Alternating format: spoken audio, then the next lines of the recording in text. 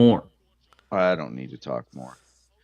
By the way, gentlemen, we are live from I don't know where the hell we're at. But anyway, we're doing it.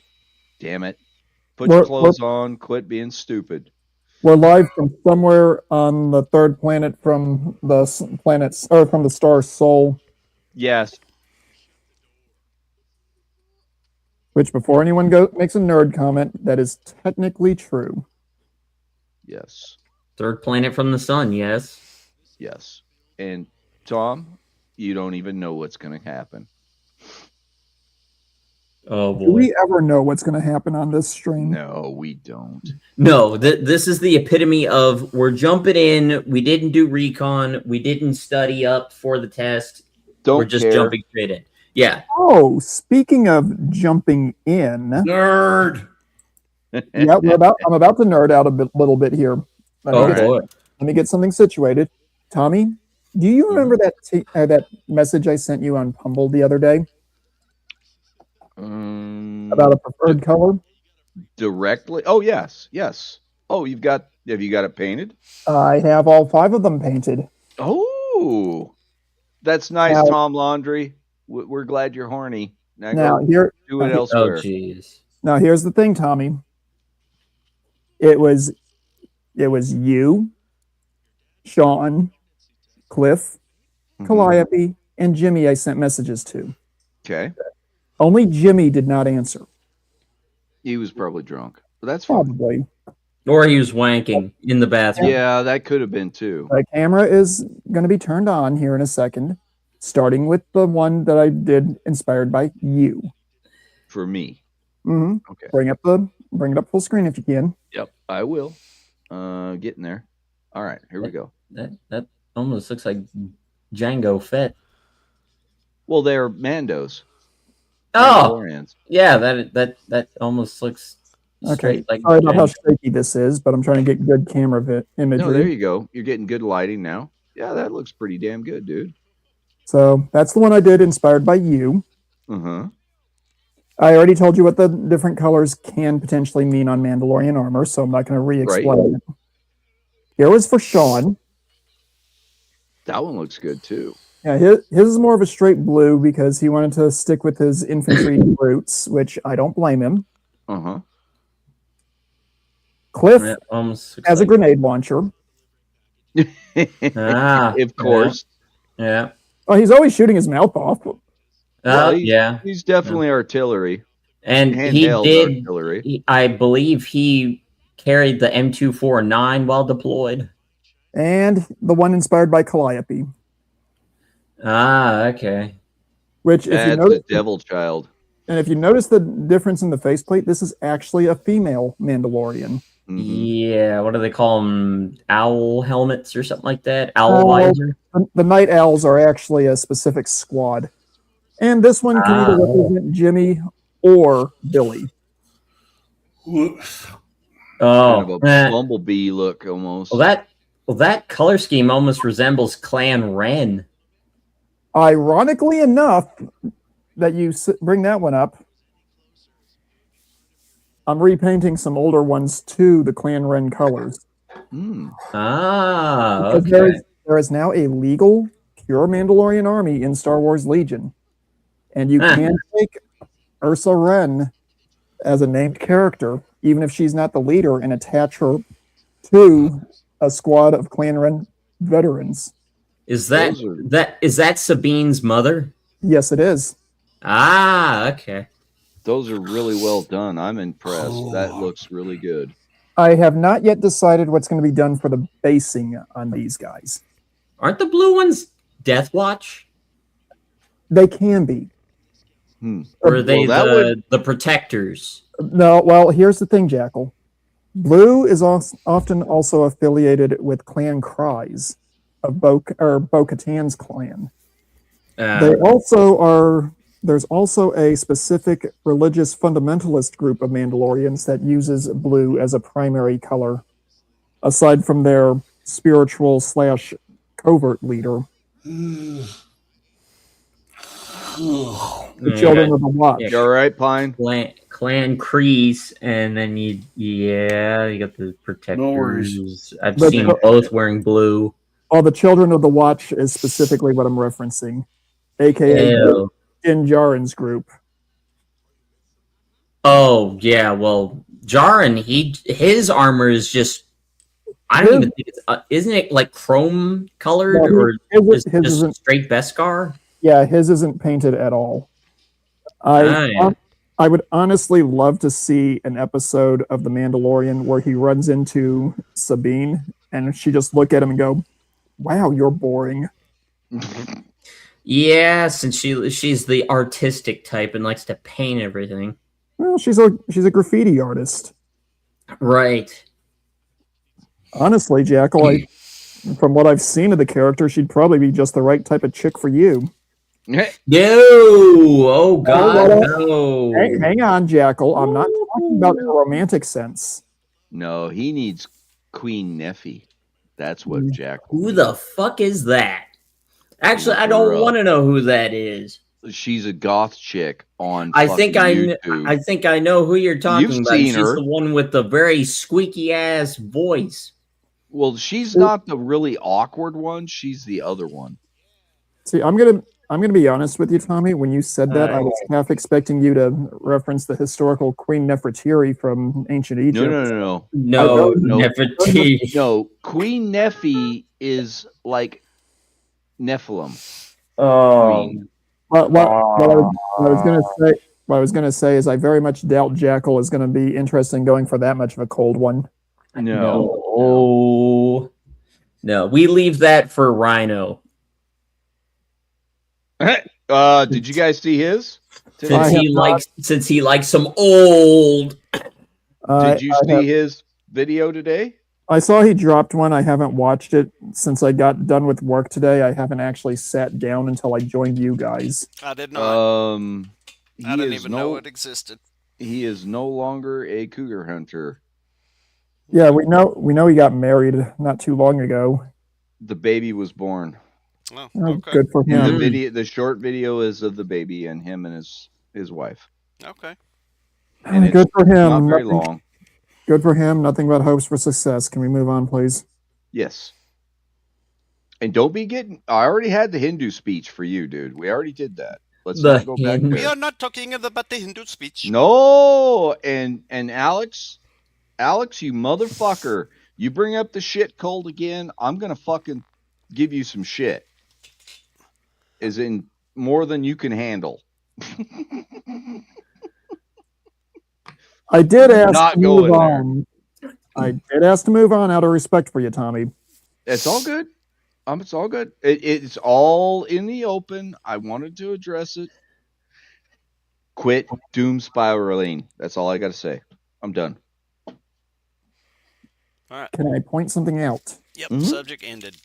Putting that plaque that I mentioned away is a way for me to stop doom spiraling because I'm not looking at the damn thing and being reminded of that which I have not successfully achieved. Perfect. That's how you do it. That's what I was talking about. I could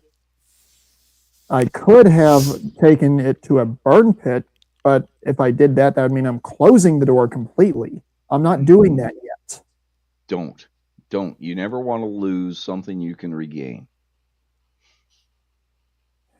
Especially if it was transformative to begin with. Well, I'm the one that created that object. Ironically enough, it was intended as a gift from my father, and he rejected it. So, let me give you a little bit of wisdom from what I learned from the devil-worshipping cult, Wiccan. Mm-hmm. When you create an object like that, it has its own aura, its own properties, and you can build on those, or you can let it leach from you. By putting it away and setting it aside for a time, should actually cleanse it and remove any of the weight evil from it. Well, not evil. Not evil. No, Tommy, it's not that. Let me put it to you this way. You know, I did some paranormal investigation years ago. The group that I did that with made it a point of ensuring that everyone who participated in the group activities had a protection kit. Sure. I added to it after doing some research on my own, and that object is currently sitting in pulverized quartz to cleanse and leach until I decide where to store it on a more permanent basis. Perfect. And if you can put it in moonlight, that's even better. That won't be viable for a few days here and where I'm at because of storms. Sure. Can you please break that down to me, why that is so important to do that? To cleanse, to purify? Put it in, what did you say? Crushed moonlight. Quartz and moonlight? Yeah. Quartz magnifies the purifying, and moonlight is... I'll be right back. I have to go fart. All right. I just do it on air. I don't care. Without going too terribly into the weeds and to give a little bit more context behind what Tommy was saying, according to certain belief systems, quartz is a purification crystal. The whole concept of it is you put it around something that has got some kind of spiritual contamination, and it will essentially leach it away. Right. You supplement the quartz by putting it also in moonlight rather than sunlight, because the moon is considered to be a soft healing methodology. The moon is the virgin. That's one of the theories out there. Now, Tom Laundry, yes, this is some healing crystal shit we're talking about, but it also bleeds into Catholicism and a bunch of other religions, so fuck off. Well, hang on. This is the only reason I'm actually willing to do anything with the crystal stuff. Look in the Old Testament. I don't remember exactly what book, chapter, and verse, but the breastplate of the high priests who were allowed to approach the Ark of the Covenant was made up of gold with 12 specific precious stones embedded into it. Yes. According to legend, as the priest would approach the ark, if he was in favor, the crystals would light up in a certain pattern. If he was considered to be okay but not favored, it would be a different pattern. If he was on the shit list and he didn't just get zapped, it would be a different pattern altogether. Basically a way for the Almighty to tell the priest if he needed to fix his ways. Right. I was under the impression they also were tied with a rope. Well, yeah, they were, because if they got struck dead, there wasn't going to be anyone else who would be able to go in there. Right. Yeah. Able to drag them out. Yeah. Because at that point, the ark was open. And it reacted to anybody that came into the area that it was stored within. The thing is, there's different interpretations as to whether or not the ark was open or not. If you had, and Tommy, you work with engineers. You may well be one, for all I know. I might as well be to what I've been doing lately. Yeah. How do you build a battery? Just a bare bones, simple battery. Well, if you want to go with a salt water or lead acid, I mean, actually just salt water. Well, do you not an anode and a cathode? Do you not have a cask of sorts? Yes. That has a container that has a conductive material on the inside, a conductive material on the outside, with an insulator between. Yes. A lid with two poles that go into the bath. Look in the Old Testament and look at how the Ark of the Covenant is described to have been built. Very similar. Yeah. There's working theories out there that the Ark of the Covenant may not actually have been open at that time. But the gap between the cherubim's wings, it was what was referred to as the mercy seat, might actually have had arcing electricity going between it. Now, Yeah. do I fully buy it? Not fully, but the mathematics and the engineering is there that it could be a viable potential. Mm-hmm. And if you go with the theory that the tablets that held the Ten Commandments were radioactive, highly radioactive, it's entirely feasible that you had a battery that essentially had a death ray on it. Mm-hmm. Tommy, is anything that I'm saying there out of whack? No, it's not out of scope. Let's just put it that way. Not out of scope at all. One of the many things I've been interested in over the years, and this may surprise you guys to a certain extent, is the concept of forbidden archaeology. Mm-hmm. And if you actually do look into that with an honest assessment, there is a lot out there that doesn't make sense. Right. Well, that's where Ancient Aliens gets it all wrong because they want to sensationalize all of it.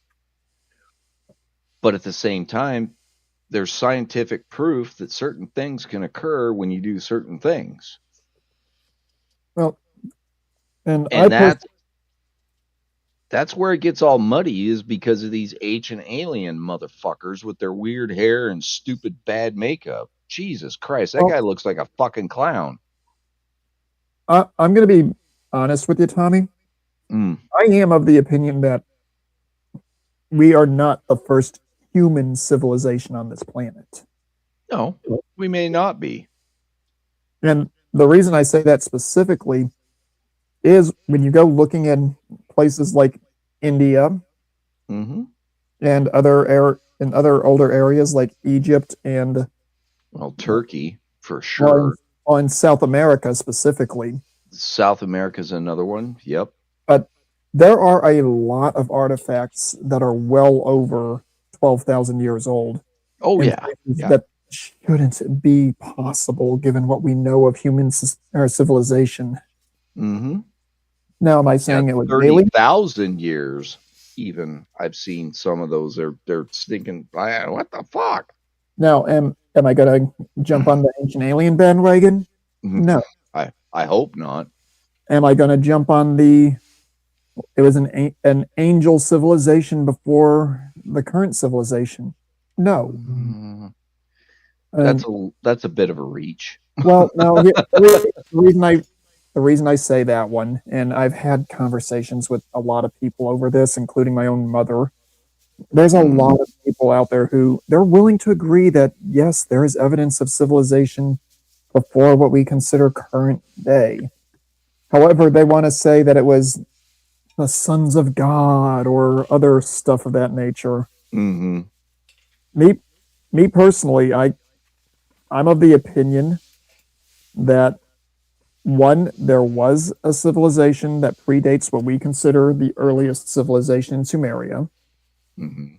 But two, I'm also of the opinion that it is entirely possible that there is a perturber object in the outer Oort cloud that may or may not have contained another civilized species.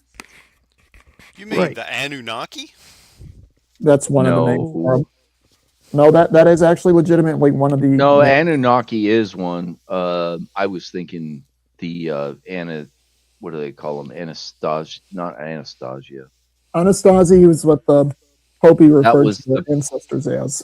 The predecessors of the Hopi and the what's the other one down there? Aztecs, the Mayas. No. The Hopi and the Code Talkers. Navajo. The Navajo. Both of those came from the same stock. They separated because they had different ways of thinking and they did different things.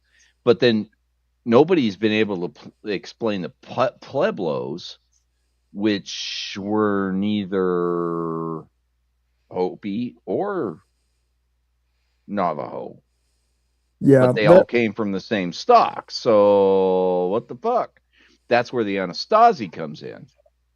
The other thing is, I do believe Atlantis was real at one point in time, but I don't necessarily buy into it being an alien base or an super advanced civilization either. It probably was super advanced. Well, for the time, I'm sure it was. Yes.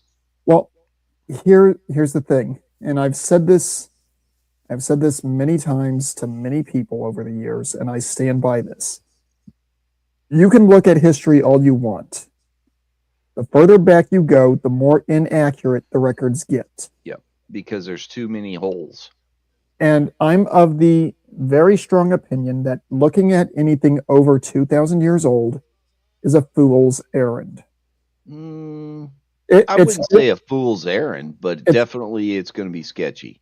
It's good for context, but it's not really good if you want hard data. Right. Doc, are you familiar with the concept of ancestral naming?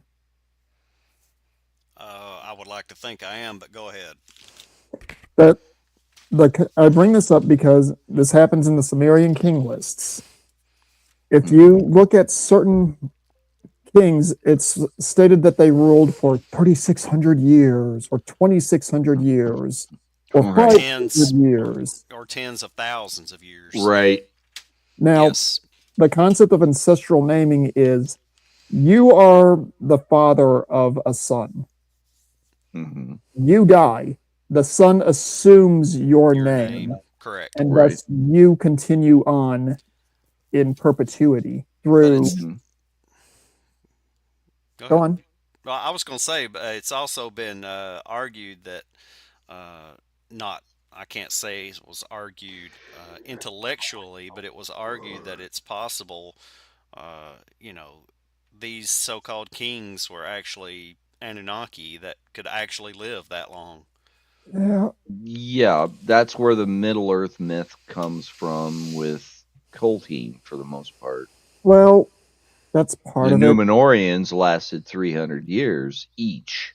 They lived that long. That is part of it, and I understand the logic behind that thought process. I actually read Zechariah Sitchin's Earth Chronicles books years ago when I was still on active duty. And his working theory was anyone who was born and raised on the planet Nibiru, his name, not mine, I don't know if it's necessarily accurate, but anyone who was born and raised on that planet would have a biology adapted to that planet's cycles.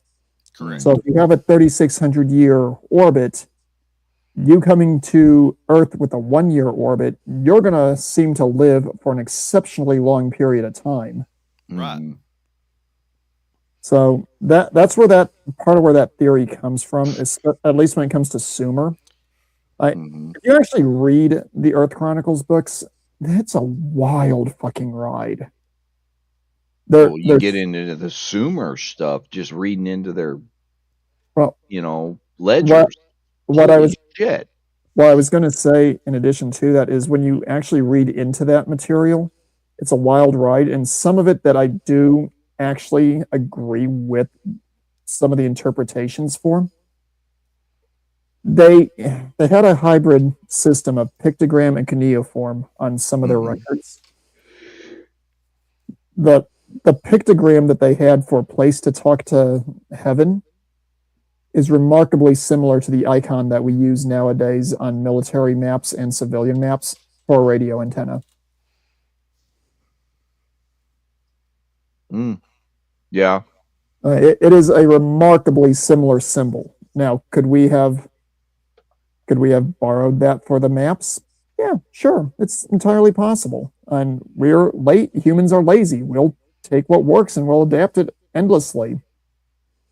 But it's kind of funky when you stop and think that a 2,000-year-old civilization was doing that. And Tom, I'm sure you're not a POS. Someone would have flushed you already. Mm-hmm.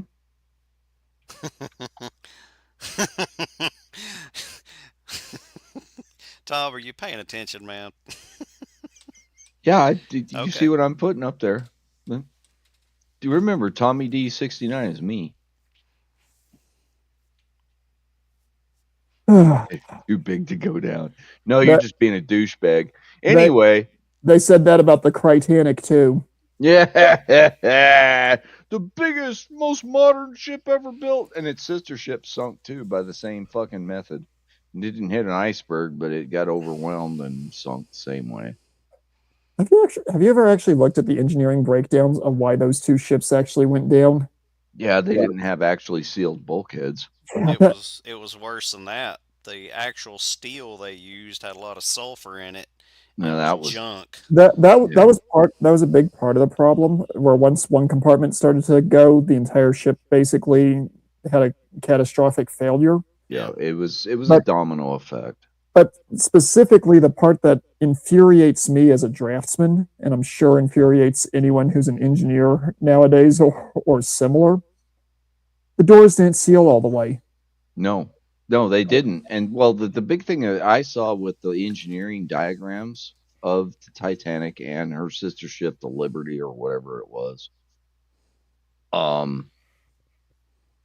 once the water ingressed, there was no seal at the top decks. Mm-hmm. It just washed into the other compartments. Yep. It was your rubber ducky in the bathtub. With a lot of holes in it. Yep. And I don't want to be too cruel because people did die on that ship. But the people who Jesus Christ, dude. Come on, man. I don't want to hear about you fishing turds out of the toilet. You use trash bags? You need to quit eating what you're eating because it's not good for you. That's what bad. The hell? That is really bad, dude. That brings up some very unpleasant memories. So a Titana poop? What the hell is that? It's called the gigantic poop. Okay. And there's actually a record of that shit. I don't want to know about records. When I was first back from the Army, working at Walmart as a janitor while attending college. Oh, no. We had an individual at the Walmart that I was working at come in and backfill and paint the front men's restroom. And that guy was a disgusting pig. This gets worse. Mm-hmm. Was it a troon? I don't know. It doesn't matter. He's probably a meth head. Been backed up for weeks. I honestly don't know, and I don't want to know. What I do know, though, is I was the only janitor there that day. Oh, sorry. And I was called in to clear the stall. Deal with it. I've had to do that too, man. I understand. Yeah, that's a type of PTSD that you don't want to share. Mm. You know what I did? I took post-traumatic shit disorder. I took the water hose and aimed it over the stall and just hosed it down. We didn't have that kind of a setup. Oh, sorry. And they also didn't have the appropriately sized gloves, so I had to wear. Oh. So I had to wear exam gloves under rubber gloves that they sourced from the home goods section, with a garbage bag tied at shoulder level on each hand. Well, yeah, because Walmart doesn't sell insemination gloves. You know, the shoulder ones. Yeah. I literally got done with that. My boss, the manager of the store, was out there when I finished. He goes, "How bad was it?" And this guy was a Navy veteran. Mm-hmm. I looked at him and go, "Being the worst." I looked at him and go, "I need decon now." When a chem guy says they need decon, Did you guys have a shower station at that store? we did. Good. I used it. And I went right there. After stripping off everything, I disposed of everything, including the tap apron that they wanted used at least 3 more times. And I literally looked at the manager and was like, "You want to use that thing again? Fine, you can clean it." Right. I hope they supplied new clothes to you from the store stock. Nope, I had to buy it. Oh, that's fun. Well, yeah. Well, that's expected from Walmart, but at least they gave you the clothes you needed to not run around with butt ass naked blonde guy through the store, sprinting to his car to escape. Fortunately, Yeah. Fortunately for me, my boss at that store was smart enough to realize that I should probably call that day done. And he let me go home with pay for the remainder of the shift. Yeah, that was a good boss. Honestly, he should have called a fucking plumber to take care of that crap. Literally. Yeah. Damn it, you beat me to it. Oh, the next day that I went in, I looked at him, I looked at the assistant manager, and I was like, if we have another painter in the stall, I expect the other guy to handle it. And that's when I was told the other guy quit right before I arrived. What? Or a service to handle it, not the fucking local. The local janitorial staff is just making sure there's paper towels and soap, and that the store is nasty, and that the store is safe for people to move around in. Yeah, that's it. Anything heavy like a painter, that needs to be dealt with a hazmat crew. Yeah, and I literally wrote up the report when I got back to my apartment that night and handed it to my manager when I got in. He's like, "What's this?" I looked at him and go, "You were in the military. You should recognize what an AAR is." You know what this is, bitch. He looked at it, he read it twice, and he goes, "You do know we're not going to implement any of this." I just looked at him and go, "You do know if you have me clean up after another painter, you're going to find another janitor."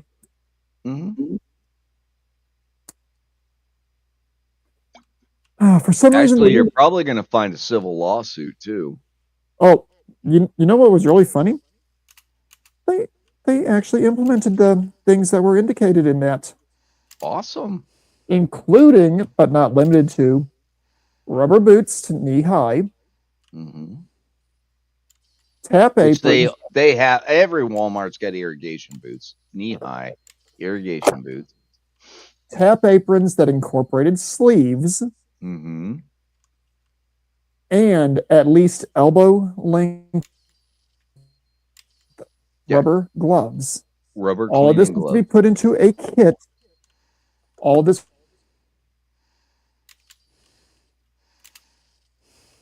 All this shit. And fecal matter. Yummy. Just dealing with literal shit.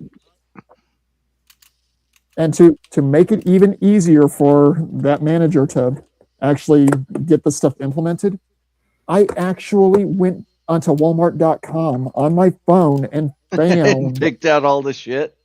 Yes, I found 3 variations of each of them from the Walmart website and was like, "This can all be sourced in the store. Here's 3 options out of the local warehouse, even." And Tom Laundry, we're not talking about but unlimited. Yeah. I see what you said there. You're being funny. You're not funny, fucking dickhead. See, but not unlimited too. Yeah, fuck you. Anyway, where's Akima? Where is that guy? Akami, you mean? Akami, I'm sorry. I have no idea. And Tommy, I wouldn't recommend fornicating. Just call him charcoal and call it a day. Oh, God. I wouldn't recommend fornicating with anyone in your audience. You don't know where they've been. That's true. Yeah. Just don't. It's best not to touch anybody. It's best not to. I was thinking about putting together with you guys a birthday message for the girlfriend in Colombia. Her birthday's tomorrow. Is somebody getting old? Oh God. Yeah, well, all we get old. Every one of us. I'm 52. She's 13 years younger. Do the math. I'm not going to do it because I can't think at the moment. And I'm not. After what I do, 39, something like that. Yeah, 39, damn near 40. Yeah. And of course, being a Latina woman, age just kills them. But she's never had kids, so she's pristine. Just don't take her down a trip down Butthole Road. It's not good. Oh, she's nice and tight. She's nice and tight. Well, and she loves CrossFit, so she's really tight. Yeah. She's 5'1". I'm 5'6". She weighs the same as I do, 165 pounds. Okay. So and it's all fucking muscle. You don't fuck with this chick. The first time I met her and got a hug from her, it's like, holy fuck, you're not soft. What's going on? Kind of reminds me of a squad leader I deployed with, Sergeant Irwin. Mm-hmm. You've told the stories about that lady. Yeah, I have nothing but good things to say about her. Mm-hmm. Mainly to this day, I'm afraid she'll hunt me down and actually kill me. Well, honestly, she sounded like a really stand-up squad leader. Oh, she was. And she's an amazing person. I've joked repeatedly that if I ever were to get married, she would probably be in the running for my best man. Yeah, because she was lesbian. Yeah, I remember that. When I said the first time I said that to her, she actually started cackling like crazy and she looks at me and goes, "Are you sure you don't want?" And she names off a few of the other guys. I'm like, but if I'm not mistaken, the best man is supposed to be the person to make sure that the groom doesn't fuck up too badly. Mm-hmm. What do you think? Those other names you mentioned, while they're all stand-up guys, and I consider at least one of them to be my brother from another mother. Mm-hmm. Do you really think that they would stop me from doing anything stupid, or would they sit back with popcorn and go, "Yeah, keep going"? Dude, do it. You know you wanna. And when I said that, she looked at me and goes, "Good point." Mm-hmm. That's literally all she said. Good point. Yep. Yeah. I've had good platonic relationships with lesbians like that. Oh, they can be great people. They are great people, mostly. They can be absolute sociopaths as well. Well, the ones that are sociopaths aren't lesbians. They're just fucking weirdo leftists. They're the ones that hold water back. Yeah. Dykes. And they may or may not be a man. Great. Oh, okay. I'm going to tell you about this, Tommy, only because I think you'll find it funny, and it'll disturb poor little Jackal. Nothing disturbs him. Oh, this will. He's immune. There was a situation I ran into in Germany where we had to do a barracks inspection on this guy. We didn't know that he had company. This company appeared female for the most part. Mm-hmm. This individual was a local German adult entertainer. Oh, God. The screen name or stage name was Ima Manny. Oh, God. I think you can figure out what her shtick, its shtick was. Thing. Yeah. It was a femboy. Yeah, that classifies as an it. So that's a Hassan. I got An honest to God Yeah. German femboy. And when fully clothed, passed for female. Of course, they were really good at disguising. They were wearing the war paint and everything, I'm sure. They probably had little boobies. Well, and the thing is, this guy, when we had to do the barracks inspection, how I got roped into it, I don't remember because I was only an E4. Yeah. But they were breaking you in. That's what that was. he opens his door. He's like, this is not really a good time. I've got company entertaining. The NCO's like, yeah, that's why we're here. It's because of your company. Well, the barracks had those windows that you can't sneak into or out of. Mm-hmm. So his company was very much stuck and very much lacking attire. Why? They had time to put their clothes on when they answered the door. You would think so. Oh, God. Lovely. I remember looking at the NCO that drugged me along for that and going, is this why you brought me here to torture me? They were breaking you in, buddy. And well, the thing is, the NCO looks at me and goes, honestly, this is not what I expected.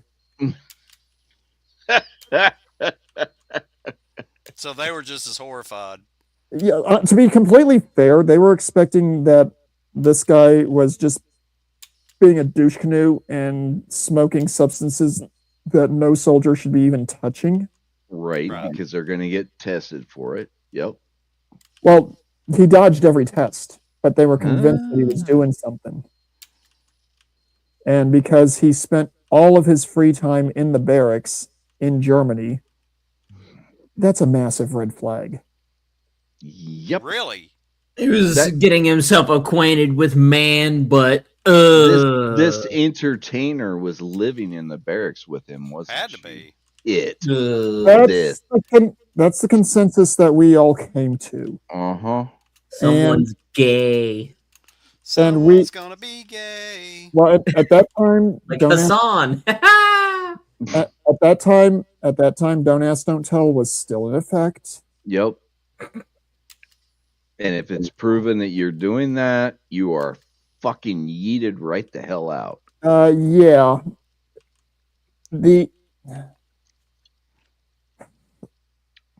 We're just gonna put it politely.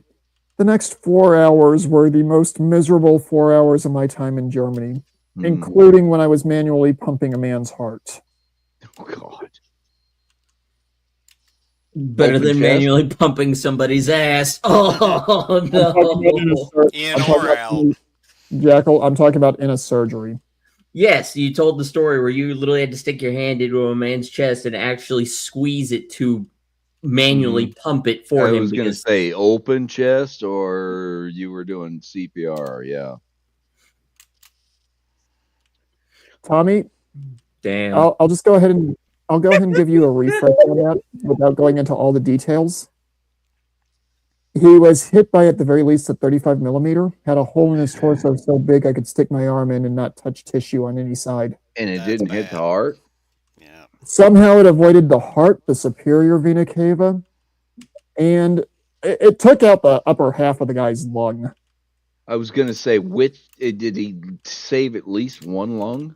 Oh yeah, one lung was completely intact. The other one, was gone.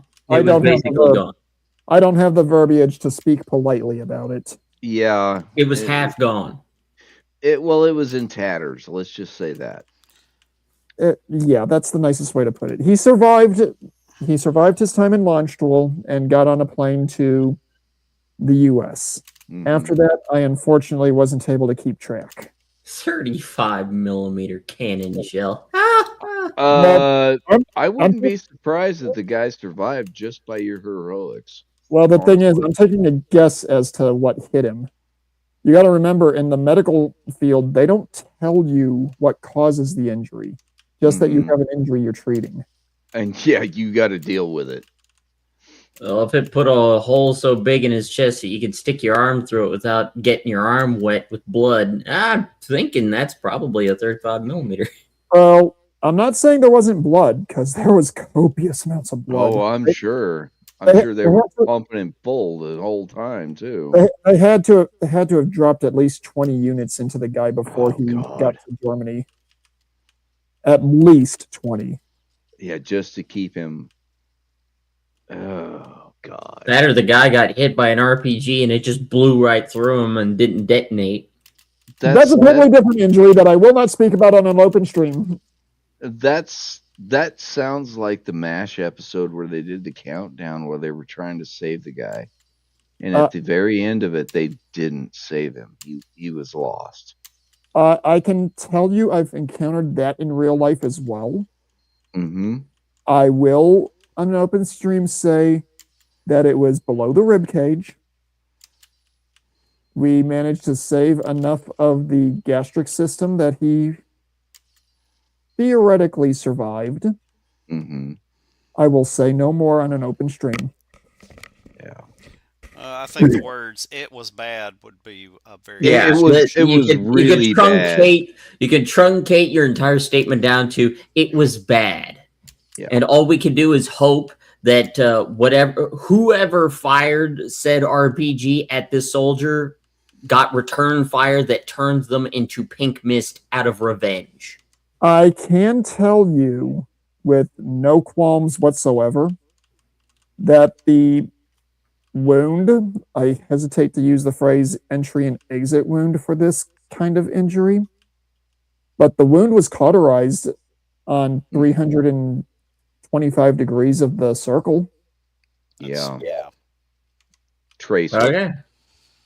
No, it was an RPG. It right, was an RPG which has a lot of phosphorus, and because they're I know. The engine was still burning when it decided to do it through and through on this guy. Oh yeah, so he got cauterized by the rocket propel portion of it. Lucky break. I don't remember the gentleman's name, but he was a Vietnam vet. He came and spoke to us in, I want to say, 8th grade. It might have been earlier or later. I can't remember exactly. This gentleman was the recipient of a phosphorus grenade. What percentage? And it burned off all of his face. Oh my God. He lost most of his lower jaw on the right side. Ooh. Yeah, that's bad. He's actually a very famous individual because he continued to execute the mission, even though he was on fire with white phosphorus that had sprayed him. And I believe he might have been a Medal of Honor recipient. I think I know who you're talking about. I can't remember the name off the top of my head. And yeah. If you ever see a picture of him, he looks like plastic. Well, yeah, because of all the skin grafts and the rebuilding. Well, at the period of time that he was receiving those injuries, reconstructive surgery really wasn't a thing per se. Well, they just didn't have the tech yet. They hadn't learned how to do it correctly. That's why I say that. That's why I say that the way I do, Tommy. Yeah, and I agree, and that's what I'm talking about.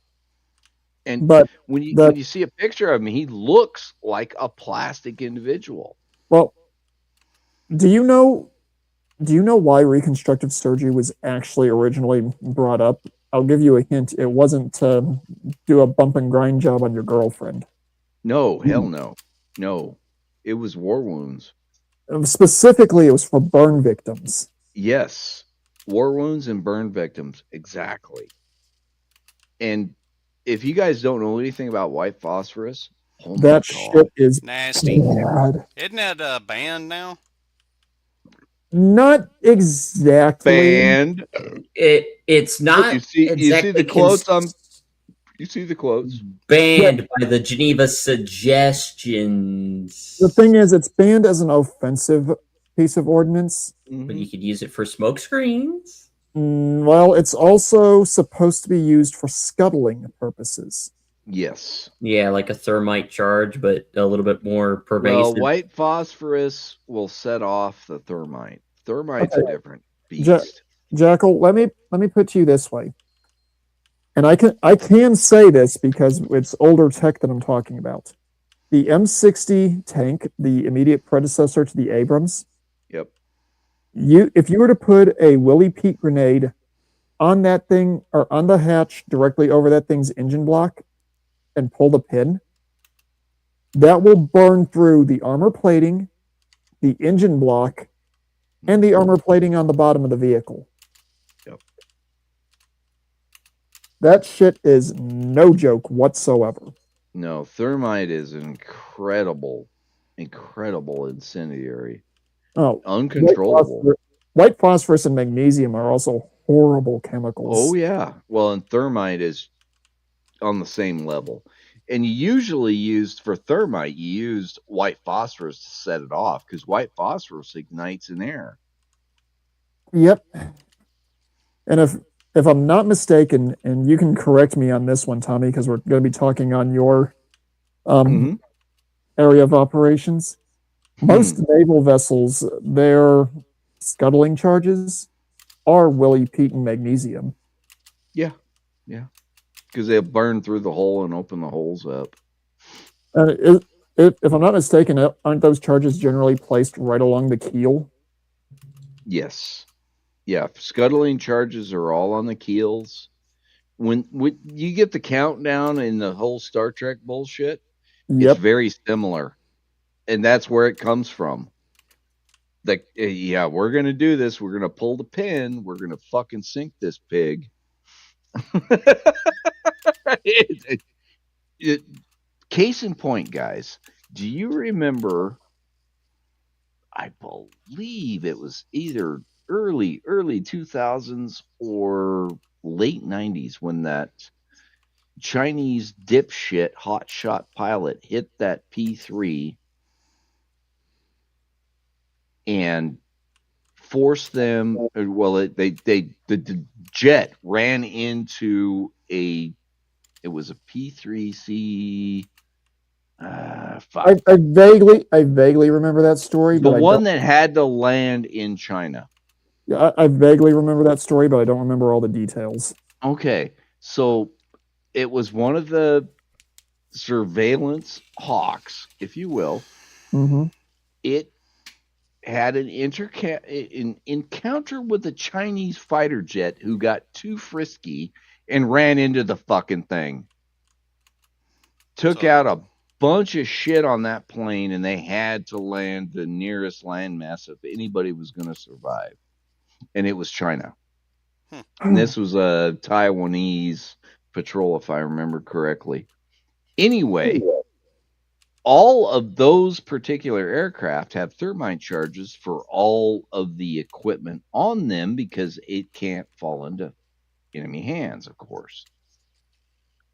So not only was this plane completely fucked structurally and airborne wise, they had to start pulling the thermite charges on all of the fucking surveillance equipment. Yep. So this plane was on fire when it fucking landed. And it with thermite charges, they burn through everything. They're just, holy shit, those things are fucking nuts. A sparkler is a thermite charge.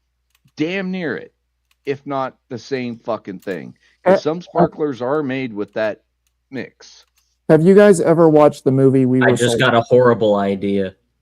Don't do it. Do it now. Don't do it. No. Have you guys ever watched the movie We Were Soldiers? Yes. Yeah. Do you remember the scene where that one guy drops the grenade and causes his buddy to catch fire. Mm-hmm. That was a white phosphorus grenade. Yeah. Yeah. Yeah. And they use white phosphorus to set off the thermite. Also, my dad has an interesting little anecdote about white phosphorus grenades when he ran the range on Leonard Wood years ago.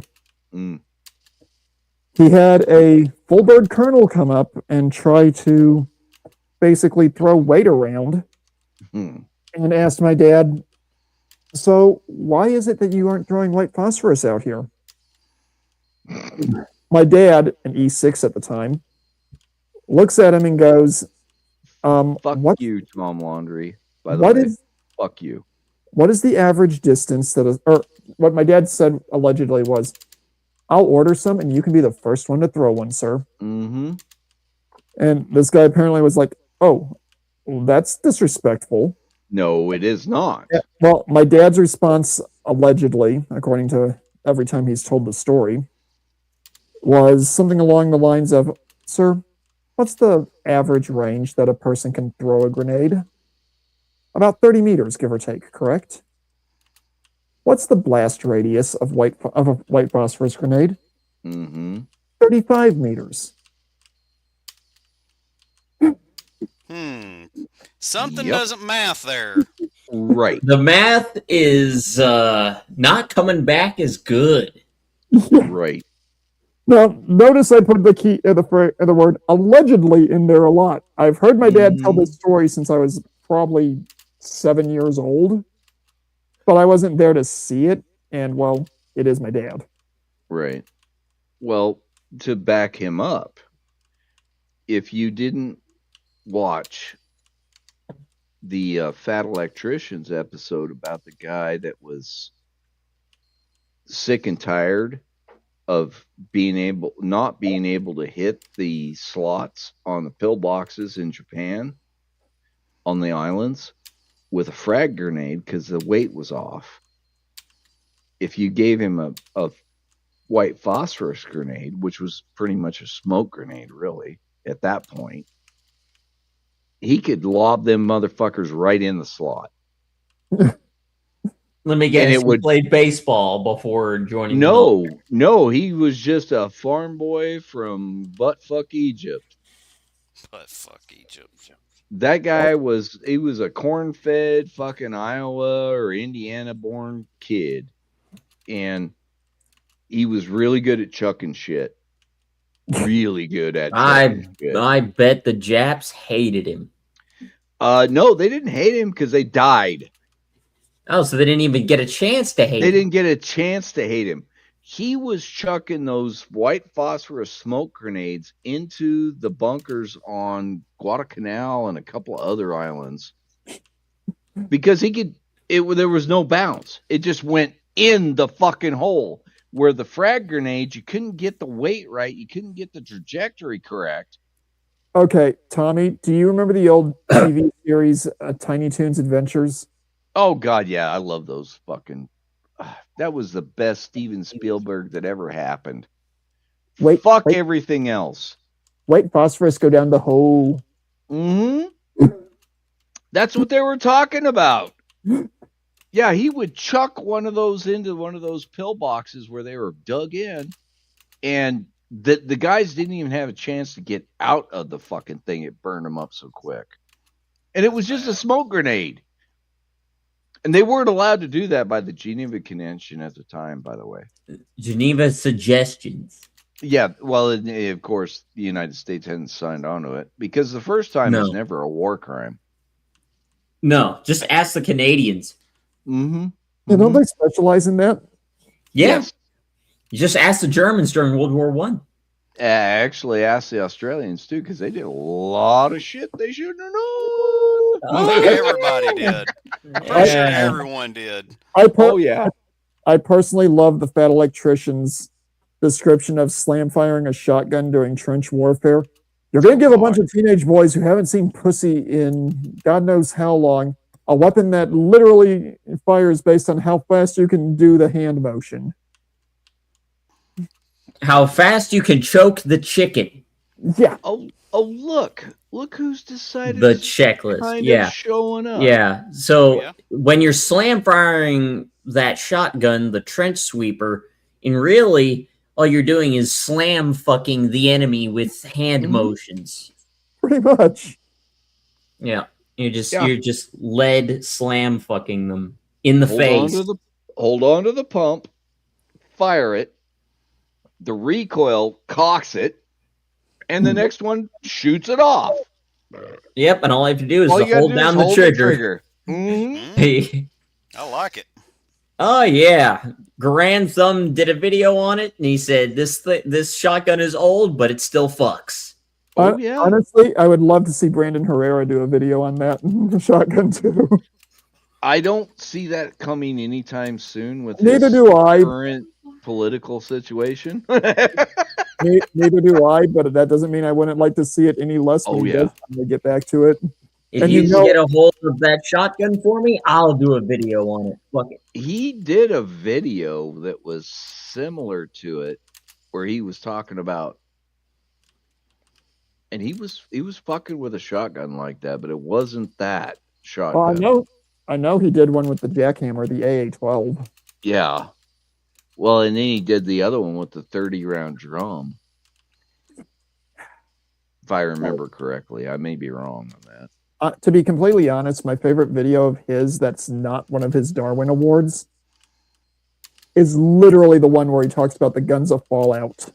Yeah. Well, the guns of Red I'm Dead not a Redemption 2. No, that video of all the guns that they used in Red Dead Redemption 2 were actually really cool old world, my whole thing. I haven't actually watched that one because I'm not a fan of Western genre anything. You need to be. Quit being a bitch. God damn it, Clint Eastwood is your god. I'm just giving you shit, man. Oh, I'm aware. No, that was a different one. That was the pump where you draw the barrel back in it. There is Winchester 1897 is the one that we're talking about, not the Kurt Cobain brain blaster. The thing is with the Kurt Cobain one, if I'm not mistaken, there is actually still a lot of legitimate questions as to whether or not that was self-inflicted or somebody assisted. Oh, it was definitely assisted. It was assisted. It was physically impossible with the gun he had because it was a long barrel. It was a goose gun. And the thing is, if I remember right, Mr. Herrera did a video on that one too. Mm-hmm. Here, Kurt, let me help you out with that. Well, he was already dosed out of his mind on heroin. Probably. Passed out, and somebody helped him put his toe on the trigger. And also made his toe twitch conveniently. Have you guys ever seen the autopsy photos? I have. They're horrific. Don't ever look up them.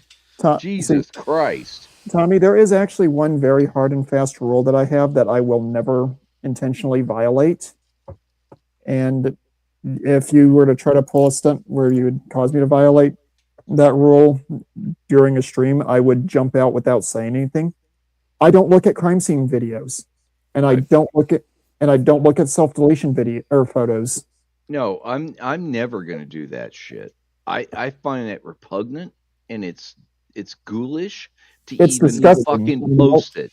It's disgusting in multiple levels.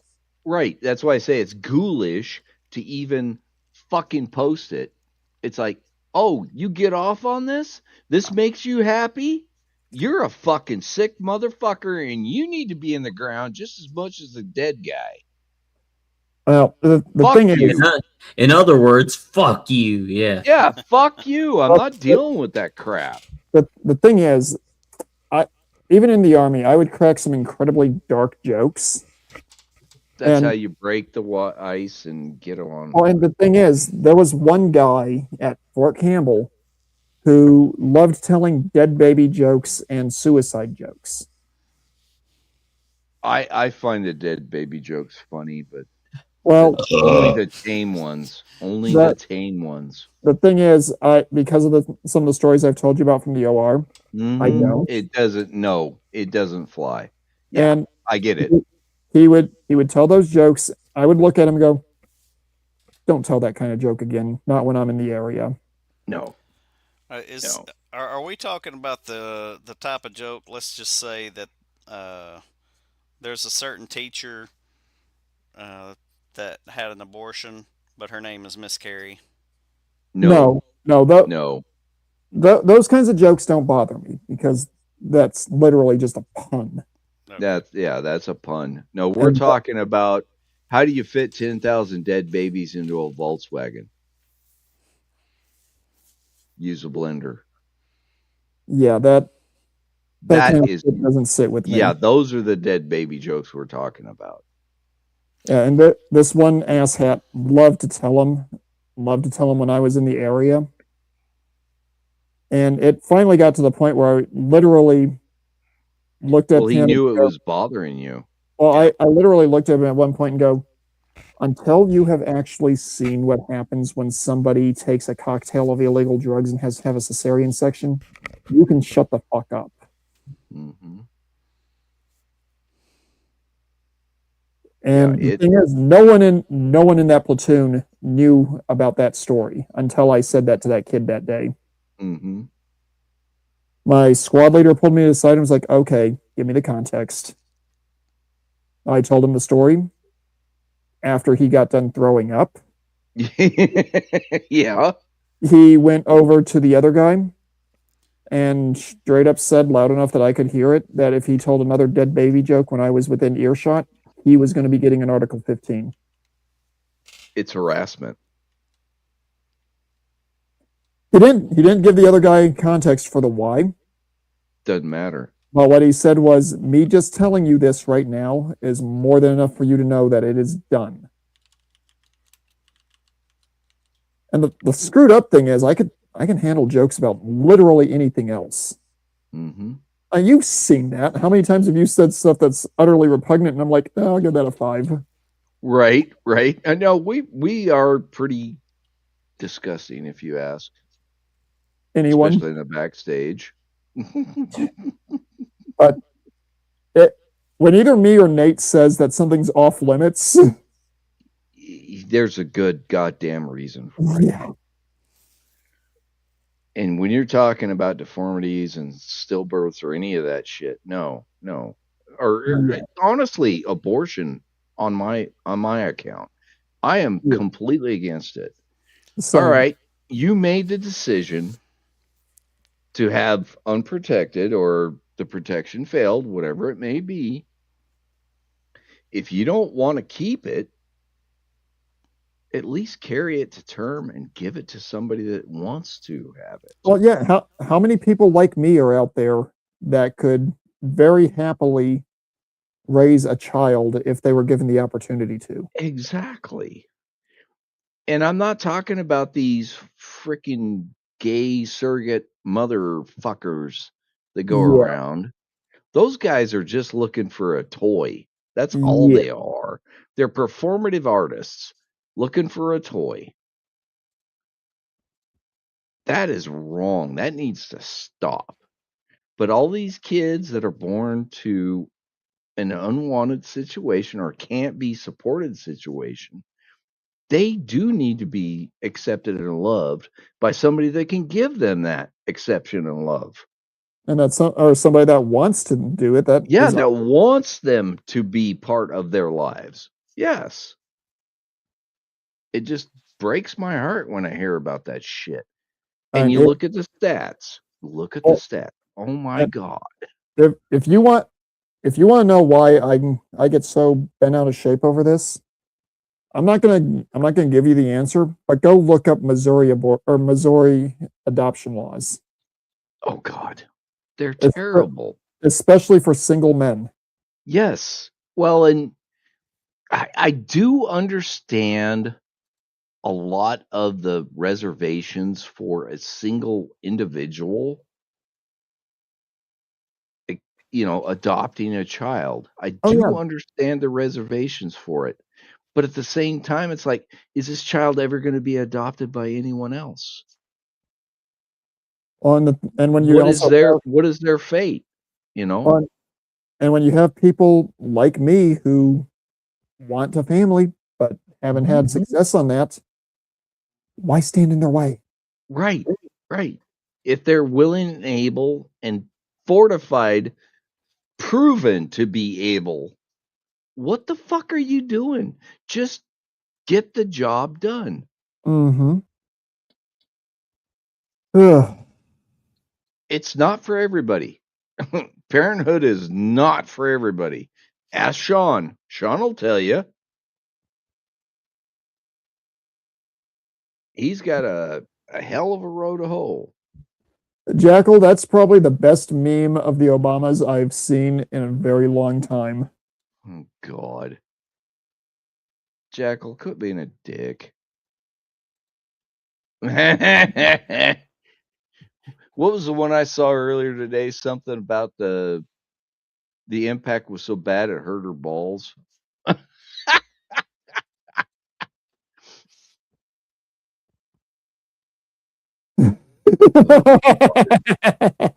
That's terrible, that poor dwarf kid. Of course, he's a faker, too. He's an actor. Oh, God.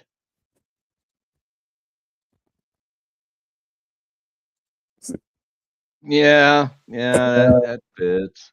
That fits. So the funny thing is with that skeleton. Mm-hmm. What the fuck? No. How is a guy that stupid? You'd be surprised. Unless his mother was black, and that can happen. Okay, yeah, I will give you that one. Mm-hmm. Jesus Christ.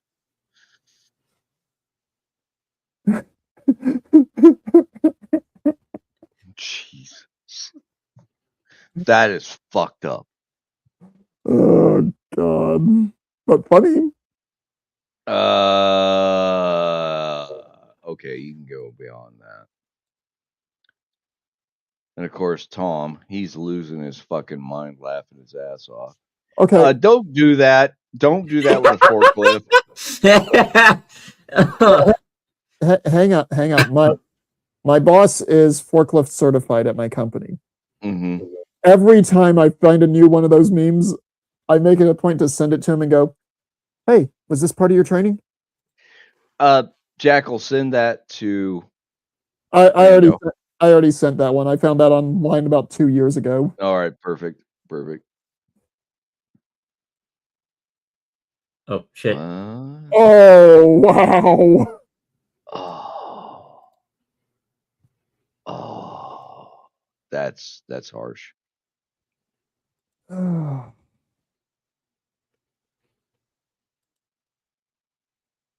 Oh, he's doing the white face to get in with the bitch.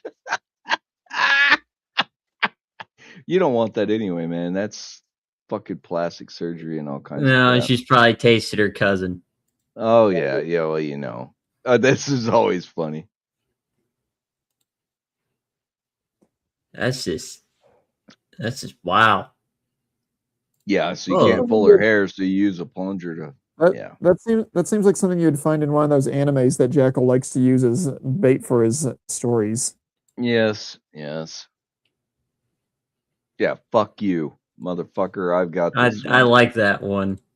I love that one. Considering I kind of did that 3 or 4 times. You tell Death, fuck off. Fuck off. I got this one. He's mine.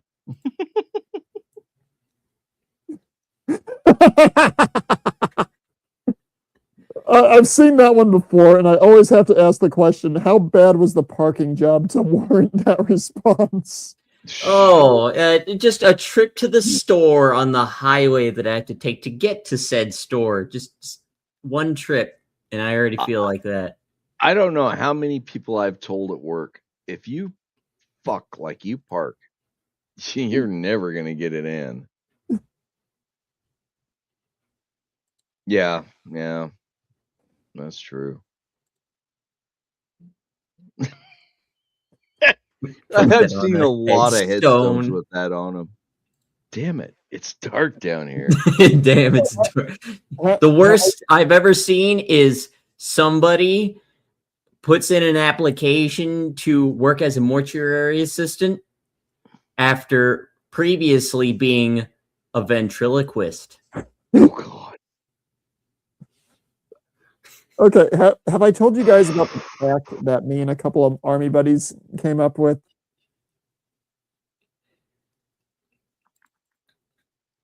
I can't recall. All right, there's a group of 5 of us, and we all promised each other that when we start falling off this planet, the survivors will go to the funerals dressed as the Grim Reaper and just start randomly pointing at people, never saying a word. Yeah.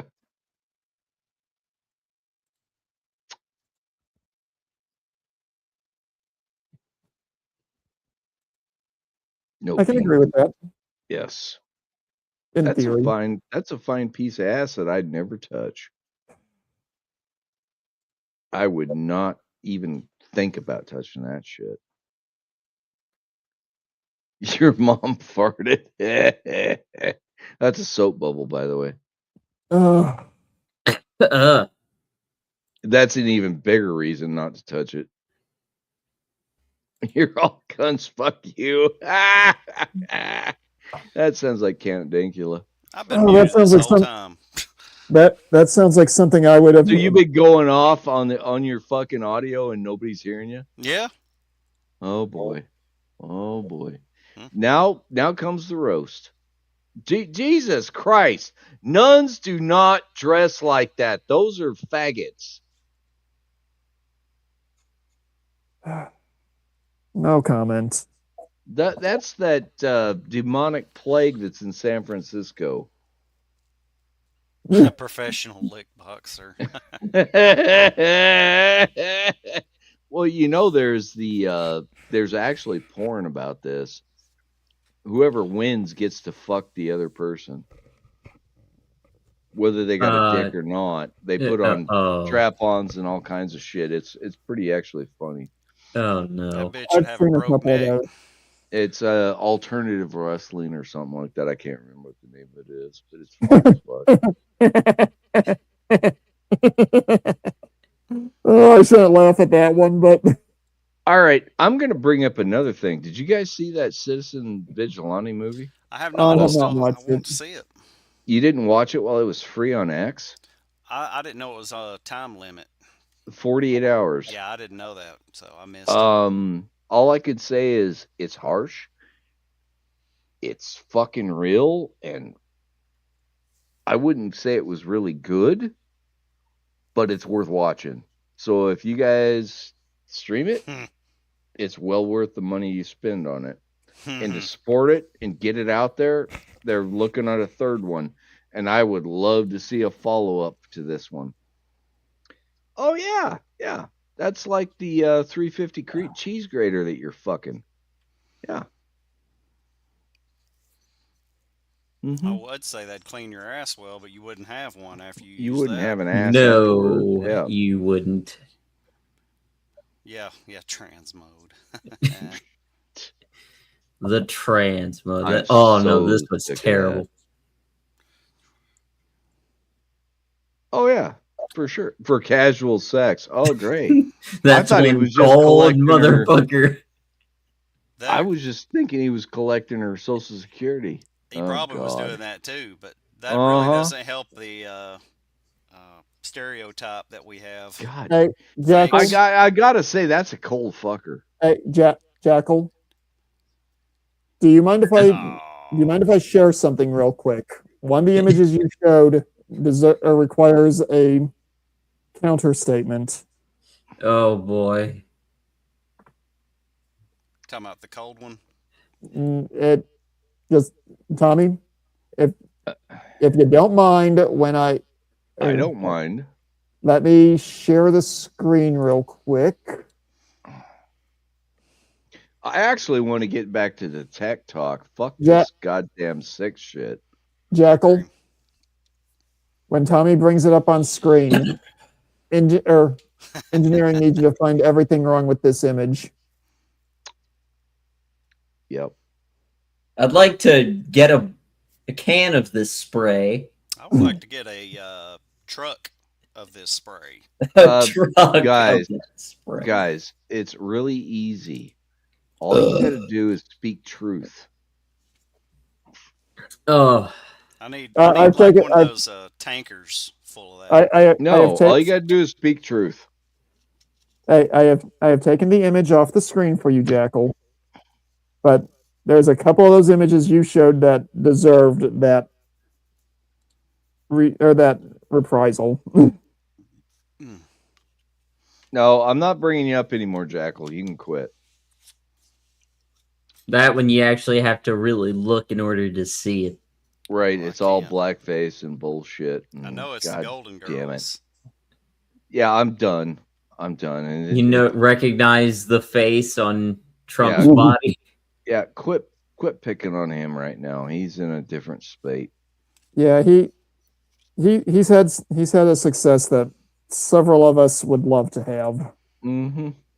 So let him have his victory. I was thinking about I could make some Brontosaurus jokes, and then I was like, no. No, I'm not going to do it. I'm not going to do it. Enough with your Brontosaur ass. Right. Okay, do you guys remember? I just want to let him ferment in his joy. Do you guys remember when that kid is 3 years old? He's good. She or he? I didn't even remember what it was. The child is going to destroy his fucking life and all of his brontosauruses. So anyway, okay. Do you guys remember back before Gilded died? Oh yeah. Mm-hmm. I actually renamed the Bronto Lives Matter to Bucking Bronco, or Bronco Lives Matter, but only if they're bucking. And nobody caught it. It didn't last very long. Actually, no, that was on there for 6 months. Was it? I don't like that package. Yeah. No, thank you. Ugh. Well, depends on the packages you're looking for. Yeah, you're not reading it. I'll show you. You're not reading it. All right, no, Tommy, I'm not. I'm in the Tommy, kitchen that particular channel name lasted for about 6 months before Gilded died, and nobody spotted it and changed it back. Well, by that time, he had abandoned everything. I think I can remember it saying Bronco Lives Matter instead of Bronto. I mean, all it took was one letter. Read the package, Tommy, and you'll understand. Fictional discharge. Yeah, I think I'm good. You know what? I've got a nuke established in 1869. I'm gonna have to nuke the channel now just to disgustingly get that shit out of my fucking brain.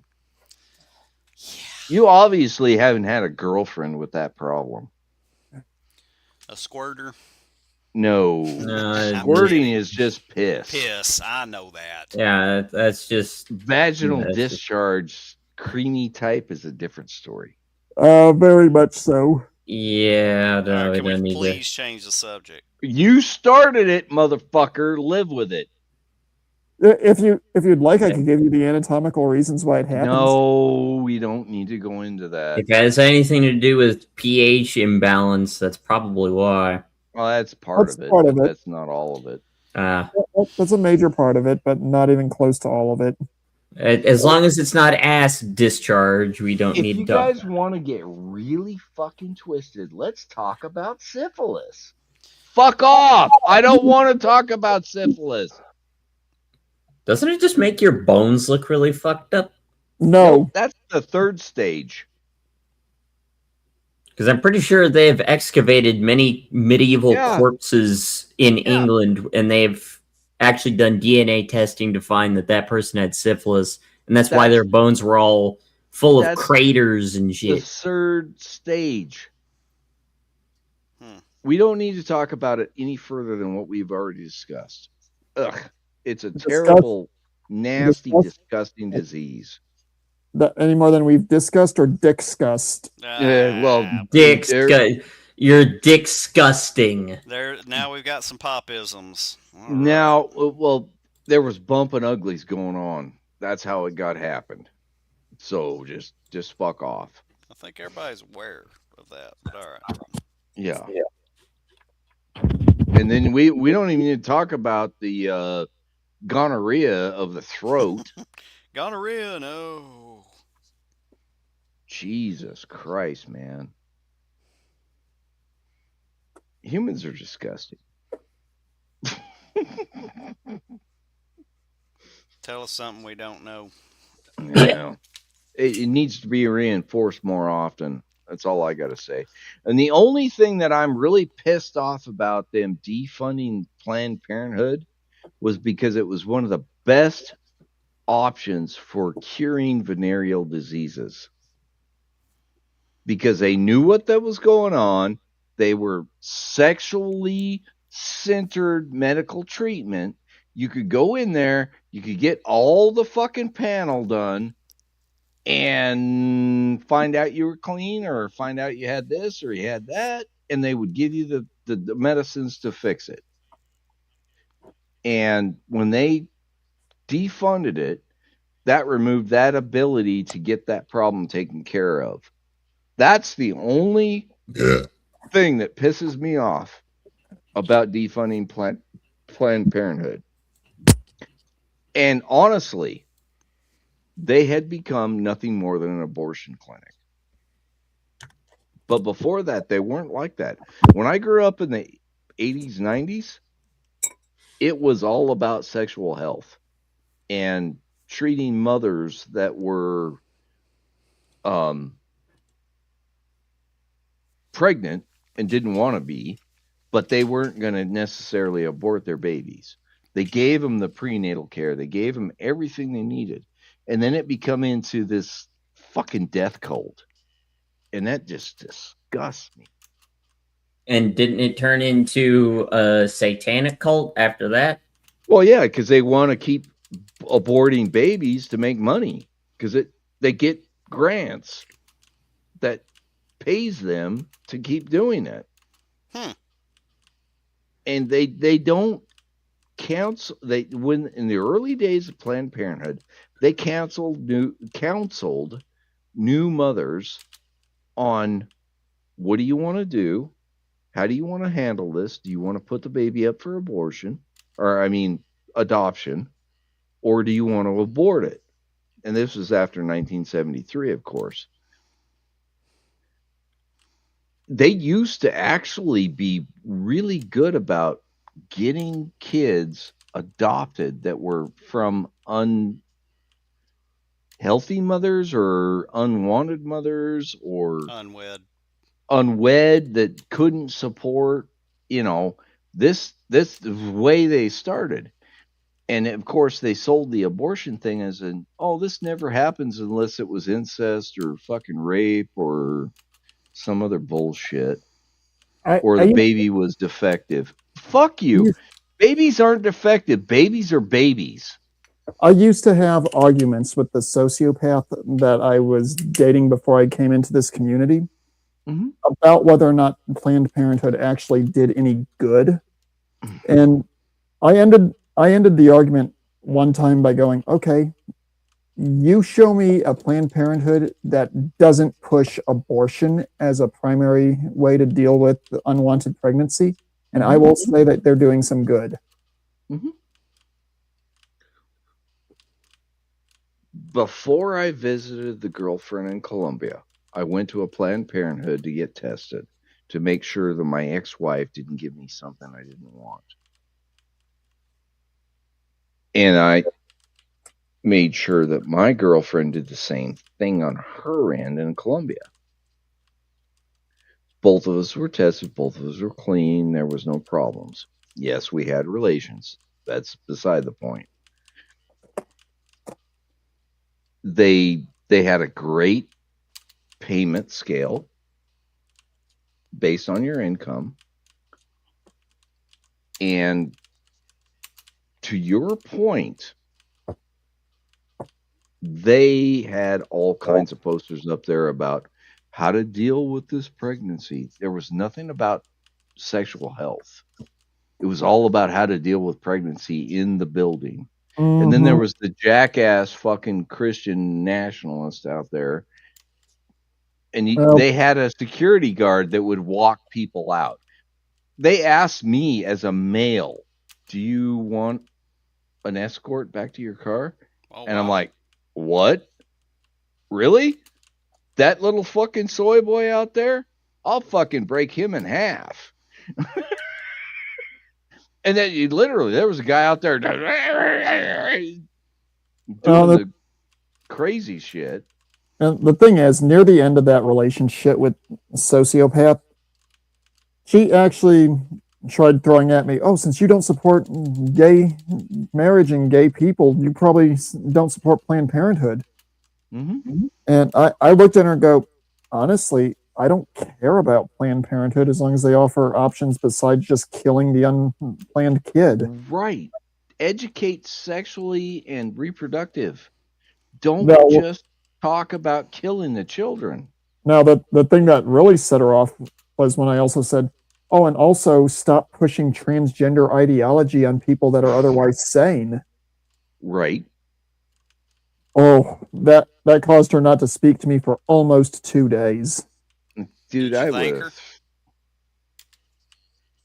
No, what happened was she needed to pick up food for one of her stupid snakes. And was like, yeah. I need a lift to PetSmart. I'm like, oh, so you're finally ready to acknowledge what I said? She goes, no, you're not correct. I just need to pick up food for the snake. I'm like, oh, well, I guess you need to get an Uber then. Yeah. And you're going to need to move your shit out. No, what finally killed that relationship was when she wanted to get certain facial piercings. God. And I was like, no, you do that and this relationship is over. Well, you're the master of toxic relationships. I'm the master of finding them. That's what I'm talking about, man. And for some reason, that one liked hell of a boss. And Sean, what the fuck is keeping you from getting in here, bitch? He's probably got shit going on. Bullshit. Well, that guy doesn't do anything. He doesn't do anything. Come on, man. He's printer support online. Fuck you. Tommy, I don't know. We've had this conversation. We've had this conversation before. Hey, I told you guys. I warned you. I had asshole fucking. You want me to tell you the story today? Hang on, Tommy. We've had this conversation before. I'm not going to fuck you. You're not my type. Oh, fuck you. Yeah, none of us are challenging you, Tommy. No. I didn't think that anyway. And fuck you. Fuck you for even bringing that up. You're welcome. I love you too. Yeah. Fuck you very much. So I got this guy, right? Works for me. He's I'm a lead, so he's not necessarily my employee because leads have no power at all in my job. We just make sure that work is there and available, and they hand it out to them and do it, right? Give them the instructions. This is what I need. This is that kind of shit. So this little fucker, I don't know where the hell he's from, for sure. But I'm pretty sure he's either Laotian or Vietnamese. Oh, thank God you didn't say Singaporese. No. Yeah. He has conversations with the known Vietnamese guy that we've got. Okay.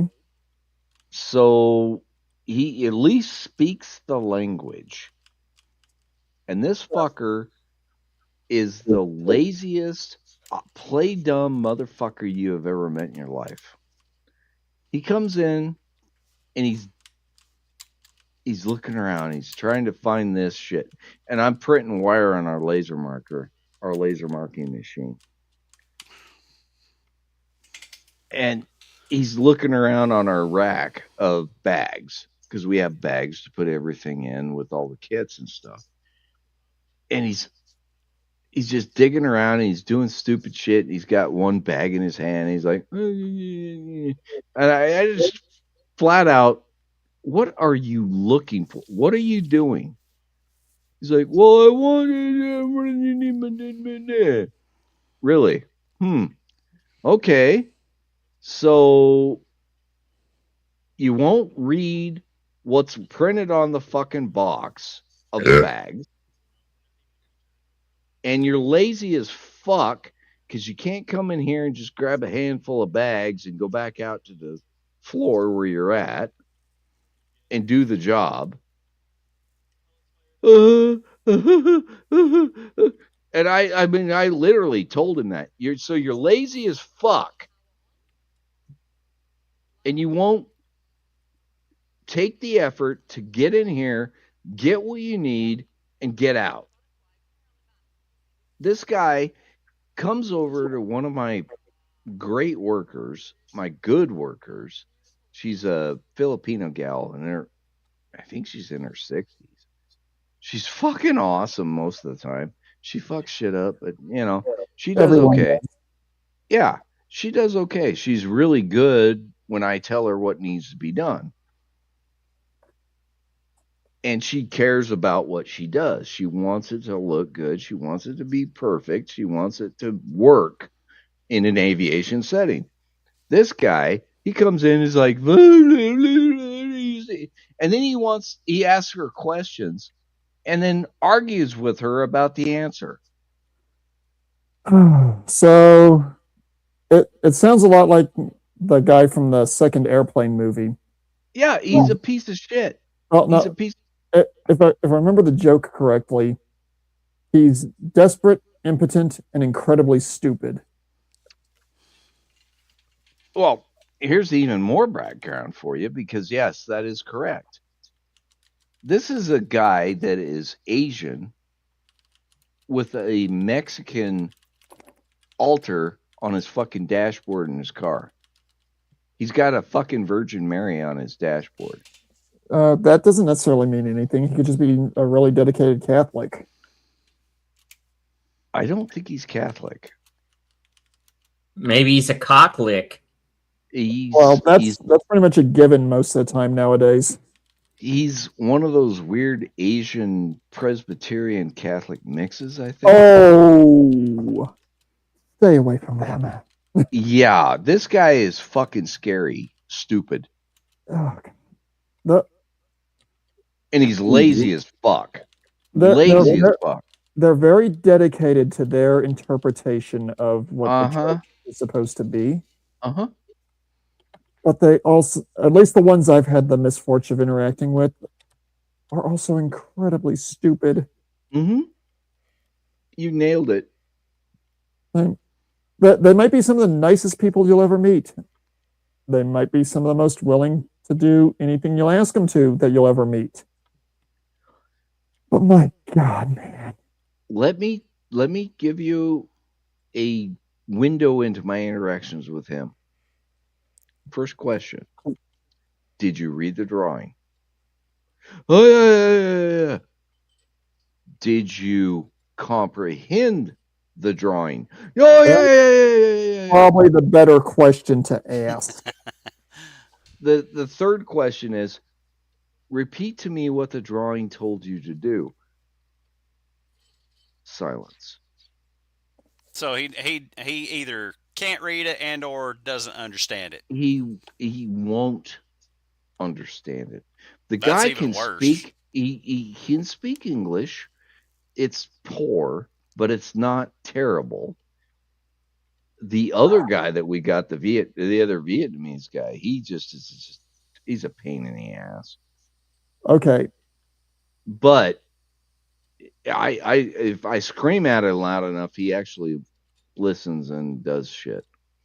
Okay, Tommy, you know why it is I asked if the guy was Singaporese. Do you mind if I fill in the rest of the group as to the why I have a disconnect with these individuals? I don't mind at all. Go right ahead. I am not going to say the name of the company. I am not going to say the industry of the company, so don't even ask. My company has offices in the United States, France, and Singapore. I will happily do anything that the United States asks for. I will grudgingly take care of most of what the French ask for without pushing back. Singapore, fuck them. I wouldn't fuck them with Tommy's dick and Doc pushing. Well, when I say fuck them, I mean fuck them. I don't want nothing to do with that shit. These people are some of the most stupid, pushy, arrogant asshats I have ever encountered. And that includes Tommy D for that description. And I am a very pushy asshat. I literally have sitting in my inbox a request for a document that I have told the entire international sales team we don't have the data to do to stop asking. I've literally got an email in my inbox from this morning. Customer is chasing after this particular document. When is it going to be done?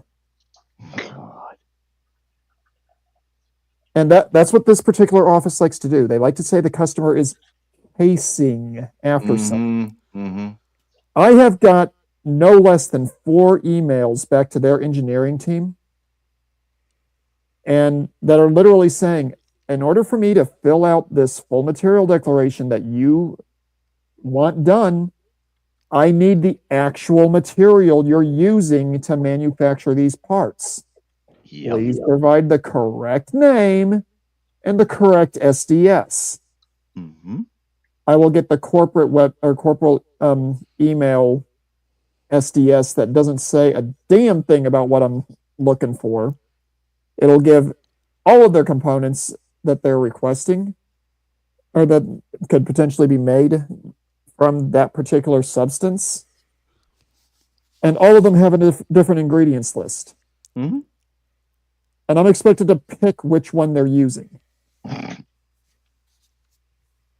I have literally floated to my boss because of the number of times I've had this happen from France and Singapore that they need to have an engineer earmarked to do these requests.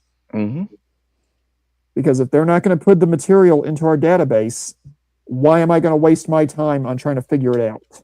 You're right. Or trying to get it out of them that's what they used. Oh God, getting any useful information out of the French, it's a pain. They don't like answering questions, but they will do it grudgingly if you manage to push them hard enough. Well, you just lay out the rules and say, listen, motherfucker, your own country, your own European Union says you have to do this. Give me the fucking information. Singapore, different story. Oh my God, Singapore is...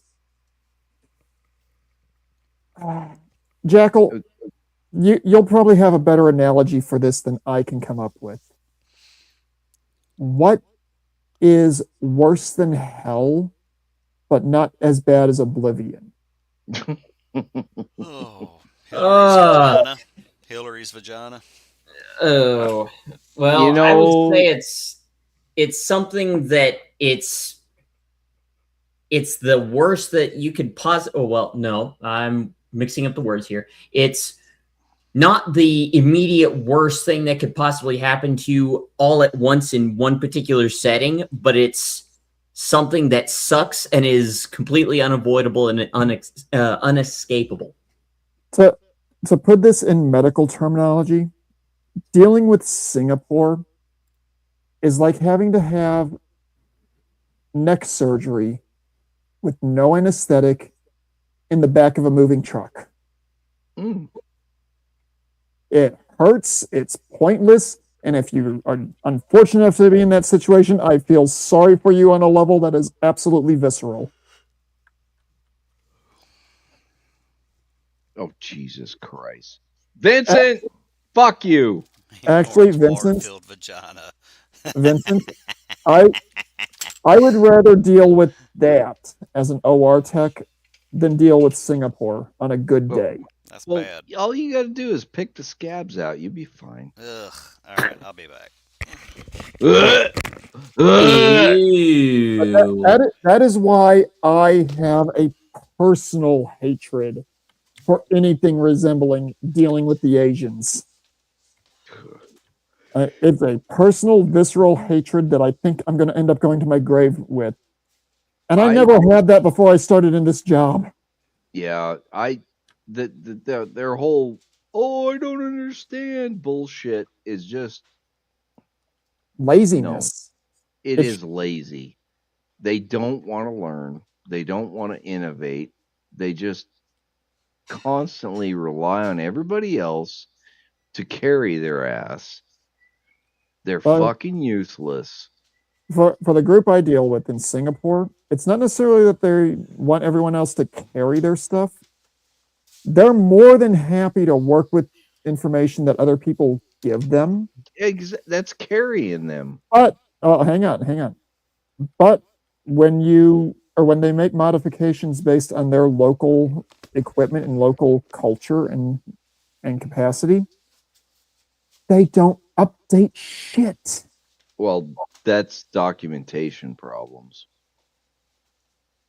Yeah, well, and the thing is, for what I do, documentation is key. Documentation is everything. My job. It is everything. I know. I deal with it too. I know exactly what you're talking about. They don't share. And then they get pissed when you tell them you need the data. Right. And you have the information to develop the data, and they say, "No, we don't have fucking access to that crap." No, that's bullshit. If you don't have access to that, then you need to close your corporate office there and go the fuck away. Oh, the last time I got an email from one of their engineers saying we don't have access to that data, I literally went to the guy in charge of our database and asked him if these individuals had access to this, and this, not saying the names. Right. And he looks at me and goes, yeah, all of our engineering teams have access to everything that we do. They can't do their job otherwise.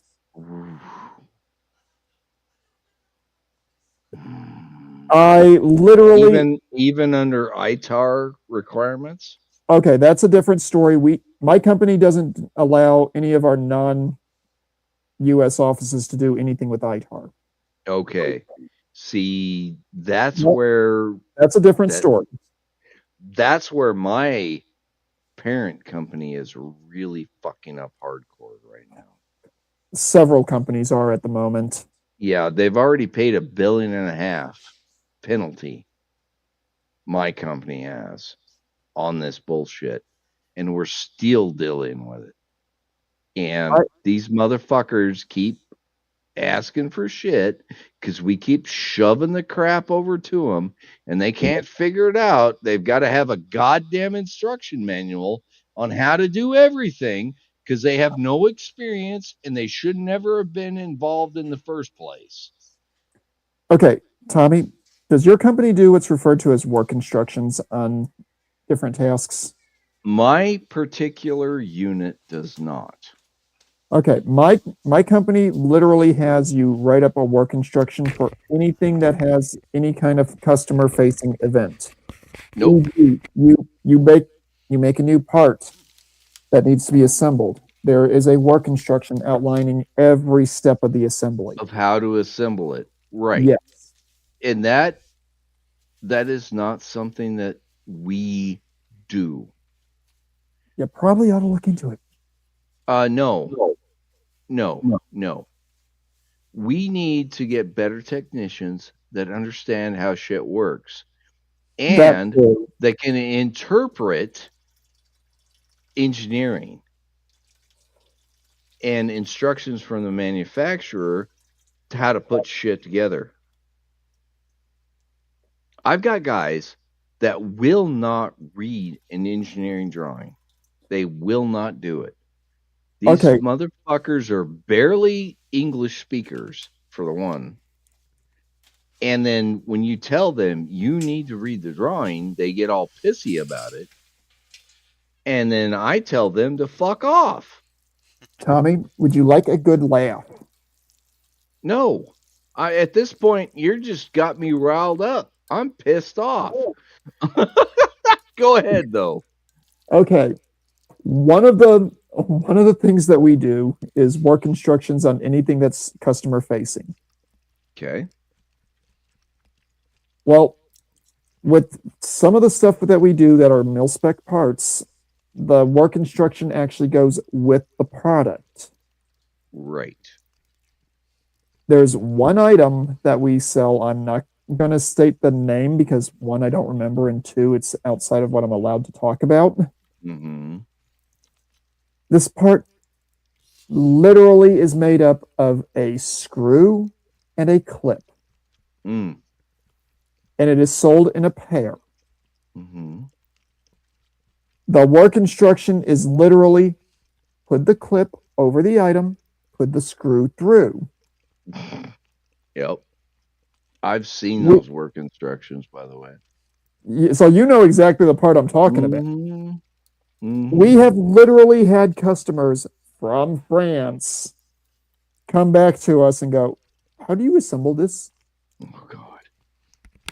These instructions, they are very complicated. Can you help me with these? What I don't understand how this works. Now, the thing along those lines, though, is the company you work for is really good about giving us the pinouts, if you will. Mm-hmm. In other words, the connection what wire goes to where. Yeah, the schematic. But to produce the cables, they have an overmolded encapsulation. You know what I'm talking about. I unfortunately do. I don't have any say on how that goes together. I wish I did. And honestly, I did a deep dive.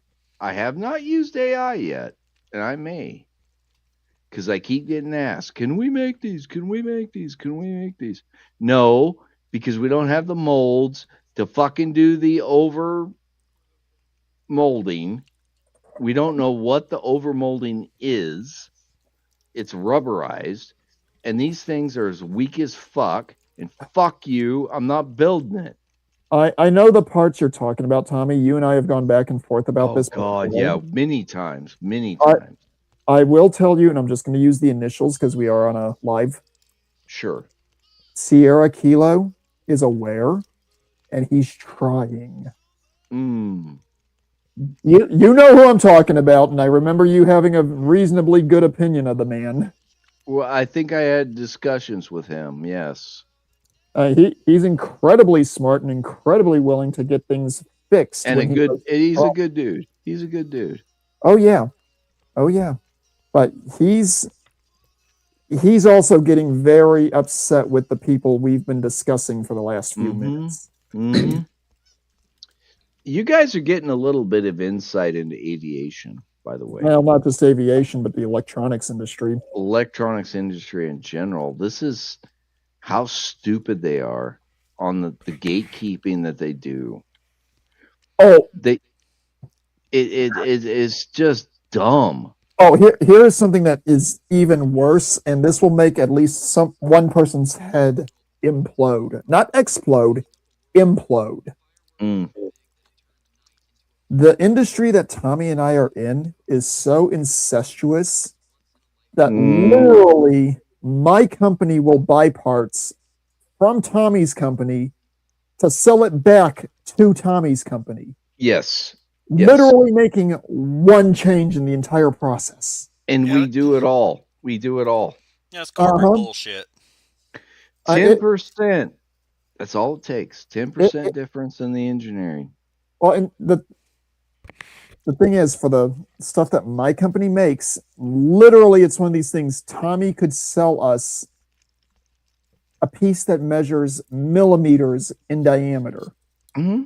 All we do is attach it to another piece that measures millimeters in diameter and send it right the fuck back. And guess how much of a value add that allegedly is? None. No, according to the invoices. Well, according to the invoices, it's huge. Oh yeah. That one process that I just described will net my company somewhere in the neighborhood of $4,000 per part. Yeah. Now you got my ears. Now, especially because it has to happen right fucking now. Because he already did engineering, we already sold it to the customer, and the customer has to have it right this minute. So now we got to pay all the expedition fees, all the bullshit, plus it's FAA approved. Oh my God! Let's get into a fucking circle jerk right now, guys. Oh my God! My company makes a big deal about being AS 9102. Fuck you. Fuck you. AS 9100 even. Fuck you. Fuck you. The ISO bullshit is just that. Bullshit. Yep, I agree with that. You have an inspector come in and they tell you what you're doing wrong because you're not following your own instructions. Dude, that fucking ISO bullshit is just another way to scam money, man. It is. And they're NGOs.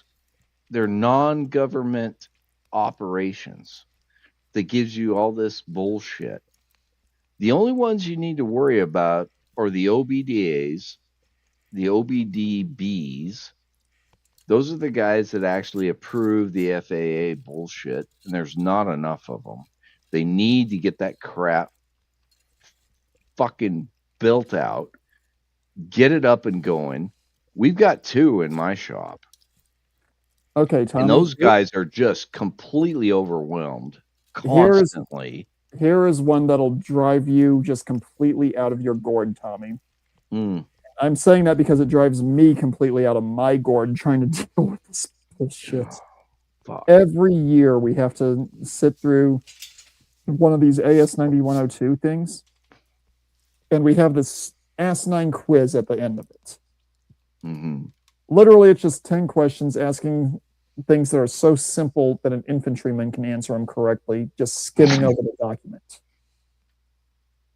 A rifleman, qualified infantryman? A drain-damaged infantryman who's had his... Okay. A rattle box. Okay. Yeah. Who's had his head scrambled by one too many IEDs. Right. He's already fucked. Go ahead. Every year we sit through these things. Every year, about 2 months after we sit through them, we have an incident occur where an inspector comes in and asks, did this person have training on this particular certification? HR goes looking through it. He did. He got 90% on the quiz. What did he screw up? The thing that he missed. What? It is so stupid. It is so pointless that you literally can be in a coma, pass it, and not know what the hell it is you just passed. All right. I got a story for you. How fire away. The ISO guys and my supervisor, who was leading them around, of course, because he required to, are almost avoiding me now because I take them to task and I start grilling them on what they're asking. And those motherfuckers have got no answer for anything. It is hilarious when They're I just put. messenger men. Well, all they are is they've got a script Yeah. and they're going through it, and they're like, "Well, can you back this up with this or that?" And I'm like, "What context are you asking the question in? Because if we do this or this or this, it's different. Which are you What zeroing process are in?" you looking at? Yeah. And the motherfuckers lose their goddamn cool. They just fucking freeze and then they move on. Oh, last month we had a couple of those dingleberries come into my company, and one of them tried to get on me about our Reach, RoHS, and Prop 65 certifications. Yeah. Now, Tommy, would you agree that with the nature of the stuff that my company sells, giving out precise weight data would be enough to back engineer it? Yeah. So, as a policy, my company only says, yes, it's present.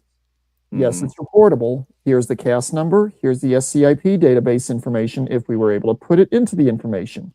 Have a nice day.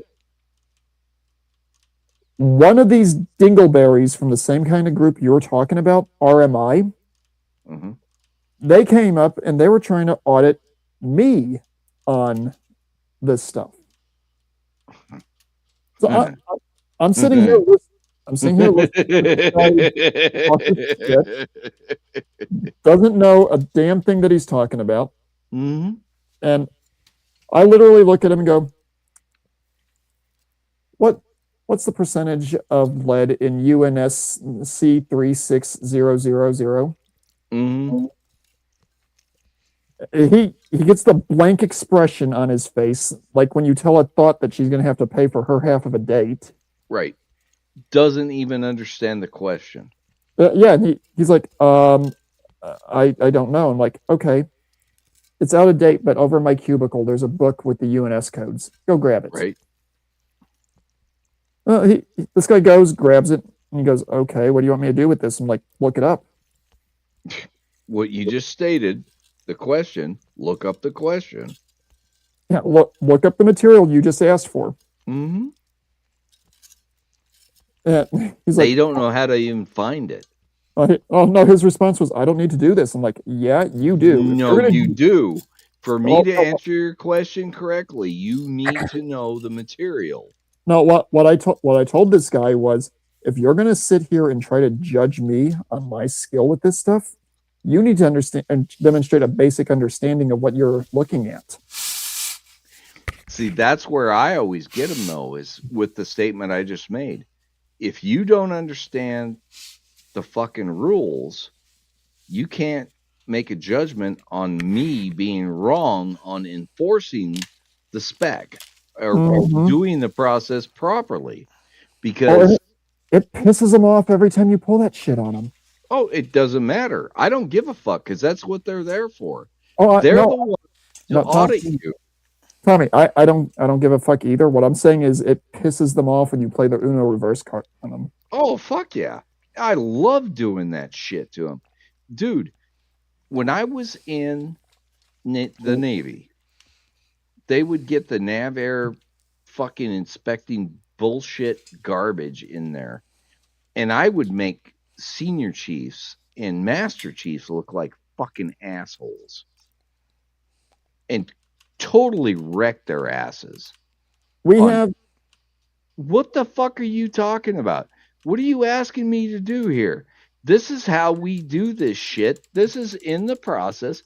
This is the spec. Fuck you. Don't ever question me on this again. And that motherfucker would lose his mind and go to the officer in charge and bitch about it. And the officer in charge said, well, is he doing it right? And the guy would have to be forced to say, yeah, he's doing it right. Then fuck off. And the officer in charge would tell him that. Okay. Right now, we have a group of interns working at my company. Normally, interns don't bother me. Occasionally, I'll treat them. God, those are like, so much fun. Occasionally, I'll treat them like idiots. God, But all they do with ours is they give them, oh, do a time study. Oh, But- fuck you. every now and then, I will treat them like a idiot from the military, just because they deserve it. But let's just be honest; they deserve a little bit of hazing. Oh yeah, yeah. You got to treat them how they need to be treated. Nothing overly cruel, nothing malicious, just a bit of twisted fun. Mm-hmm. I literally had this one guy come up to me for his project while being an intern here at my company and ask, what is it exactly that you do here? What would you say you do here? I literally looked at this guy. My boss was sitting right next to me. I look at my boss and I look at him and I go, oh, you poor unfortunate soul. And he just goes, wait, what? My boss goes, I'll be in my office. Come and get me when you're done. See, my response would have been, drop your pants, bend over, and I'll show you what I do. Well, hang on. My boss goes back into his office, and this guy looks at me and goes, what's going on? I'm like, you're about to find out just exactly what I do. Mm-hmm. Pull up a chair. I started doing a full material declaration right there. God, this motherfucker glazed over right then and there. Oh, yeah. Oh, this poor POS literally had the soul leave his body. Uh-huh. And was he an H-1B? No. He was definitely melanated, though. And after I get done, is not a problem. When I finish the full material declaration on a male contact with a retaining ring, I look at him and go, now it's your turn. Give me the female mate with. No. I gave him the insulator that piece would go into. No.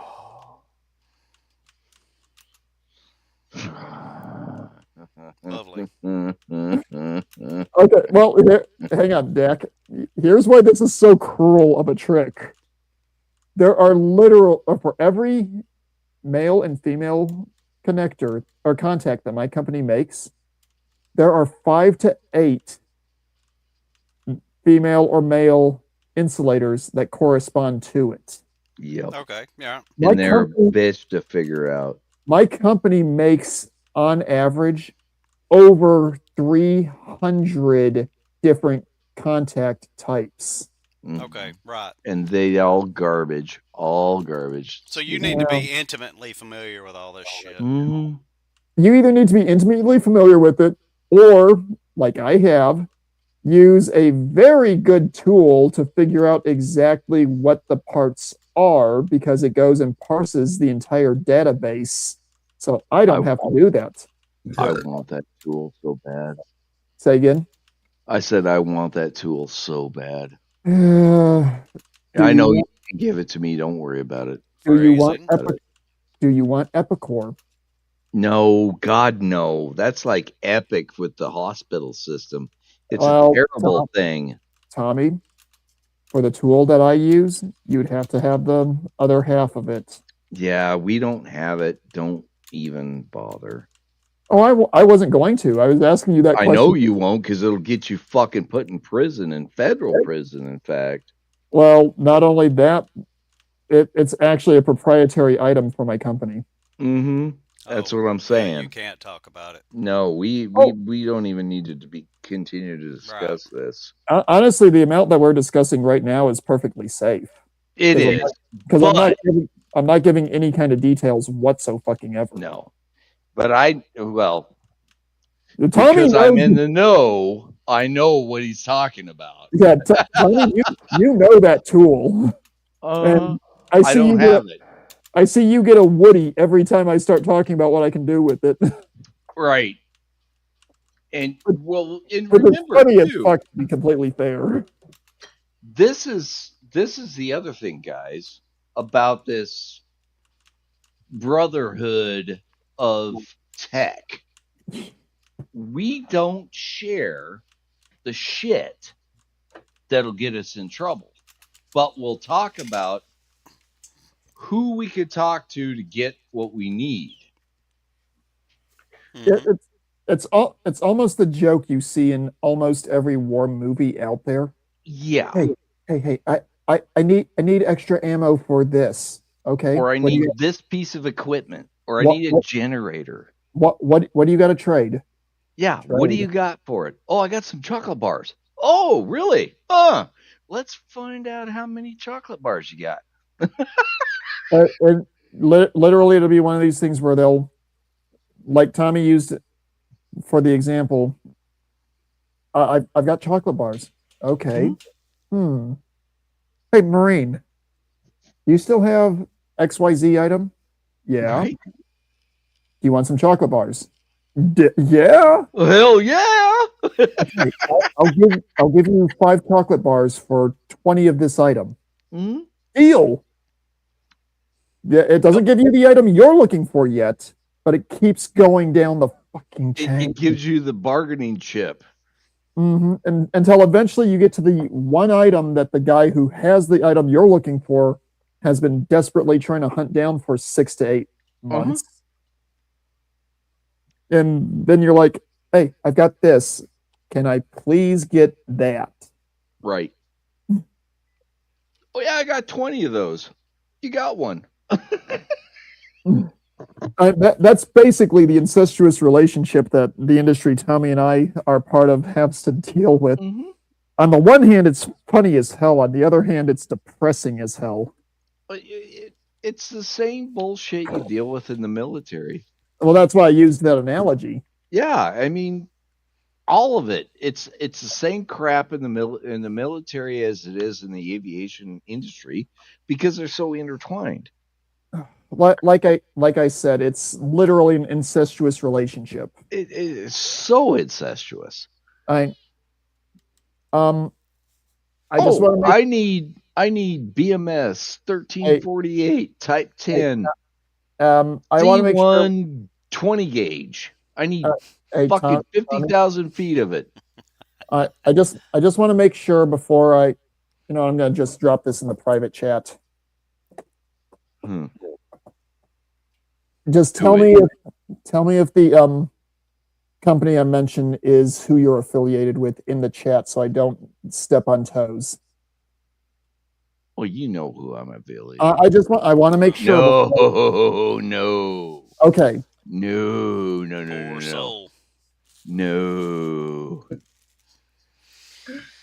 Okay. No. Don't actually tell me. Just say yes or no if it's okay. Cool. I'm going to use the 2 that I just dropped in there as an example. Okay. What Boeing has made an outstanding engine system. No throttle. I know it'll never happen. I'm using it. Just roll with it, Tommy. Oh my God! I'm losing it. Hold it together, Tommy. Hang on. This is going to get worse, Tommy. They have made an outstanding engine system. Works perfectly. Yes, I know it's a joke, but whatever. What the fuck ever. Okay, it's an example. Yes. Northrop has come up with a new wing design that engine will work with perfectly. Okay. I'm waiting to hear the punchline. Tommy's company makes the harness or the wiring harnesses that'll make the 2 things communicate correctly. My company makes the connectors that connect to the wiring harness. To the wiring. They use those connectors to make the wire harness. Yeah. Yeah. Right. So Tommy's company reaches out to my company to buy the connectors. My company reaches out to Boeing to buy the boards that the connectors have to go into before it goes to Tommy's company. Tommy's company has to go to Northrop to get the clamps Mm-hmm. to run through the wing, or to put the harness to the engine. Mm-hmm. Mm-hmm. And my company then sells our finished part to Northrop, who then sells their finished part to Tommy's company, who then sells the entire assembly back to Boeing. I see what they're doing here. They're making it to where it's very difficult for Joe Blow to, do what they do. Well, It makes sense. This is the incestuous relationship. Yeah, and it's basically the nerdy tech guys good old boys club. If you ain't part of the club, you don't get a piece of the pie, not even a scrum of it. Yes and no. Yeah, I'm going to agree with Tommy there. That's not entirely a fair assessment, but it's not entirely inaccurate either. I'm going to drop a name right now, and you may recognize it, you may not. Nicomatic. Oh. No, I don't. Yeah, yep, you recognize it. I heard it. I cannot say anything pertaining to this example, Tommy. And I won't either, other than we had to buy special tooling directly from them because nobody else makes it for their connectors. They used existing crimp tools from DMC, Daniels Manufacturing Corporation, which has been in operation since 1919, I believe. Yeah. They don't make the crimp die set that we need that is used in the crimp tool that DMC makes. So we had to order it directly from them, and a 6 to 8 week lead time.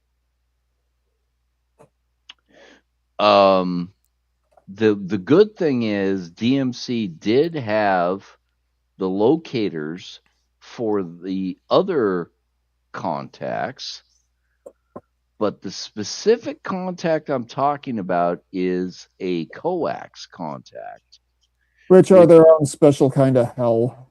It is a very specialized thing.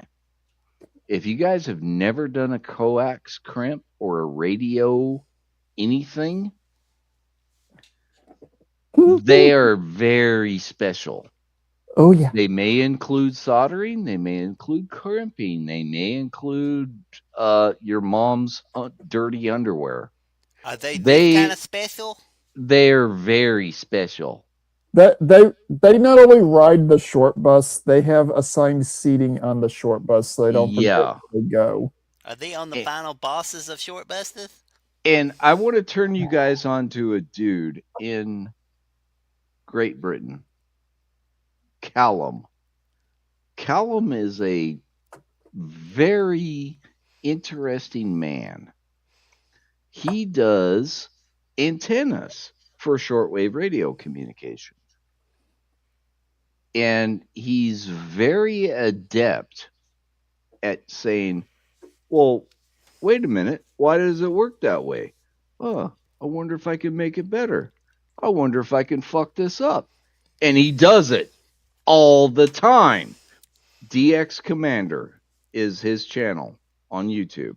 Look him up. He is fucking entertaining as hell.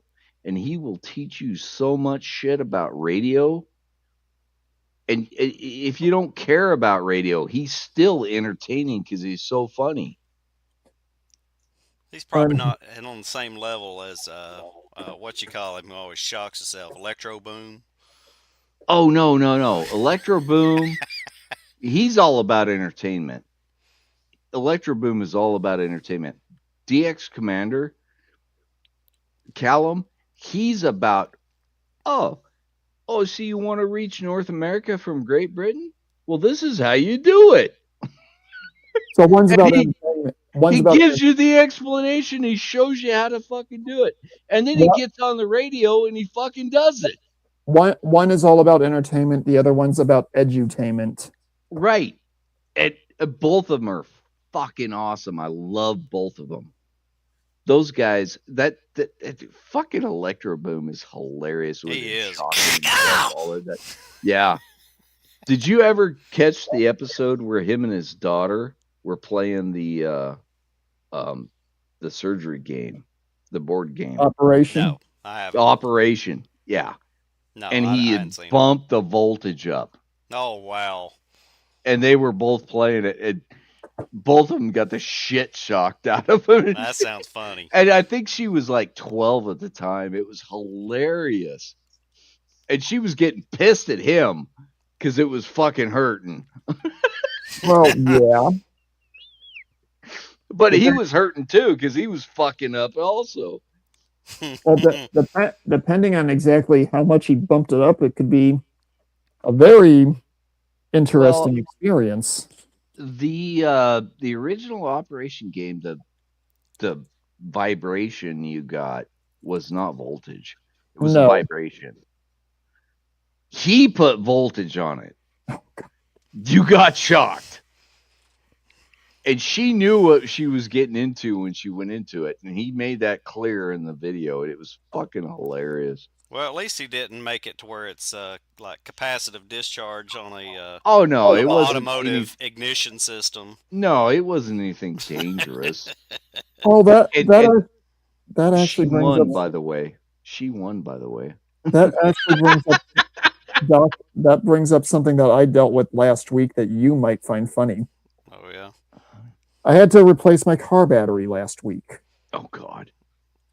Yeah, well, I'm in the process of getting the battery out, and my thumb slips off of the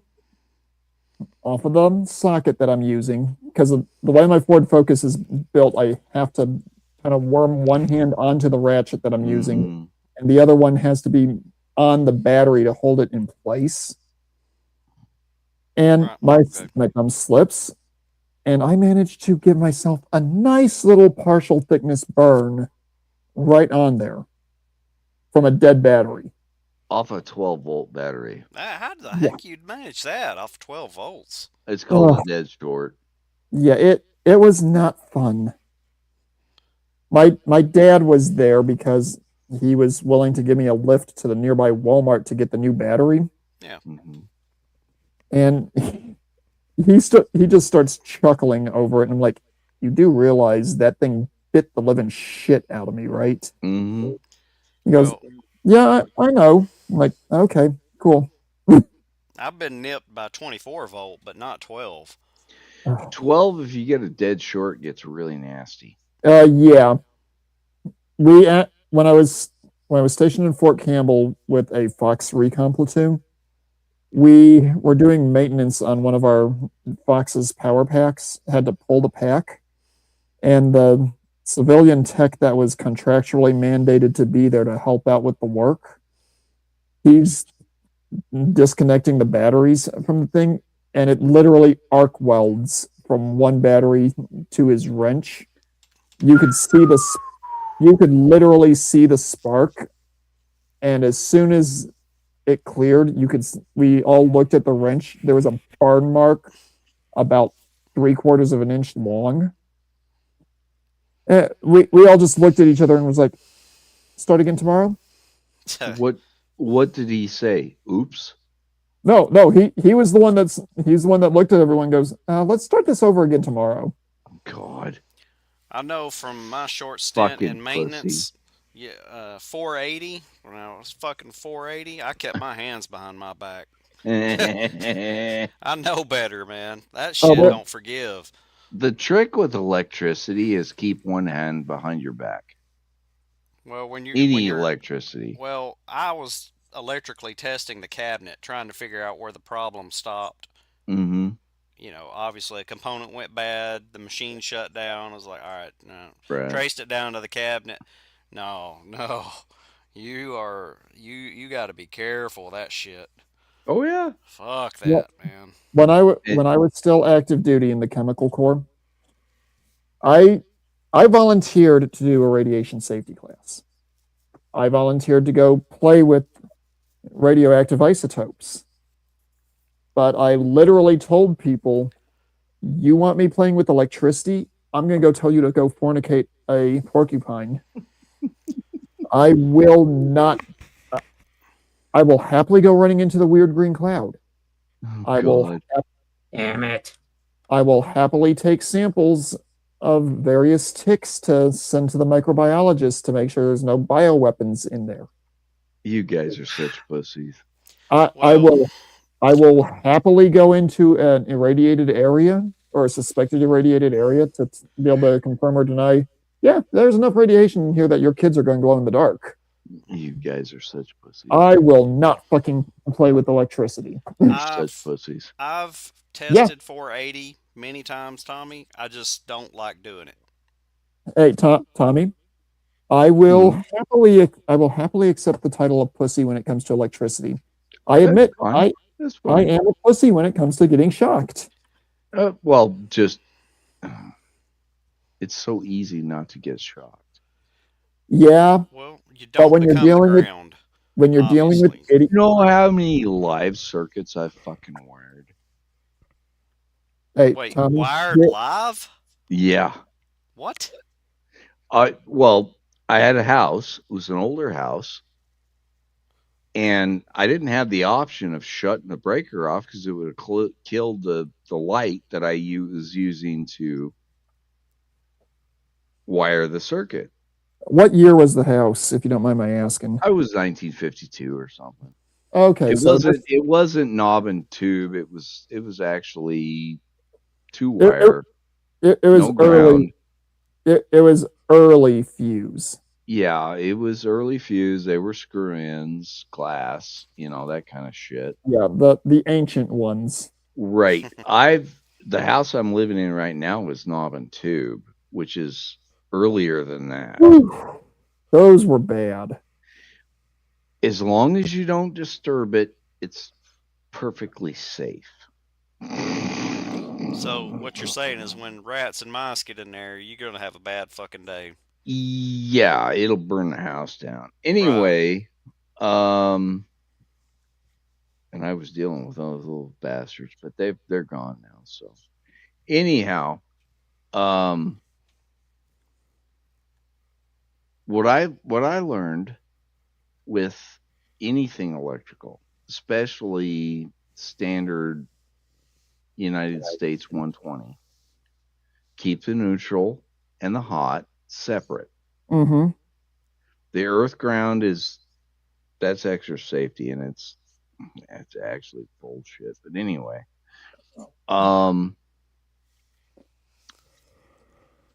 put the wire nut on it, and then move to the next one. Don't leave them both hanging out there in the open. Always keep a wire nut on it, or keep some sort of insulator to keep the two apart from each other. And your hand can't touch it. Obviously. Okay. Hey, Tommy, I'm going to ask a question that's going to sound like a joke, and it kind of is. Mm-hmm. You said keep a wire nut on it. Yes. What if I just have my ex-girlfriend hold it? No. Well, you said a wire nut. No, because she's going to grab hold of you as soon as she starts getting shocked. And then you become the ground. And then you become the outlet for her stupidity. Don't ever involve a woman in electrical unless she is. I was actually hoping it would fry her. Well, no. Then you need to make sure she's doing the job, or she's on the end of the chain. See, the way it works is, and this is funny because I've seen it so many times in agricultural classes. They'll tell you how to set up a hot wire fence, and they'll hook it up so that there'll be a big chain of people all holding hands, touching the fence. I have seen these.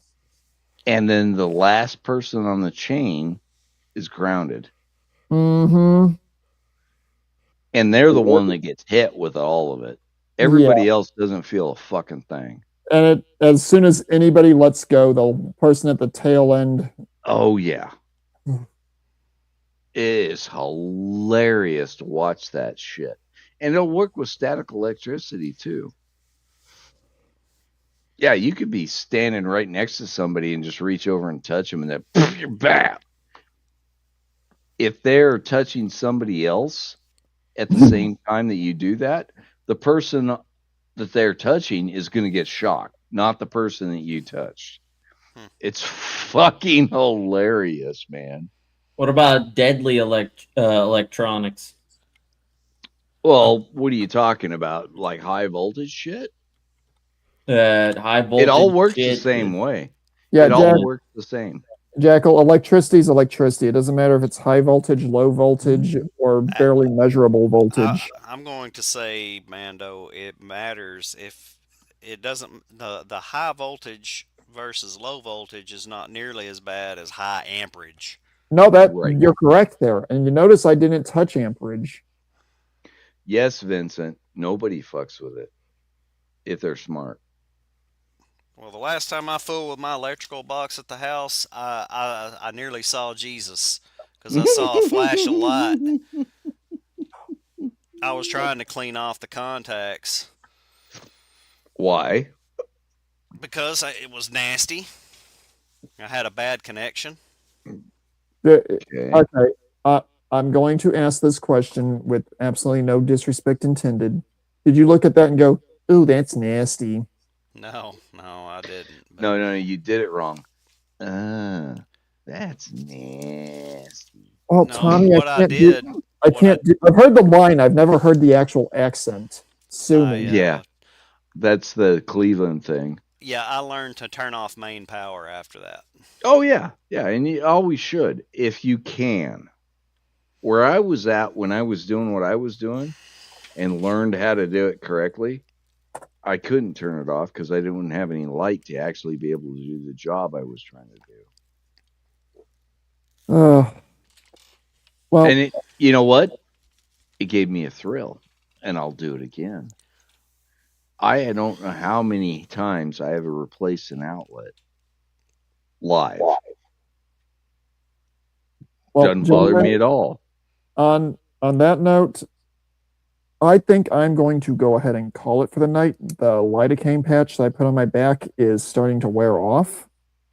Well, get another one and get out of here. All right, man. Yeah, I'm thinking it's time for me to call it for the night. All right, buddy. Have a good night. Well, glad to have you. Enjoyed the conversation, for sure. Oh, yeah. It was a good bit of antipsychotic for the week. Yes. Everybody needs a release. In more ways than one. Release the demons. No, Tommy knows where that's going. No, I know where he's going. And I'm not saying any more or any less. No, and I'm not going to fucking elucidate on that. Oh, big word, college word. Fuck y'all. Tommy, we've had this conversation multiple times on multiple platforms. None of us here are going to fornicate you. No. When I say college words, elucidate for one. I know. That's not what I'm getting at with that statement. Yeah, fuck you. Enjoy. Have a good one, buddy. All right, you too, man. Oh, God damn it. All right. Jackal, quit fucking around on the video game. Let's get back into this tech. I'm getting attacked from all sides. It is not good. He's getting tag team. Die. Oh, you're gonna die. You're gonna die. Do we need to play a dirge or something? I don't know if we got one of those. A what? Fuck. A dirge. You know what a dirge is? Obviously I don't. Yeah. What the hell is that? A dirge is a funeral march. Okay, well, Chopin. Dun dun dun dun dun dun. Yeah. Oh no! You're doing.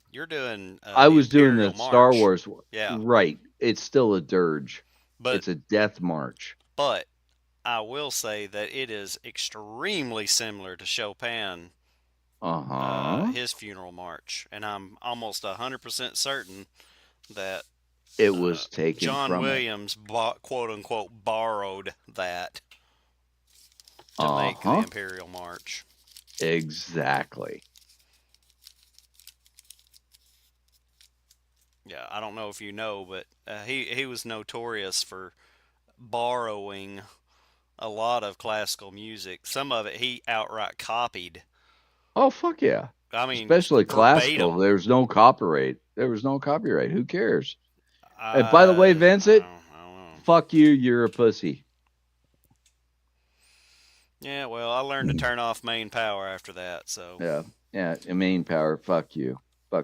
Just do it live. You never want to work with the power live, and that's when I turned the main power off. He said, "Fuck it, we'll do it live." And he goes, "No, don't do it live. You die." It's funny as fuck because I'm not a residential or an industrial electrician. I'm not a journeyman. I'm not either. Anything like that. But I understand all of the mechanics and all of the physics and all of the bullshit behind it. And I go in there and I just, whatever. Keep the 2 apart or 3 apart or 4 apart even. Mm-hmm. I've run into that. And I've talked with my, the guy that does our electrical shit there at work, Mike. He's funny as fuck. Him and I, we get to talking. It's like, oh, yeah, this dude was doing this. He was doing this. He told me a story about this guy that he went and helped out, friend of his. This guy had tanning beds. And this one tanning bed kept fucking kicking a breaker. So it was grounding out. No, it wasn't. Really? It was floating. It had a floating ground. And it was because the machine was improperly installed. So he goes in there and he looks at it. He's like, okay, well, I figured this out. It's like, well, all we got to do is ground the chassis to earth and then remove this connection from here, and we're done. And this particular outfit was a corporate thing. So they were like, no, you got to shut all the power off to do any work on anything. And da, da, da, da. This guy Mike went in and just like, done. Didn't even fucking tell anybody. He just did it. He's like, he told his buddy that was owned the shop. He's like, man, this is what I did. Tell corporate to fuck off. Well, the reason, I'm pretty sure you know it, but maybe other people don't know, is the reason those rules are there is because there are morons that will go ahead and bypass the safety protocols and fuck shit up. Well, and that's their self. Right. And that was how it was installed. He fixed it all just by hooking it up correctly. There was no reason to kill the building. And that's what they wanted to do. They wanted to kill the power to a whole building to fix this tiny little problem. Yeah, that's that all they needed to do was isolate the bed, right? Connect it correctly, and then done. So, yeah. Was it hardwired? Was it hardwired? It was hardwired because it was a tanning bed, so it needed mains and all that good shit. All right, well that makes more sense. But yeah, I mean, he literally just disconnect the fucking tanning bed from the main, hook it up correctly, reconnect it to the main. That's what he did. Okay. And it worked fine after that. Everything after that was just peachy. And it was because they had not done the grounding and the feet correctly. One of the things I've seen so many times is they'll cross Earth with neutral. Yeah, that's not a good idea. No, you're better off with just a power and a neutral than crossing ground and neutral. Neutral is your return. It's always the return circuit. Earth ground is your safety circuit, which they don't do that in Britain, by the way. They don't do that in what? They don't do that in Europe and Britain Oh, at Britain. all. I gotcha. Yeah, Britain or Europe, they don't do that. So here's another anecdotal story because I experienced it and I got yelled at about it. And it's like, dudes, all you had to do was tell the fucking electrician to wire it up correctly. I tied earth and ground in a 3-prong. And they were hooking it up to a 240 to 120 converter. So it converted 120 to 220 or from 220 to 120. Right. It right, dropped it. Right. Dropped it. The guy that wired that crossed the hot and the neutral. So my wiring connected the neutral and the ground together because I knew there was no ground in fucking Europe at that point. At least to speak of, their wiring is really fucked up. Anyway, what it was doing was kicking a breaker. They did every time they plugged it in, it fucking kicked. So what they did was they cut the fucking ground off the plug because it was backwards. Instead of fixing the problem, they just alleviated an issue, and there was a goddamn good thing there was a bridge rectifier involved because it put the voltage at the correct potential and actually powered everything the way it was supposed to be.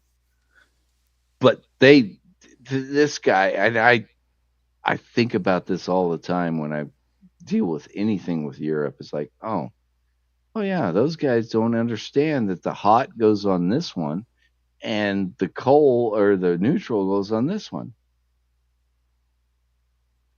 They swapped them.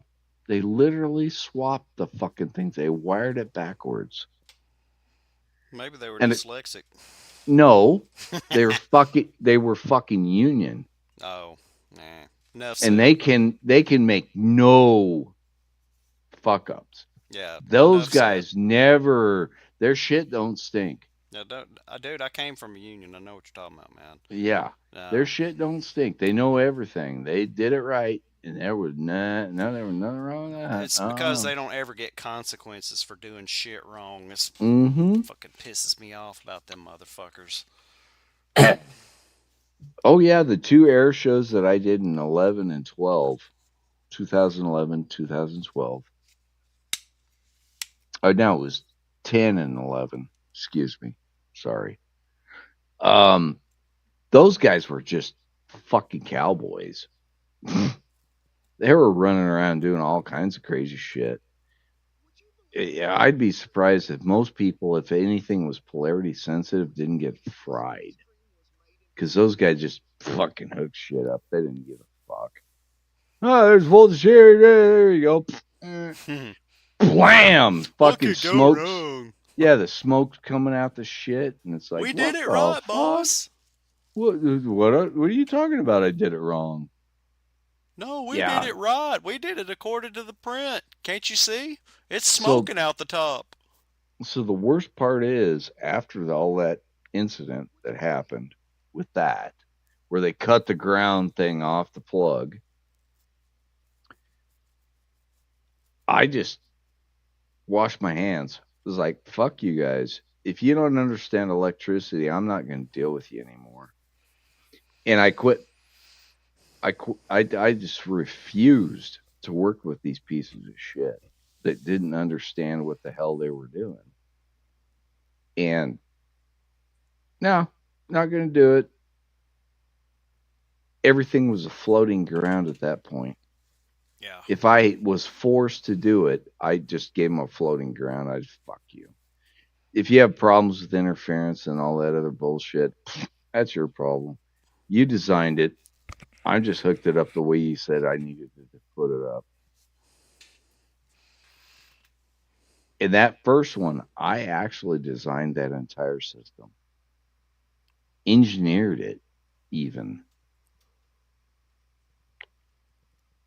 Oh And man. it still pisses me off that they're using my switch panel design. It's like, well, all you got to do is do this. You put these, you just build this to fit in here, and you put the switches in there, and you put the lights in there, and all this other shit. And they did it, and then they claimed it. I never got credit for shit.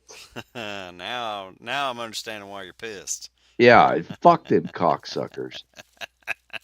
That's a similar thing what I put a post in Pumble, Oh yeah, which was actually kind of funny. motherfuckers. I solved your problem and you gave me no credit. All I wanted was, hey, this guy helped me out. That's it. I don't want credit. I don't want any of the fucking copyright bullshit. Because then if I ever get sued in court, I'll have to defend.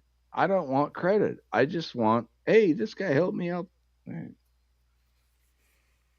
It's kind of what's going on right now with this switch panel I got going on. Holy shit. So we got all these switches, push button switches, Wait, in a what? very, huh? Push button switches? Oh yeah, yeah. Wow. Oh yeah, there are single phase push button switches, and then there are three Oh, phases. this is even different than that. All aviation switches and buttons and pushing and shit. There's none of this touchscreen shit for the most part because they can't make it robust enough to work in an aircraft for a Uh-huh. long enough period. Yeah. All right. Well, normally they have either the regular switch or a rocker, right? Well, you still deal with the rockers, you still deal with the real flip switches, Yeah. but these are push button switches. And this all comes from the military, by the way. These switches that I'm dealing with are dimmable, but you control the light level that they produce in their illumination through voltage. Yeah. So these are 28-volt switches. And as densely packed as they have them in this switch panel, gets really fucking hot, like 138 degrees hot, which exceeds touch temperatures and all this other bullshit and da da da da da. Anyway, we figured out, okay, well, let's just drop the voltage going into the switch panel for the lighting. So the lights on the switches will be limited in voltage on to dim them down because they were too bright anyway. And we got to figure out how to dump that extra voltage. So they're going the easy route, which is in the specs, in the repair manuals, you just use a resistor to dump the voltage. Problem is, when you use a resistor to dump voltage, it creates a lot of heat on the resistor. So you have to have a specific type of resistor to do this job. They're not cheap. They're about $25 a piece. And these things are little tiny fuckers. Well, they're high wattage. High wattage, got a heat sink built into them. They're wire wound. They're not film resistors like your standard resistors. Anyway, we've been trying to deal this thing in or dial it in for a while. And my engineering department, my engineer's name is Moonfire. Yes, he is a hippie. He is the product of hippies. Moonfire. All right. Moonfire. he's he's actually one of the best engineers I've ever worked with. Well, all The right. guy is great. He's a great guy. He's not too liberal, he's not too conservative. He looks at both sides. He's open to discussion, and him and I have had some very deep discussions. In fact, I'm getting him into the Meshtastic node shit. Oh shit! I gave him one to play with, and he's getting into it. He's like, "Hey, this is pretty fucking cool." Well, I found your boy Hakami. Oh, is he here? Nope. Is he coming in? He's over on Chaos's probably. Yep. Tell Chaos to fuck off. He can come over too if he He's wants. playing Pokemon. That's what he's playing. Poker. Yeah, Pokemon. Yeah. Just tell him I'm looking for some grape drink. The you know God, what would he be the loves most the sick shit I've ever seen is somebody actually mixed in some grape soda into the batter for fried chicken. So it was like a purple fried chicken batter. Wait, what? Oh. What? You know what? That could I mean, work. you use, well, beer in a can, it has carbonation in it, and we've all heard of beer battered either chicken or fish. Yeah. fish. Yeah. It's not about So, the carbonation, though. right. But so it's not, it's still feasible. You can just pour some Fanta grape soda No. into the. That's too much sugar, man. Well, in the grape soda in a Fanta or any soda is fake, and it breaks down under heat. So you have to use actual grape. Use actual grape juice, because I could see that might be tasty. That don't sound good to me. And yeah, I'm Chicken pissing right now, so fuck and you all. fruit. We could tell, Tommy. We Yeah, hear I you know. tinkling over there. Yeah, Tinkle, tinkle, little dick. it feels so good. Well, I don't know. It's a choice between either listening to him drain the weasel or listen to the sound of constant artillery and people screaming in pain as they're blown to bits by the artillery. I don't drain the weasel. I bleed the lizard. All right. Okay, but you get the point. And I'll be honest with you, the sound of death from artillery almost sounds more enticing. Yeah, well, I'm done, so you guys are fine. Okay, but yeah, some of those artillery shells, they have they're filled with steel ball shot. Oh yeah. Instead of just using the actual casing as the shrapnel. Mm-hmm. And even though those rounds were outlawed by the Geneva Suggestions, they're still used because they're extremely effective because it literally just makes it rain steel down onto the heads of your enemies. Yep. Well, and the steel is not fragmentary, so they can't get dinged for fragment rounds. No, it's literally just a giant shotgun or like a bird shot, just scaled up to an artillery shell. Read into it and figure out the regulations because it's really convoluted. When they started crafting the Geneva Conventions, their big thing was not creating or not using weapons that would slowly kill somebody. That's why they outlawed the gas. That's why they outlawed the fragmentation bullets, because there was a whole movement during the Spanish American War where they were using bullets that would just explode in a target. And they wouldn't explode until they hit the target. Those were considered inhumane and all the other bullshit. So they decided that it was okay to use soft lead tips. What does a soft lead tip do when it hits a target? It mushrooms out. It fragments and mushrooms and does all kinds of really nasty, bad shit. But it doesn't explode in the target.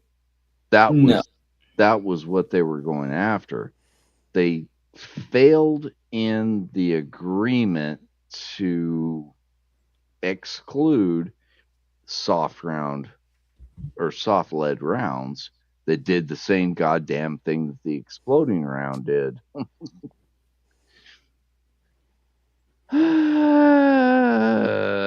So then they put copper jackets on everything to punch through armor.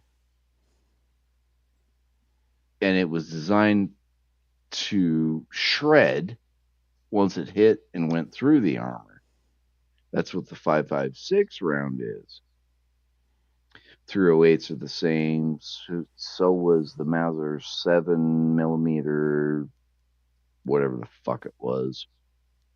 7.92. Yeah, same bullshit. Now, what about a round that it has the traditional Spitzer round design, but it has a hollow tip to it because inside of it is a depleted uranium dart sabot? That is a penetration round. Penetration. Yeah, when I say penetration, it's going to go through damn near everything. That is a through and through. Yes. It's going to leave a lot of damage, but it's through and through. The reason why I bring it up is I have designed some for my Cyber War shit, and they're used in small arms, ranging from regular rifles to light machine guns. Okay. So the question is, what is the goal of the round? It is primarily for just cutting down masses of enemy infantry and defeating heavily armored infantry. Okay. Your doctrine is wrong. If you're going through a target, which you will be going through a target with those rounds, it will not stop them. It'll go through them, and then they'll continue. If you're looking to stop an enemy, you want to disable them. Because if you disable an enemy, then it takes 2 more people to draw that person back. They just use regular ammunition for that. Right. You use lead ball. Yeah, just regular lead with copper jacket. That's it. Right. They also use that depleted uranium armor piercer for taking down mech units. So it'll pierce the armor of the mech and hopefully hit the pilot inside the cockpit.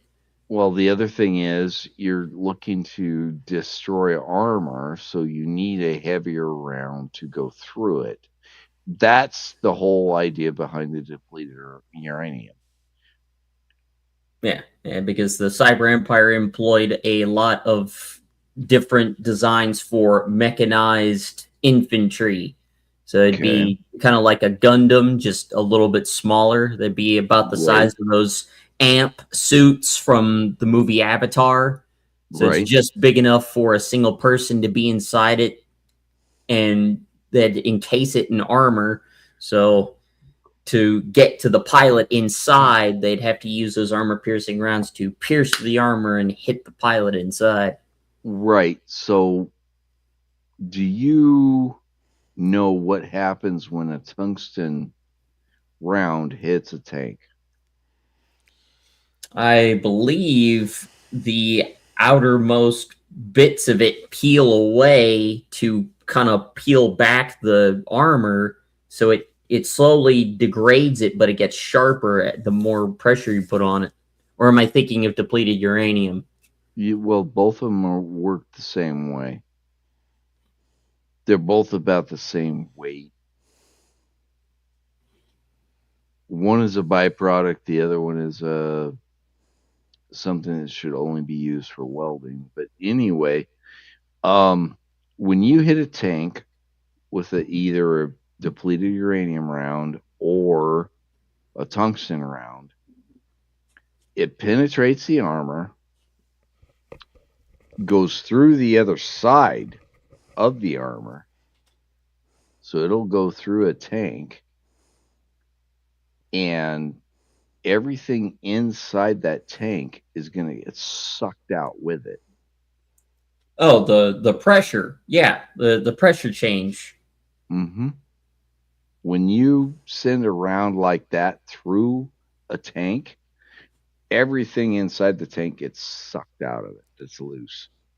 So all the bodies that are running that tank get sucked out that fucking hole. I don't see how how that works that way, but all right. It's physics, and there are some really dark. It's YouTube why a lot of times explanations. during World War II, experienced tank commanders would tell their crew before engaging in combat to open the hatches. Uh-huh. So they didn't have a pressure differential. It creates a massive vacuum. Right. Yes, and if there's an explosion inside the tank, it will have a vent to escape instead of just cooking and pink misting everybody inside the tank. You don't get that with a uranium or a tungsten round. It doesn't matter if the hatches are open or not. No, when that thing goes through, your body's getting sucked out the fucking hole. Yeah.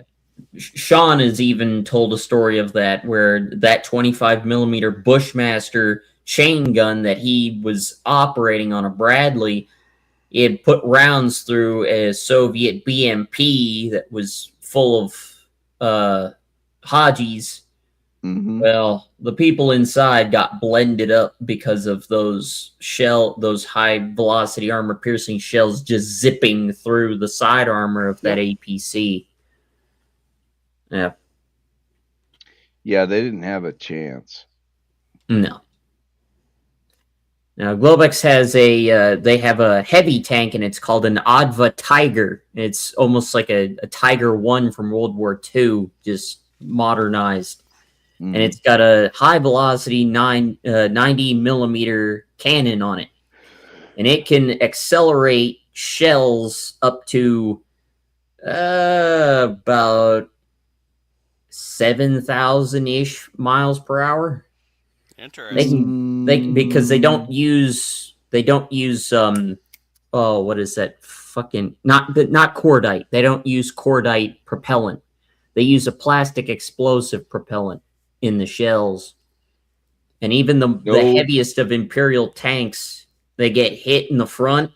Those shells go through the front plate and they come out the back. Nope, that's not physically possible. You need to research your reloading. 3,300 feet per second is about all you can get. That sounds a little better. Yeah. 7, 10, 9,000. You have to go that fast because there are already science fiction weapons that claim to go faster. So I have to compete with that.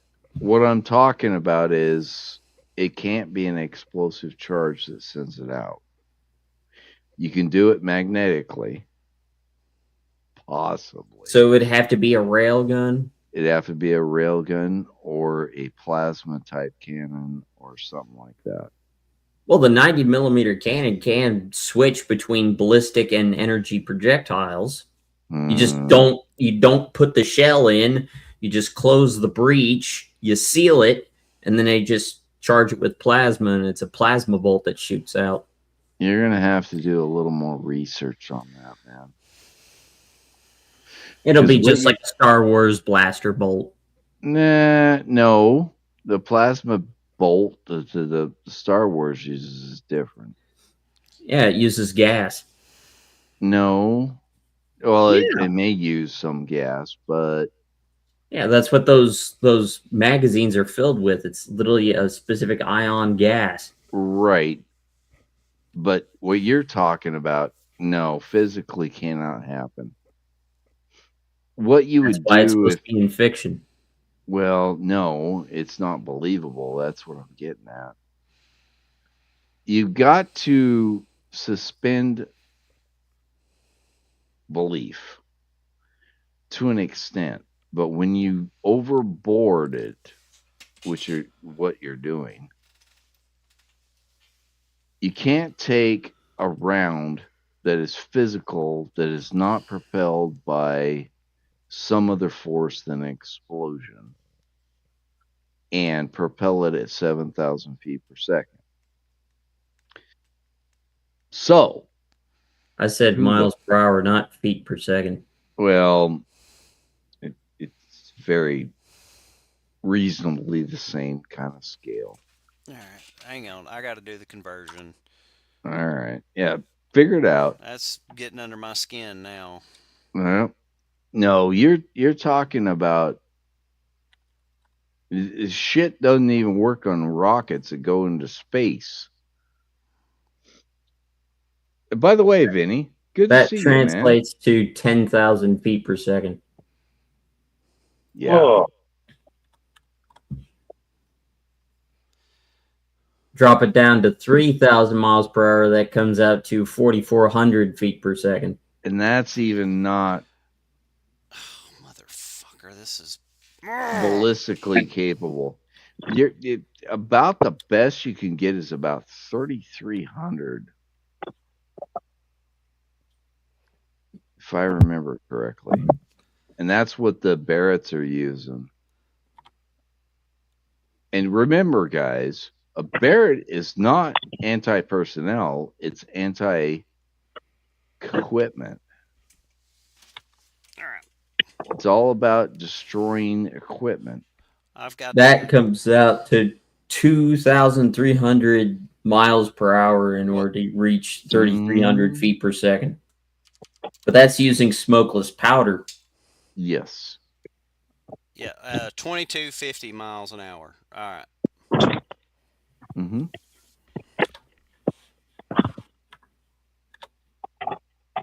Yeah, you get into the ballistics, it's pretty crazy, man. And tweaking it is really fun. Not.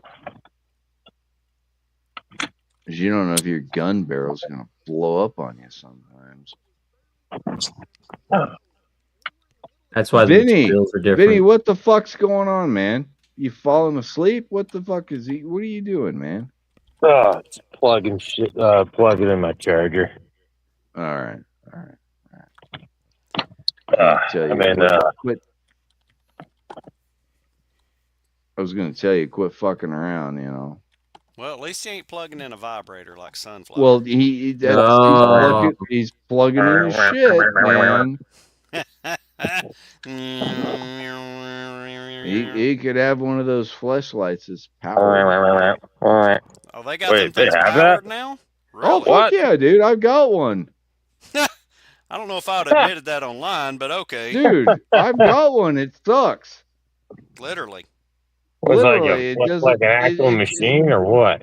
Is it a thruster? It's just a fucking fleshlight that just squeezes and does it fucking sucks. Yeah. paid way more money than I should have for that. You know, desperate for sexual satisfaction that didn't involve a fucking cunt. Good one. Yeah. I have no shame about that. Looking at the difference of the energy density between C4 and smokeless powder. In fact, I'd break the thing out and show you guys, but we're on YouTube, so I'm not I going don't to think YouTube cares about that, to be honest. That's true. They probably like, oh yeah, we're going to sell more of those. Nah, they suck.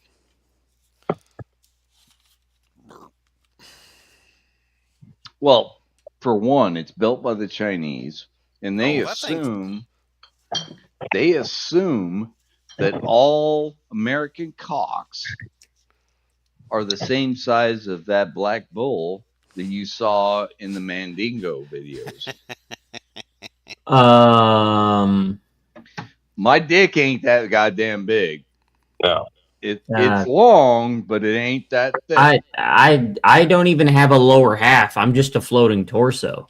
Right. Yeah. So no, that thing sucks. Okay, so it's too it's too big for you. It's too wide for you. No, it's loose. Yeah, that's what I'm saying. Yeah, it's loose. It's loose. And by the way, I've stated this before, but I've never had a woman that I was with that didn't complain about me beating the shit out of her cervix because I'm too fucking long. Whatever. Right. Bitch, take it. It says here that C4 can accelerate an object up to 8,100 meters per second. Approximately. Wait, meters per second? Mm-hmm. Yes. All right, hang on. I gotta change that now. Because according to this measurement here, C4 8,100 meters per second. All right, so that is no way. No. I mean, it says way. it's 1.34 times more powerful than TNT. Dude, are you talking about C4? Yeah, C4. Yeah, but you're going to destroy the fucking projectile when you launch it. That's 18,000 miles an hour, dude. Yeah. You're going to destroy the projectile. Projectiles cannot withstand, even tungsten cannot withstand that kind of pressure. This is where I was getting at, guys. There is a fine line beyond, between ability and projection. The railgun kind of loses that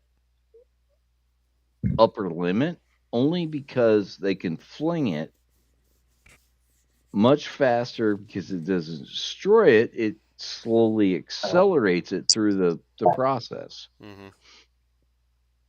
You cannot do that with an explosive charge. Right, it's all at once. Right. It's all or nothing is an explosive charge. The best I've ever heard is like 3,300 feet per second, which is a big fucking boom. And I think that's what the Barrett's operating at. And they're using very, very dense, heavy ammunition. Mm-hmm. Which is either depleted uranium or tungsten carbide. Wait a minute. Well, sorry, I said that wrong. Is it tungsten or tungsten carbide? It's tungsten carbide. Because tungsten's actually heavier. Yes, but tungsten is very expensive and very limited, so they use a carbide version of it. They have tungsten-lined barrels for heat resistance. Sure. And where? Yep. Right. Because it's harder than steel. Right. It's fuck ton harder. Trust me, I know. Yeah. You try to machine it, it's a bitch. You can't machine that shit. Yes, you can. Not with conventional shit you get in a Exactly. machine shop. Right. Exactly. You got to use fucking diamond. Diamond bits. Yep. And they are very, very specialized and very expensive. Well, it's a good thing we can grow diamond in a lab. Well, and that's where they're being able to do that process. Titanium's not much better. When you get into titanium by itself is brittle. That's its problem. It's hard, but it's brittle. It's very brittle, but when you alloy it with steel and then you keep the temperatures correct while you're machining it, which is very difficult, by the way. You gotta use high feed rate, low RPM. Yeah. And a lot of lubrication. Well, yeah, to keep it cool, because that shit catches fire, it goes off like magnesium, man. You can't put it out with water. Bad. Nope. No, you can't. Nope. Put it in a sandbox because it's going to turn into a lump. It is a bad, bad shit, man. Magnesium. That's the other one. Have you guys ever dealt with that shit? No. No, but I did with powdered aluminum. Powdered aluminum is more thermite. Exactly. Powdered aluminum. Don't fuck with it. No. Most of your sparklers are made with a mix of that. No, magnesium is what all of the old VW bug motors were made out of. Oh, wait, really? Yes. Oh, yeah. I remember that now. I remember hearing about that. I think it was on American Pickers. They had run across an engine like that. One of the old ones? One of the old ones. And I think it was Mike who pulled the camera guy aside and was giving a little bit of a side story to these engines. And he said, yeah, they're made out of an extremely flammable and combustible metal that once you got it to start burning, you may as well just get out of the car and walk away. There's no extinguishing that fire. So one of the guys I worked for in the automotive industry, he was an old school dude. And we had a guy bring in a bug, and he wanted an engine rebuild. And of course, my boss knew how to do it because he was old school mechanic. And he sourced all the parts out of Brazil because they were still making bug parts and all that bullshit in the original format. Nice. So once the engine was finished and replaced into the car, the first thing he did was grab a dry, it was a dry chem? Yeah, it was a dry chem Class D fire extinguisher. Yep, for metal. And he put it in the car with him because he test drove it, of course. Make sure the shit worked right. And this guy was fucking brutal with the engine, man. He would just go out there and just rail the fuck out of them. All right, you're good. It survived. Here you go. That was his mentality. But that was the first thing he did was grab that fucking fire extinguisher to take with him to make sure that the rest of the car didn't burn down. The engine could burn to the ground, but he was going to make sure that the car survived.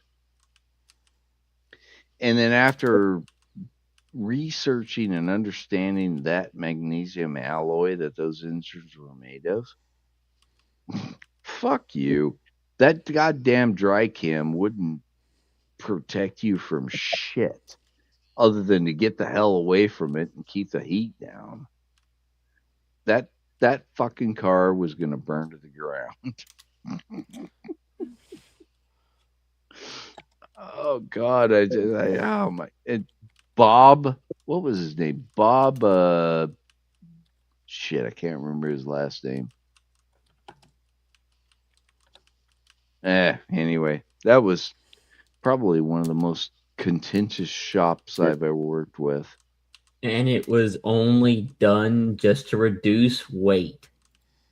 Yeah. And they use the same thing in aircraft landing gear. I don't know if you know, Jackal, but magnesium is actually stronger than it's definitely stronger than aluminum. I can't remember if it's stronger than steel. Oh yeah, it's alloyed lighter. Properly. It's lighter and stronger than aluminum. I know that. When it's alloyed properly, it's very, very. That's why they use it for landing gear. Yeah, it says offering superior strength to weight ratio for automotive applications. Mag wheels.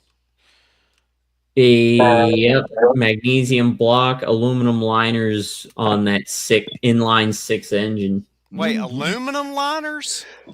Yep. That's terrible. The BMW N52 engine. BMW used magnesium blocks with aluminum liners in its inline 6 engine. Water cooled with a magnesium block to balance weight savings with thermal management. Right. Yeah. Mix aluminum and magnesium. Set that shit on fire. It's running away. Well, the thing is, as long as the thermal management worked, they didn't catch fire. They used it in racing and aerospace too. Oh. What is a BF 109? That used a lot of magnesium in its build. BF 109, the Messerschmitt 110. God damn it! I'm sorry, guys. Don't want to sneeze in your ears. Sound like you're allergic to work. I don't have to go to work tomorrow. Yeah, let me see here. I know they used them. I do need to get this fucking conversion thing going. They did I can send one to dipshit over here. The airframe alloys. Oh no! They called it duraluminum. Aluminum with magnesium mixed together. Oh no! They used it for the skin. They used corrugated paneling for the skin of the plane. For the 109 and the 190. Oh no! That's why the carrier-based aircraft were just shoved over the edge. It's on fire. Get the fuck rid of it. Get the pilot out. Shove it over. Oh, geez. So basically, one tracer round, you're fucked. Possibly.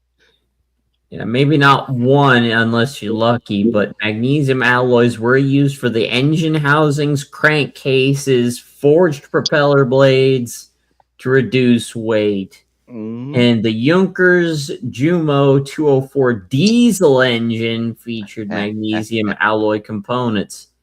Yep. Oh, that's my a God. bad fucking mix right there. That's a bad idea. And they also used it for incendiary weapons. They employed magnesium alloy bombs, such as the B1E 1 kilogram incendiary bombs filled with thermite. Wow. Yep. Great. God damn it, I just spit goddamn beer all over myself. Anyway. Yeah, that's not good. Hey, Tommy. Well, I took a sneeze. I was gonna say, liquid goes in your mouth. Yeah, not out your mouth. Unless you're chunks. Unless you're a whore on Pornhub. Then it comes out of your mouth and your vagina. And your nose all at once. Yeah, you're leaking it out of all the holes. All holes dripping at once. The brown eye leak. Oh, God. That's crying. That's called the brown crater, and no, it's even worse than that. What's that guy's name? It's worse than the brown crater. What was that guy's name? What is it? Old Fartful then? Old fart. No. It's actually there pretty was, good. There was a. It's a geyser. What the fuck is his name? He was Emphasis a on politician guy. in Florida. He's a gay dude in Florida. Oh I don't no! know who you're talking about. I don't want to know about. They have a name for the sludge that comes out of the butt fucking. Oh, Yeah, I don't know. It was his name. I Because mean, he was you a got faggot. John Holmes and No. Peter North, I think, was also. No. I want to say it's Santori. I don't know. you just call it sluicing sludge. It's butt nastiness. So Yes, it's anal seepage is what it is. Ah, Yeah. it's like a cosmopolitan. I'm losing my appetite now. It's a cosmopolitan sundae. It's a mixture of white, red, and brown. We've had enough. Stop. All right. All right. Ooh, ee, ooh, ah. No, God. not Quagmire. You don't need any more of that. God, Giggity, that giggity, guy. goo. That thing It's- that kills me because that guy. If you look at the timeline and you follow the literature, he was like 70 years old when he was doing all that shit. Glenn Quagmire was the horniest man ever alive. Yeah, and he survived like through the 40s to the 70s. There was an episode where Quagmire was flying a Mitsubishi Zero with Peter and Joe in the back seat. Well, no, then it couldn't have been a Zero then, unless it was a trainer that had extra seats. Well, it would have been a trainer, or it would have been a Jenny. It would have been a torpedo bomber then. Right, the It had Jenny. 3 seats. Well, if it was a torpedo, it was probably a Kate. Yeah, that's possible. But either way, he started. The Jenny, I think, had the same seating arrangement as the Kate.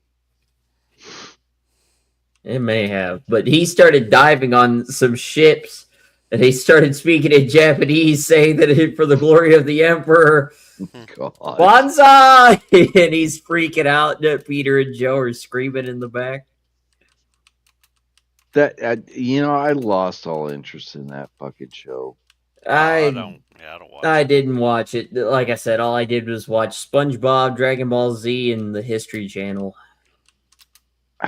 Mostly the History Channel. SpongeBob was okay, but I really loved what were they named? The earlier ones. The little Chihuahua and the fucking cat. Oh, you're talking about Ren and Stimpy? Ren and Stimpy. Oh my god. I saw that a little bit. Didn't watch much of it. I never cared for it. Oh, it was so disgusting and just over the top. But it was funny as fuck. Between that and Courage the Cowardly Dog, I couldn't get into that one. I lost it, and I just said I'll go back to the military channel and watch people get blown up and watch the body count start getting higher. I just went back to Warner Brothers cartoons. I was just oh yeah, if the Looney Tunes came on, I was watching it. Oh, good old Tom and Jerry. Oh my gosh, I could sit there and watch that all Saturday. Dude, I got to see the uncut ones.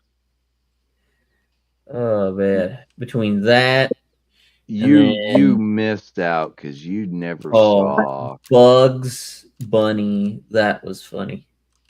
You never saw the uncut ones. Oh my! Oh, I know. God. I definitely missed out on a lot of it, but Jasper. Oh yeah, they removed so shit. You've never seen Song of the South, have you? I don't think I have. You may not have either. I remember Song of the South in its entirety, uncut, nothing. In fact, I think I might have seen that in a theater. That one, Briar Rabbit, all that shit. Oh God, that was a great story. And there was nothing racist about it, but because the black guy was singing about the old South, slave trading, and all this other bullshit, which he wasn't, by the way. And Briar Rabbit, if you guys know what Briar Rabbit was, it was a tar trap. You stepped in it and you get sucked into it, and you couldn't escape it. That was the whole Briar Rabbit trap. But they made it into a great family film. Have you ever seen The Fox and the Hound? The Disney movie? I think so. Yeah. You've probably seen it once. I watched it at a movie theater. I do remember that. We went and seen The Fox and the Hound in the movie theater. You'll never see it again because it dealt with racist bullshit. The Fox and the Hound are diametrically opposed. Yeah. The fox is trying to take what the hound is protecting. Yeah, all right. We got it. We got who's who. Yeah. That was a great movie, by the way. I loved The Fox and the Hound. Briar Rabbit, Song of the South, that was a great one, too. What was the other one that was really fucked up? Oh, the uncut version of Fantasia. So I want to think that I've seen that. That one you can still see. But the uncut version of it is really long and kind of weird. And they've lost their way on him trying to destroy the brooms that he summoned to clean the house. And he started using an axe on them. And then all of a sudden it was just all these other brooms. He was literally breaking up the broom, and it multiplied. And he kept actioning them things, and they just kept coming, and they kept coming, and they kept coming. He didn't know how to stop the spell, is what it amounted to. Right. And honestly, that one is probably one of the funniest ones, other than the Flight of the Valkyries that they did with Warner Brothers. Have you ever seen the entirety of that one? I don't think I have. So, Bugs Bunny is, of course, the protagonist. And they do the entirety of the Wagner opera, which is Flight of the Valkyries. Right. Kill the rabbit.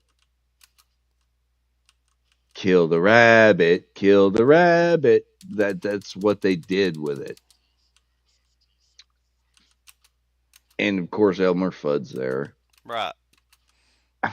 God. It's Kill the Wabbit, but okay. It's yeah. Kill the Wabbit. Kill the Wabbit. Kill the I'm Wabbit. pretty sure I've seen that. The uncut version of it is so much more satisfying. It's like 35 minutes long. It's hilarious. And it's also bittersweet. It's like, he killed the wabbit. I personally like, oh, motherfucker. What's the name of that? I can never think of the name of it. What, Chili Willy the Penguin? No, it's the other opera that Bugs Bunny did with Elmer Fudd. Barber of Seville. It was the Rabbit of Seville is what they called that. Oh, yeah. Yeah. Rabbit of Seville. Yeah. That one, that one's lesser known, but yeah. It was really good. I've seen the Rabbit of Seville like a bunch of times. Mm-hmm. That's some good shit.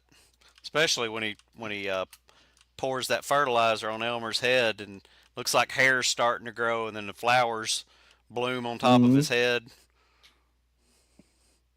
That was pretty funny. Oh, yeah. That's good, clean fun, if you ask me. Other than that shit. He poured on his head. I don't care what anybody else thought. I liked it. With the shitty shit. Oh, yeah. All of those are fucking hilarious. They were the golden age of the cartoons. Before everything got fake and gay. Well, before they started pushing toys with the cartoons. Hanna-Barbera had some good shit. Yep. They weren't as good as Looney Tunes by any stretch. No. Disney did better too. No, come on. The Goofy fucking movies were funny as fuck. Oh, gosh, Tommy, I don't really agree with that. Well, damn. And you realize Goofy is not a dog. Goofy is a cow. I don't know what the fuck Goofy was. I always thought Goofy was always... He's goofy. That's what it is. Well, it evolved to make him look like more of a dog. I think it was an acceptance thing. Disney was really bad about that shit. Huh. At that time period. There's a nothing phone with a Snapdragon 7S processor. Yeah, don't be fucking around with that weird shit, dude. Yeah, go get you an NVIDIA fucking Orca or whatever the fuck that thing is. No, don't do it because you can't get any software that works. Just get a Google Pixel or a random Samsung and then load Graphene OS on it. Just go over to the local senior center and get you a girlfriend. You'll be fine. I have seriously considered getting a brand new Pixel and then taking this old Pixel and loading Graphene on it. Or vice versa. You could do it. It won't have all of the gay spyware on it like the manufacturers want to have on it. It's just like Windows. They add all these cool widgets and features, and all they are is just tattletale software on it and applications that just spy on you. I know. It's really gay. I've been running into my old Note 20, the Ultra. Yeah. No, it wasn't even the Ultra. It was the one below the Ultra, so I couldn't put my 256K SD card into it for extra memory. It's running into issues. I used to have this thing that was called visual voicemail. So it would open up the voicemail, you could play it and listen to it or delete it and do whatever. Now that shit don't work no more and it gives me an error every time. So I have to call into AT&T's voicemail. But they give you no instructions on how to deal with the voicemails. So I can't delete them, and I'm up to 4 messages now, and I think it tells you got 40 messages you can store here, no matter the length or all this other bullshit. And I'm like, no, I want to delete this shit because it was all bullshit to begin with. I keep getting called. Here, this is even worse, guys. This is how bad it is. I have been paying my estranged daughter insurance for the extent of her life. She's about to turn 26 in September. And when she turns 26 in September, I don't have to pay her shit no more. Yay! Great. I'm trying to understand why you're having to pay her insurance. Mostly because I am too lazy to fight with my fucking corporate overlords about showing them the court order that says, I am absolved and not responsible for this individual any longer. And it was only like $10 a month in my health. And she is a piece of shit. Yeah. I got so you. I keep getting calls from my health insurance provider about, we want to talk to Gabrielle about important health information. And I never answer. Ever. Right. Never pick it up. If you're calling me, yeah, I'm not talking to you. That's how I do all the scam calls. I just let them go straight to voice jail. Mm-hmm. Yeah, I'm getting tired of getting the scam calls. I'm almost thinking of just making a very disrespectful voice message, not a voicemail, just a voice message that I can play at a button push. Let me tell you, a guy I know, he used to record his phone answering machine. He used to record it like he was talking to you. Yeah. It's fucking hilarious. People would call his phone and get an answering machine. Hello? Oh, hey, how you doing? It's good hearing from you again. You know? And it'd go into this long conversation, and at the end of it, it's like, all right, well, leave your message at the end of the beep. Yeah. That's such a dick move. I want to do it. But you don't want to use your voice, though, because even if you're using it for a voice message, if they can get a good enough they'll sample read it. on, they can sample your voice and then they can use it against you. Right. How? AI. No, how can they use it against you? Because they can make it sound like you did what. Oh, I see what right. So they can make a call and then use your voice. They can create a voice message of you saying things, and well, God only knows how many ways that they could use it against you. So you don't even want to answer the phone and say enough words. That's why when my buddy recognize the phone, I don't answer it. Yeah, if I don't recognize the number, I don't answer it. If I go and do something for business, say it's a personal matter or a legal matter, I ask the person that is already organizing for the call later on, I ask them, what number can I expect this call or text from ahead of time? And I ask them to write it down for me so I know what number to expect. Or I ask them to call me right then and there on the phone so I can save it. Yes, because if it's not a number I recognize, it doesn't get answered. Nope. One time my buddy answered the phone and you could tell that it was a scam because it was an Indian woman on the other end of the phone while we were in the middle of work. He is flagging for a forklift driver at the moment, so he shouldn't even be answering the phone. He should be focusing on watching with the flags for the forklift driver as he's unloading a semi-truck trailer. But I just tell him, answer it. Just don't say anything. I proceed to make fake fart noises into the microphone, just to make it sound like he's just taking a straight shit, blowing chunks out his ass into the phone. And the funny part is you could hear the lady on the other side start chuckling. Like, you're the scammer. You're supposed to maintain composure, but you're failing at fart jokes. Let me tell you something. If you could get past it, you can, especially for the guys, start hitting on them. Oh God! Make it really uncomfortable. Oh yeah! Shit! Start asking them what they're wearing. Oh yeah! Oh baby, that is sexy. Oh no! It'd be like that one scene from Johnny Bravo when if he was working at a suicide call support line, and he's like, "Oh, your boyfriend just broke up with you? So what are you wearing?" And everybody else in the cubicles next to him all stopped and started looking over the walls and looking down at him like, "What the hell are you doing?" That's so fucked up, but it's funny.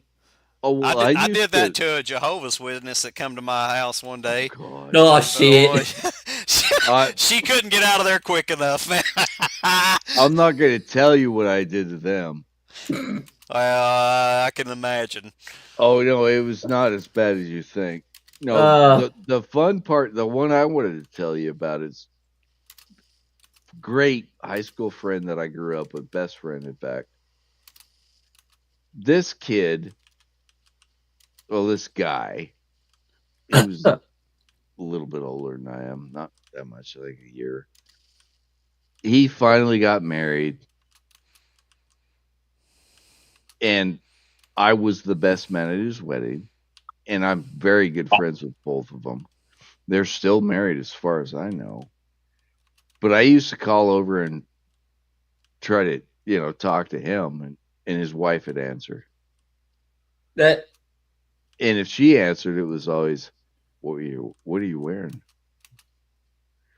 And she would every fucking time tell me what she was wearing. Oh, wow. And it was usually, I'm wearing my pajamas with pancakes and syrup on it. And they literally were. It had pancakes and syrup on. It was graphics on. Yeah, the little patterning. Yeah, on the and she and I was like, oh yeah, really? Where's Josh? He's not home right now. She would play into it. She was so diabolical. And her and I never, ever had a thing. Ever. So somebody who can take a joke. Oh, yeah. Yeah, exactly. And somebody who can take the joke and actually carry it on so it keeps getting funnier, so it almost becomes like a comedy skit. Oh, yeah. And I'd have to talk to Josh afterwards. It's like, hey, I think your wife tried to come on to me when I crank called her. I was doing a dirty call and she played into it. I don't know, man. I don't know how to. Did he just laugh his I don't know ass how to off? feel about this. I don't know how to be. I feel dirty, and he just laughed his ass. It's like my face hurts and I feel dirty. What is this? Yeah, that's one thing we need to take up with Pop. Is like there are times where you can be that way. This is not one of them. Type situation. Yeah. The scam caller, who just so happens to be a woman, is probably one of those times. Oh, God, yeah. Oh, I love the way they destroy their computers, too. That is hilarious. Oh, yeah. Back when I was in high school, I remember that shit. I actually asked one of the biggest tech nerds in our entire school. He had hacked into our school laptops, so many fucking times. It was hilarious. I asked him, is it possible to actually upload a virus to somebody else's computer that causes the computer to physically melt itself by overvolting? And he said, oh, yeah, you could easily do that. And I think he saw the wicked, like, fucking grin. The wheels turning in my head. And he just smirked at me. Doing a moo-hoo ha-ha moment. Oh, it was, yes, yeah. This was a Grinch grin, where the corners of my cheeks were actually starting to curl. I was grinning so hard because I was just thinking. Imagine you have an antivirus that you made homemade on your computer. That once it recognizes an unauthorized connection on your network, it injects the intruder. It injects that virus back to that source machine and just fucks their whole day up. That's the constant thing between all of the major powers. It happens every fucking day. Gosh, that would be so funny. You imagine just some Nigerian prince tries some shit, all of a sudden computer just starts smoking. You hear the CPU just going boom, and you hear a pop, and it starts smoking, and everything goes black. Oh God! Oh my God! You guys haven't experienced that. I had a power supply one time. Oh, what happened? It overvolted and just completely detonated. surged. It surged the computer. Detonated. So when I was working at the computer shop, we got an influx of old enterprise drives, old SCSI drives, as they called them at the time. And they were great drives. They were fucking awesome. But I was running it off of a very underpowered power supply for a long time. So this computer actually had a name that they were in. We called it SCSI Mouse.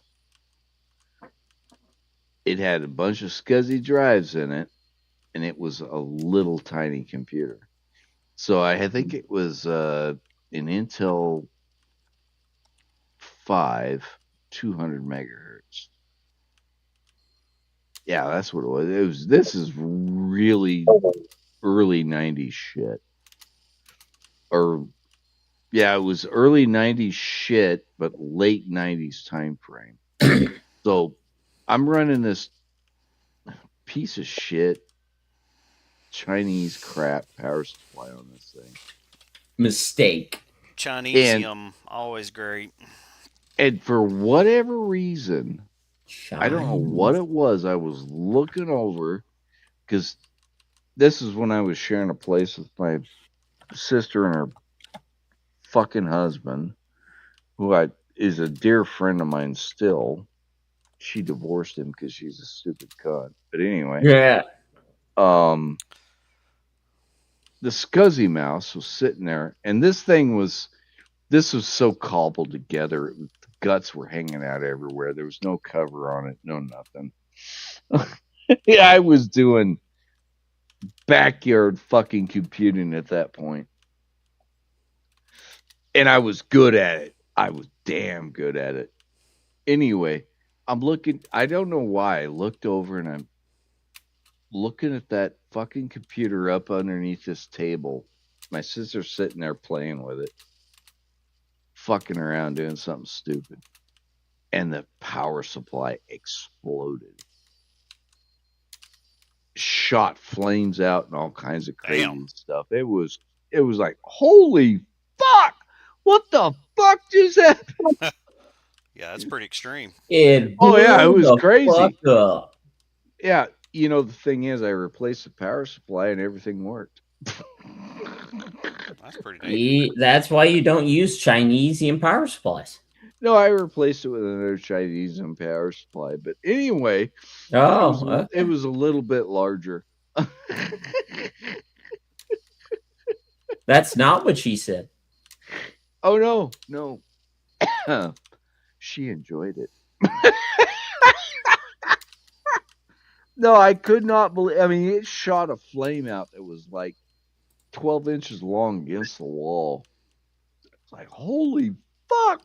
And of course, I'm scrambling to unplug shit and all this other crap, and not cause a fucking fire. Yeah, because we were in a rental, and that landlord, man, oh god, I hated that bitch. God, I hated that bitch. I hate that fucker. Well, it was a duplex, and it was a piece of shit to begin with. And she was just a fucking cunt.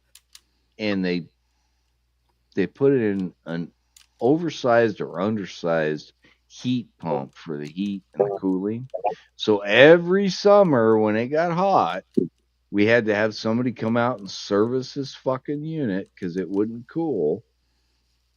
It'd heat all winter long, no problem. But the minute you shut off the cooling, it would never cool again. I don't know what the fuck was going on. And all the guys that came out and serviced I talked to, they're like, yeah, this is the wrong unit for this bullshit. Oh, a 1,500-watt power supply from Corsair for $350. Sold. Why do you need a 1,500-watt power supply? Why not? The other computer. Is it going to fit in the case? It's in a full tower. Is it modular? Yeah, it's a Lee and Lee. Does your balls hang low? Not yet. Not old enough. Do they swing to and fro? When I run fast. Can you tie them in a bow? No, that would be called testicular torsion. You're not following me, man. Yes, I know exactly where you're going with this. Do your balls hang low? Do they wobble to and fro? Can you tie them in a knot? Can you tie them in a bow? Can you throw them over your shoulder like a continental soldier? Can your balls hang low? Right. Well, it also works with tits. So. Yes. With tatis.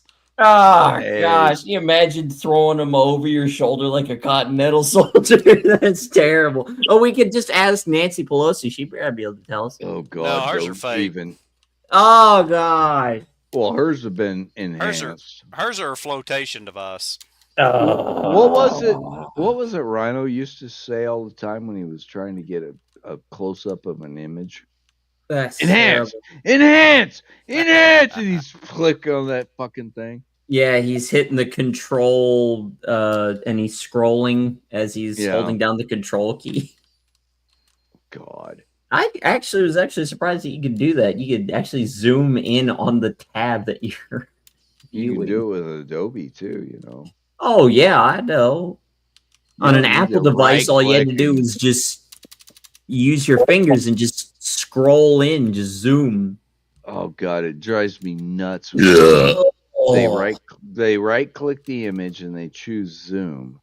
It's like, dude, all you gotta do is hit the control button and start using a scroll. What? Really? Yeah, do it. That's called retardus maximus. Well, and Adobe keeps getting retardus maximus worse. Yes, that's why I don't use it. I only use PDF shit, and that's because that's what's connected to Siemens Team Center. If you've ever dealt with Team Center, it is retarded as fuck. I haven't. Because it was designed by Germans. Oh, never mind. That's why. Never mind. That's why. Yeah, that's why. It's so fucking retarded. Yeah, because they overcomplicate it. They overcomplicate the shit. Yeah. Oh yeah, we're gonna give you all these features, but they aren't they aren't intuitive.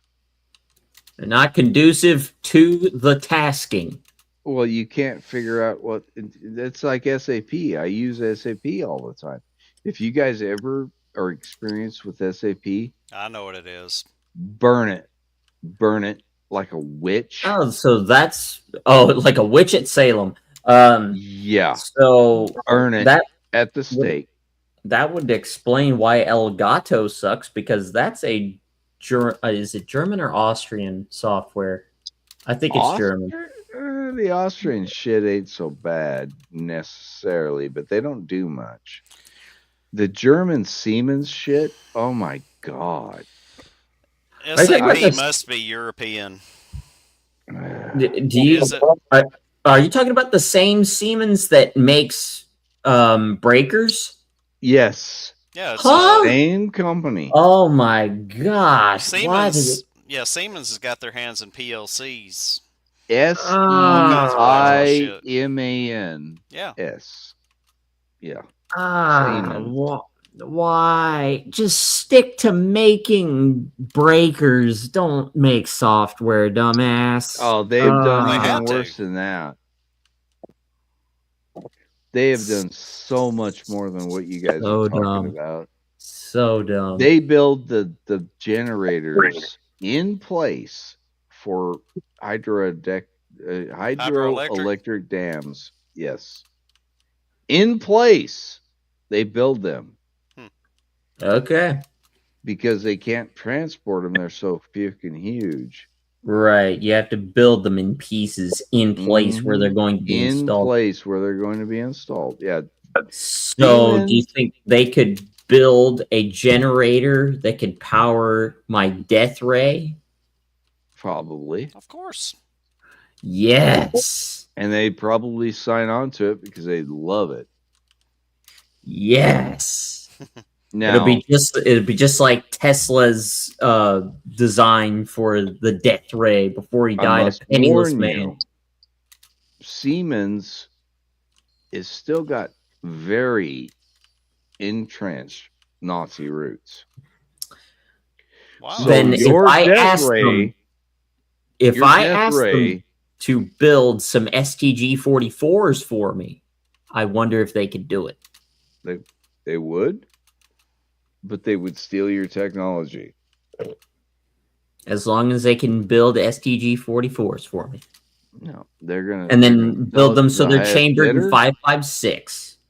A 5.56 is fucking gay ass shit. Well, it's a very common round, and you can't exactly and your ass is common too. No, it's non-existent. Trust me, it was pumped last night. I'll bet money on it. I don't own a donkey. Well, you should, because you can get your ass pumped. Tommy, it'd be really no, weird. The asshole's kicking in, man. The asshole is kicking in right now. I don't know how to interpret that. If I have a donkey in my backyard and it's getting pumped, I'm not talking about you, the donkey getting pumped. Oh, motherfucker! You're getting pumped by the donkey. How drunk are you? Yes. Very. All right. Just ask. So, fuck y'all. Fuck y'all. Anyway, I don't know. I lost my train of thought. Go ahead. You distracted me enough with all your bullshit.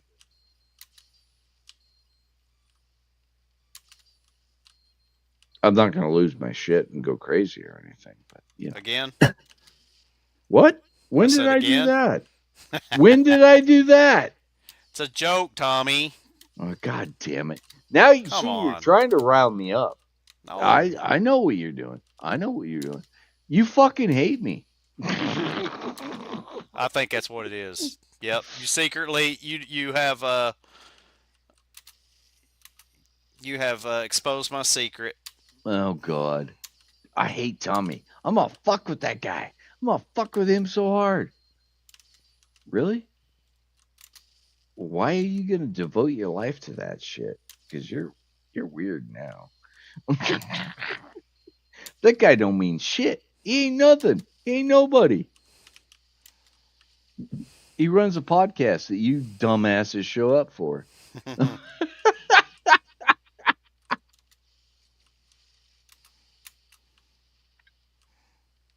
By the way, guys, I do appreciate the patronage. And we do have fun here. It could be worse. We could always be complaining about something. There is definitely worse that could happen. Oh. I'm not for things being worse, because I've had worse. Mm-hmm. I'm not a fan of it. This is the escape. It really is. Okay, so and yes, looks like we have hard conversations and a lot of bullshit, but we deal all right.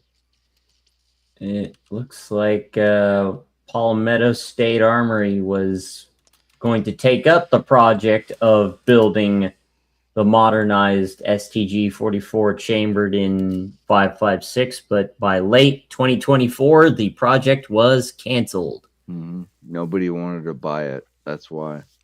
No, it was because of probably legal and machining issues. Well, I would say it's probably more to do with you can machine pretty much anything, Jackal.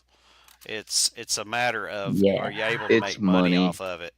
It's money. Right. Right. And machine shop time costs a fuck ton of money. Unless you do it all yourself as a single person. Right. Well, and the worst part is the machinist doesn't make shit unless they're the only one. Right. Yeah. Ask me how I know. Mm-hmm.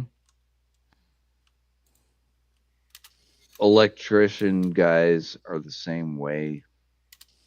unless they're union, and the union guys are fuck those guys.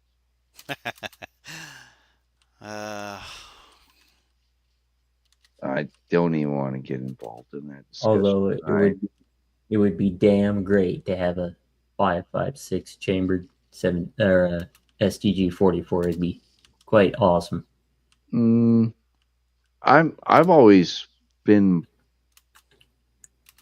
leaning towards the M60 because of the 308 round. And during Vietnam, all the M16s were 308. Have you guys ever shot a 308? I have not.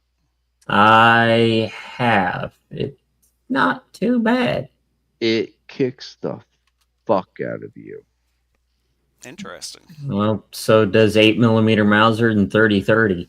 Right, and that's what it was competing with. It doesn't have the drop of the .6. It's a little flatter shooter up to 300 meters or 300 yards, whatever you want to call it.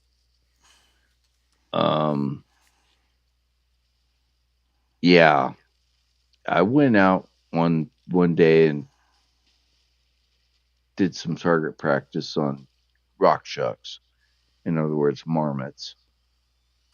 I know what those are. Oh yeah, whistle pigs, as we always call them. That's pretty accurate. Yeah, they whistle with a crazy fucking sound. Yep.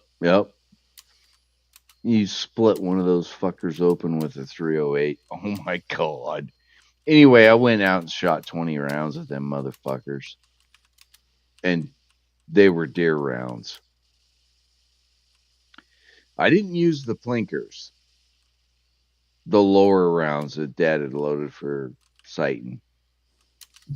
Yeah, I went out and took out the deer rounds. And oh my god, for 5 days later, and I was 16, 17 at the time. I healed quick, right? No, 5 or 6 days of pain from shooting those fucking things. Of course, I had a goddamn sport lightweight 308 rifle. In fact, that thing had a recall on it because the safety would fail. The fuck was that thing? A Remington 712, I think it was. I'm gonna get a drink. Go for it. But yeah, I shot the shit out of a bunch of whistle pigs.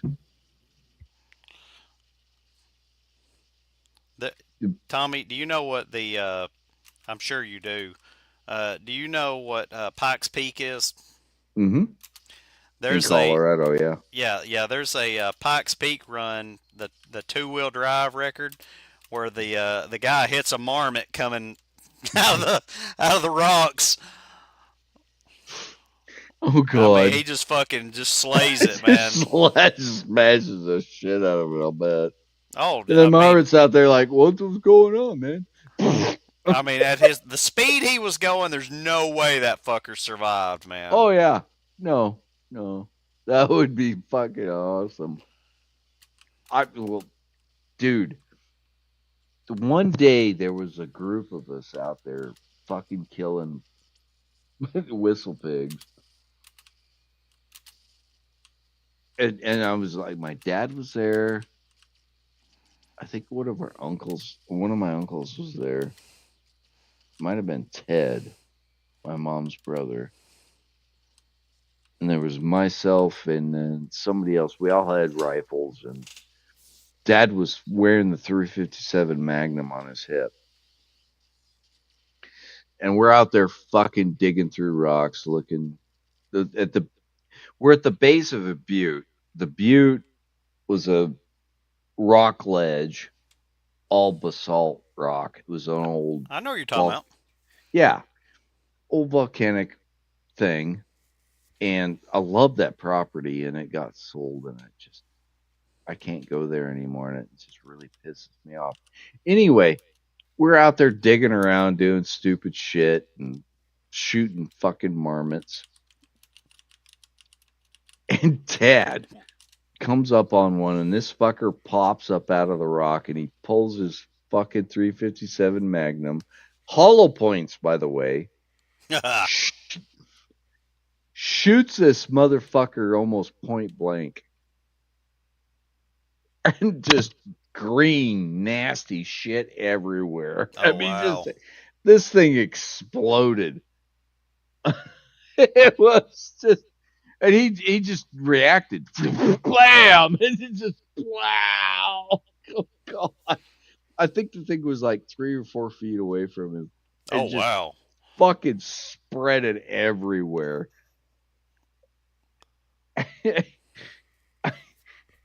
And we all went over there, was like, damn, that was nasty. And then we went on and fucking dug around in the rocks some more and fucking we killed some more marmots after that. It was funny as fuck. I found the video if you want to pull it up. Oh yeah, I can do it. That one? Yep. Oh Jesus, it's gonna be bad. Here it comes. Oh yeah. I mean, there ain't no way that thing survived. Nope. Gone. That thing's sitting on the ground. It got shredded. Yeah. Yeah, I'd say that's minimal. Yeah.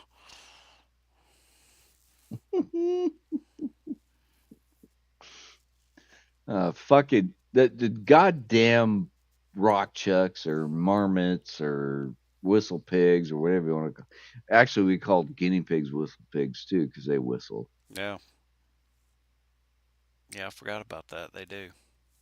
I grew up with guinea pigs as pets. And then I went one. Oh, they're fun as fuck. They're crazy, smart little fucking rodents. Better than rats by far. Rats are fun, but fuck that. No, they are. You get them free in your walls. Well, those are not the same rats. The guinea pigs, though, they're a lot smarter, I think. I went to Colombia and I never saw a guinea pig or a fucking capybara. You never saw a capybara? No. Well, they wanted to take me to the zoo. My hosts, my girlfriend and her girlfriend at the time. And it wasn't her girlfriend, it was her roommate. And she turned out to be a total piece of shit. Anyway, no, they were going to take me over to the zoo so I could see capybaras, and I never went. We decided, nah, fuck that. That's more work than this is worth. And we did something else. But anyway, yeah. I've never met a capybara in person. Seen lots of videos. Those fucking things are huge. Yeah, they're the world's largest rodent. Uh-huh.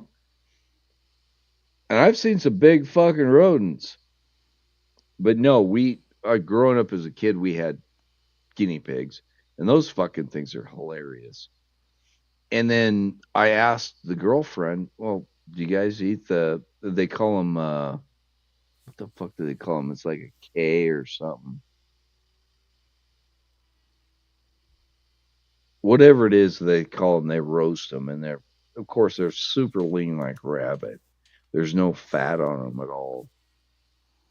And you'll die eating them because you don't get enough fat in your diet. Yeah. Enough the right shit, But yeah, she's like, yeah, I don't like them. Then I've had it, and I never tried it. I didn't go seeking it out either because I saw how they cook them. They roast them on a spit, and it dries them out so bad they're just like leather. Oh yeah. It's similar to cooking a pheasant. If you don't cook a pheasant wet, they're not worth eating because it's just leather. Ugh. Cooking them wet. When I say cook them wet, is you braise it. in a broth. In a broth. Yeah, otherwise it's gonna be like chicken. If you cook it straight, you get the moisture out of it, and it just becomes a dry. It's a jerky at that point. It turns into jerky. Leather. Yeah. Yeah. Ugh. Nasty shit. Well, and the way around that is you can use a brine, and the brine will maintain, because you're salting the meat. Well, you're not talking about. Are you talking about marinating it in a brine? Yes. Marinate it in a brine, and then throwing it into, I don't know, your slow cooker or putting it over a fire. No. If you're gonna do a brine with a chicken or any of those individual species, a fowl of some sort. If you brine it and then you put it on the grill, it will maintain its moisture level because of the salt in the brine. All right, that makes sense. But it won't make the meat salty. It's the same concept with a steak. Yeah. I started doing that with my steaks now. Is when I cut it out of the package, I hit it with the seasoning, salt, pepper, garlic powder. I make sure to rub it on all sides, including the thin strip sides, not just the flat faces. And then I set it back in the fridge and let those seasonings stick and soak into the meat. Nope. Stop doing that. It helps it stick to the meat. No, you want a better steak? Not really. Okay. No, seriously, you want a better steak? I gave you my answer. No. Really? You think that's the greatest thing you could ever have? No, I just don't want to hear your answer. No. Now that was funny. This is really easy. Self-sabotage. This is really easy. Let it raise to room temperature. Put your seasoning on it and set it on the fucking counter and let it raise to room temperature. Yeah, I'll just do that while I'm waiting for the skillet to heat up and I get it nice and... Well, that's the other thing. Quit cooking in a skillet, you fucking retard. Anyway. In a cast iron skillet? If that's your only method, that's great. Well, I've done it over the barbecue grill. Yeah, I've done it over a gas grill before. A gas grill? Are you gas grill works well? Yeah, hey, gas grill works well, buddy. That's all we have. Great, but they're gay. I don't care. That's all I have. I don't have room for a charcoal grill. Not from what I understand with your explosions and armies and Leeds battle and all this other bullshit in the back. That's all on the ground. I'm talking about on the porch. Well, put it on the ground, and now your Weber will be just fine with the charcoal. Anyway, it doesn't matter. We're arguing about bullshit.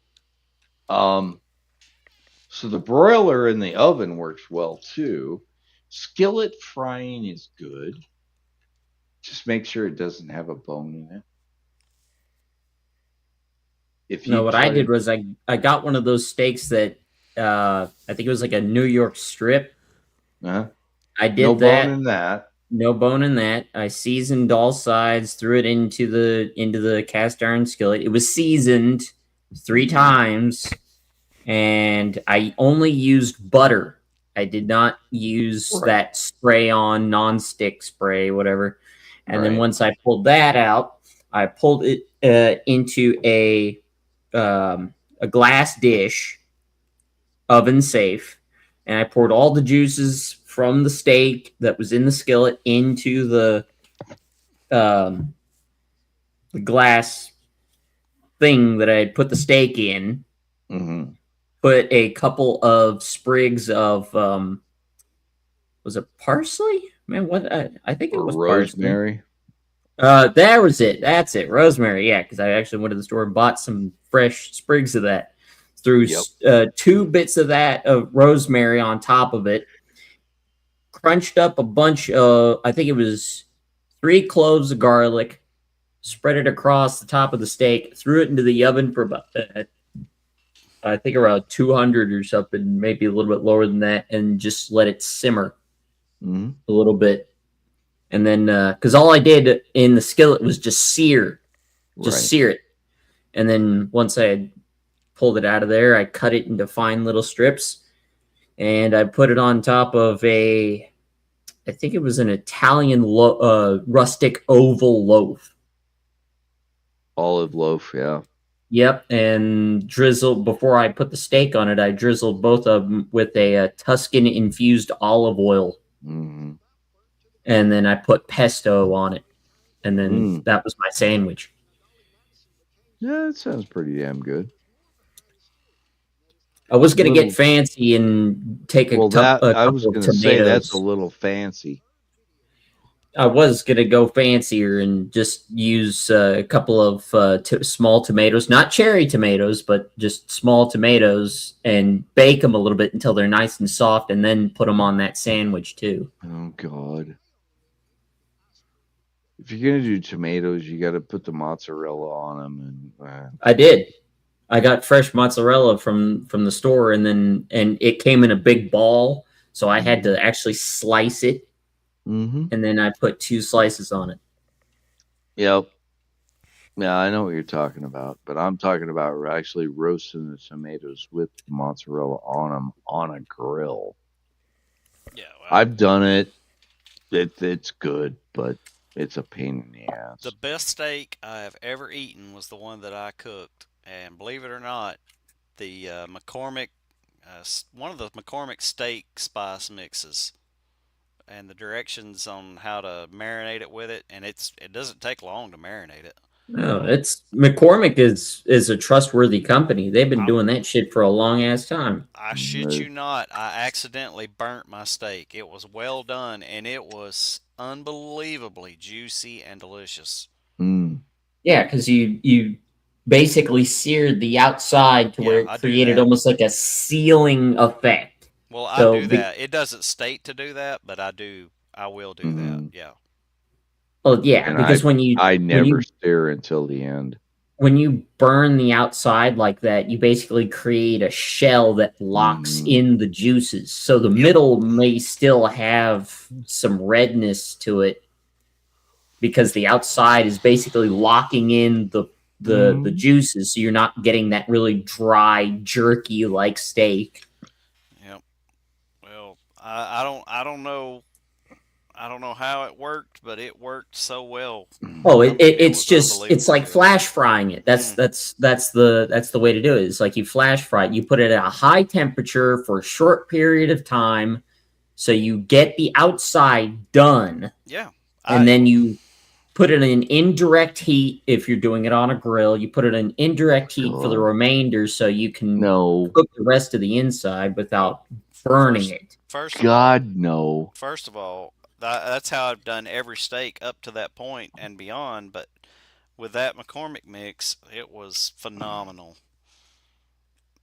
The best steak I've ever had. Salt and pepper. That was it. Salt and pepper and butter. Yeah. Nope. That's Salt and pepper. Salt and pepper's fine. Salt and pepper on a fucking open fire grill. Well. Yeah, whether it was propane or charcoal, it didn't matter. Propane. So spelled PAIN. I've learned the methods to tell when the doneness is, where you touch your palm and you figure out, okay, it's got this much push. When you push it with your tongs, oh, that one's rare. That's medium. That's medium rare. And that one's well done. Tommy, I accidentally burnt my steak, and it was still phenomenal. Sure. Well, what you did was probably a shitty cut of meat. The other thing I didn't tell you, though, that was home-grown beef. Oh, now that does make a big difference. Mhm. And you only fed that cow grass? Grass with a grain feed. Yeah, that's why. And you know what the grain feed was? Rolled Corn. oats. Oh, is it rolled oats? Really? Rolled oats. All right. Rolled oats. So that cow Rolled is oats. eating good. Well, rolled oats, to finish them, there's corn in it, by the way, depending on your mix and your supplier, but it is literally just steel cut oats, which are rolled oats like you'd get in your oatmeal mix, your old-fashioned oatmeal mix. That's not instant. You have to boil the shit out of it to turn it into the mush that is disgusting. Anyway, and a bunch of molasses. Oh my God. You finish them off.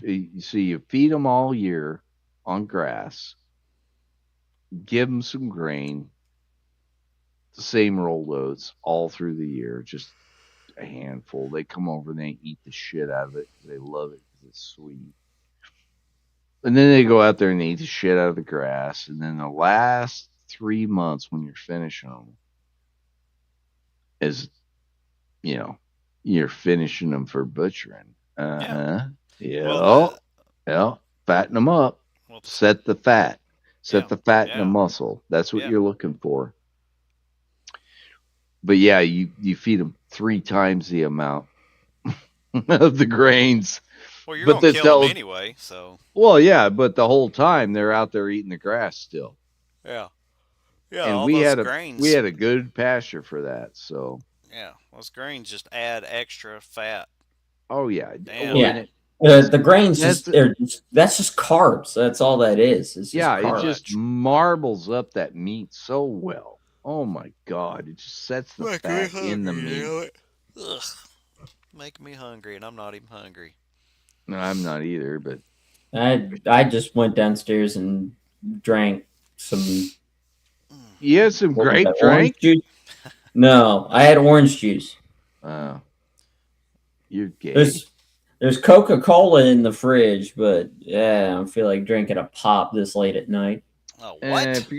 If you're gonna drink fucking Coca-Cola, there better be some vodka or rum involved. We have vodka. I don't remember what brand it is. It's not Tito's. I know that much. As long as it doesn't smell or it's not Smirnoff, you're fine. Smirnoff? Ugh. I don't think it. Does Smirnoff usually have a blue background with silver lettering on the bottle? No, that sounds like Kirkland's. Because I think that's what that bottle is. It's a clear bottle and it's got a blue background to a platinum silverish colored lettering. Kirkland, yeah, that sounds like Kirkland's. Kirkland's vodka is fine. It's just not something you can pour over ice and drink. Tito's is one of those you can do that with. And vodka is not. I don't care what the Russians do. Those guys are fucking psychotic. They'll take Smirnoffs and all that goddamn bathtub gin bullshit vodka, and oh God, they just drink to get drunk. I think.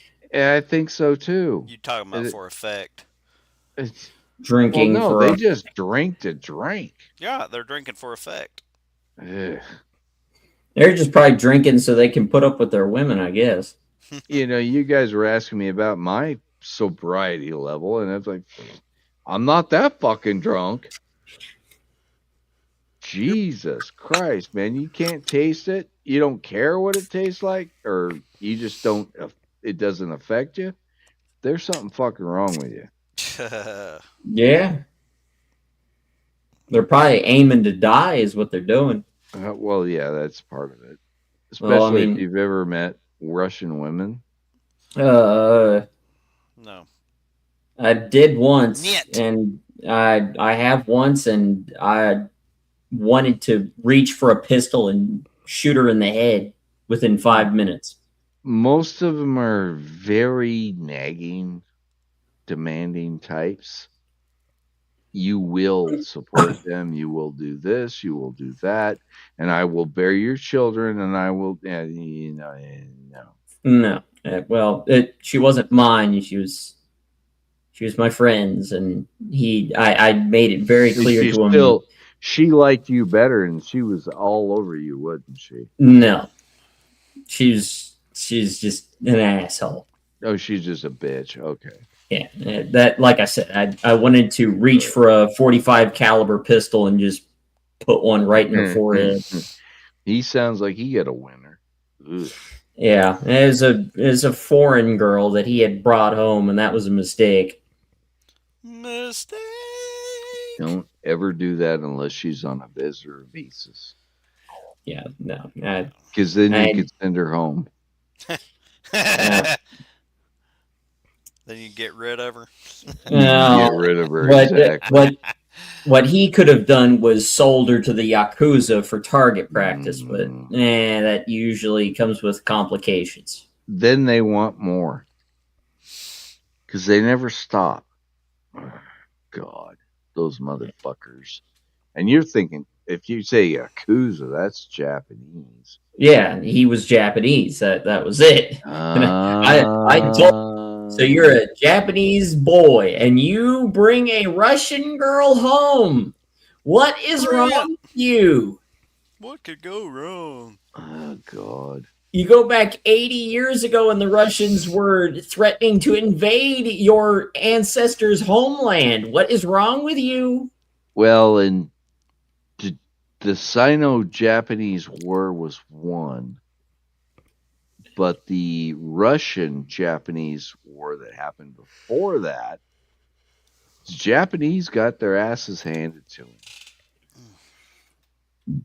As I told him, you do not want to mix Jap with Russian. Oh, well, this is the thing. That whole fucking area that Russia owns and the islands is all Russo, as they call it. And Russo, that's a double-edged sword. Because that could be Vikings or it could be Russians. Yeah. Figure that one out. Anyway, Tommy, you look like you're tired. I am tired, but some of the most beautiful women I've ever seen have come out of that area. There's this chick. In fact, is she still on? Let me check right now. Oh no, he's opening chat. All right, it's time to go. Well, it's already open. It's already open. Of course. She's still on. Whether they're blonde or brunette, and they've got the brightest blue eyes you'll ever see. Like, no, you're never going to see her face. You just see her tits. Oh, wow. And her coochie. Okay. No, she's off. Right. She's not on anymore. She got off.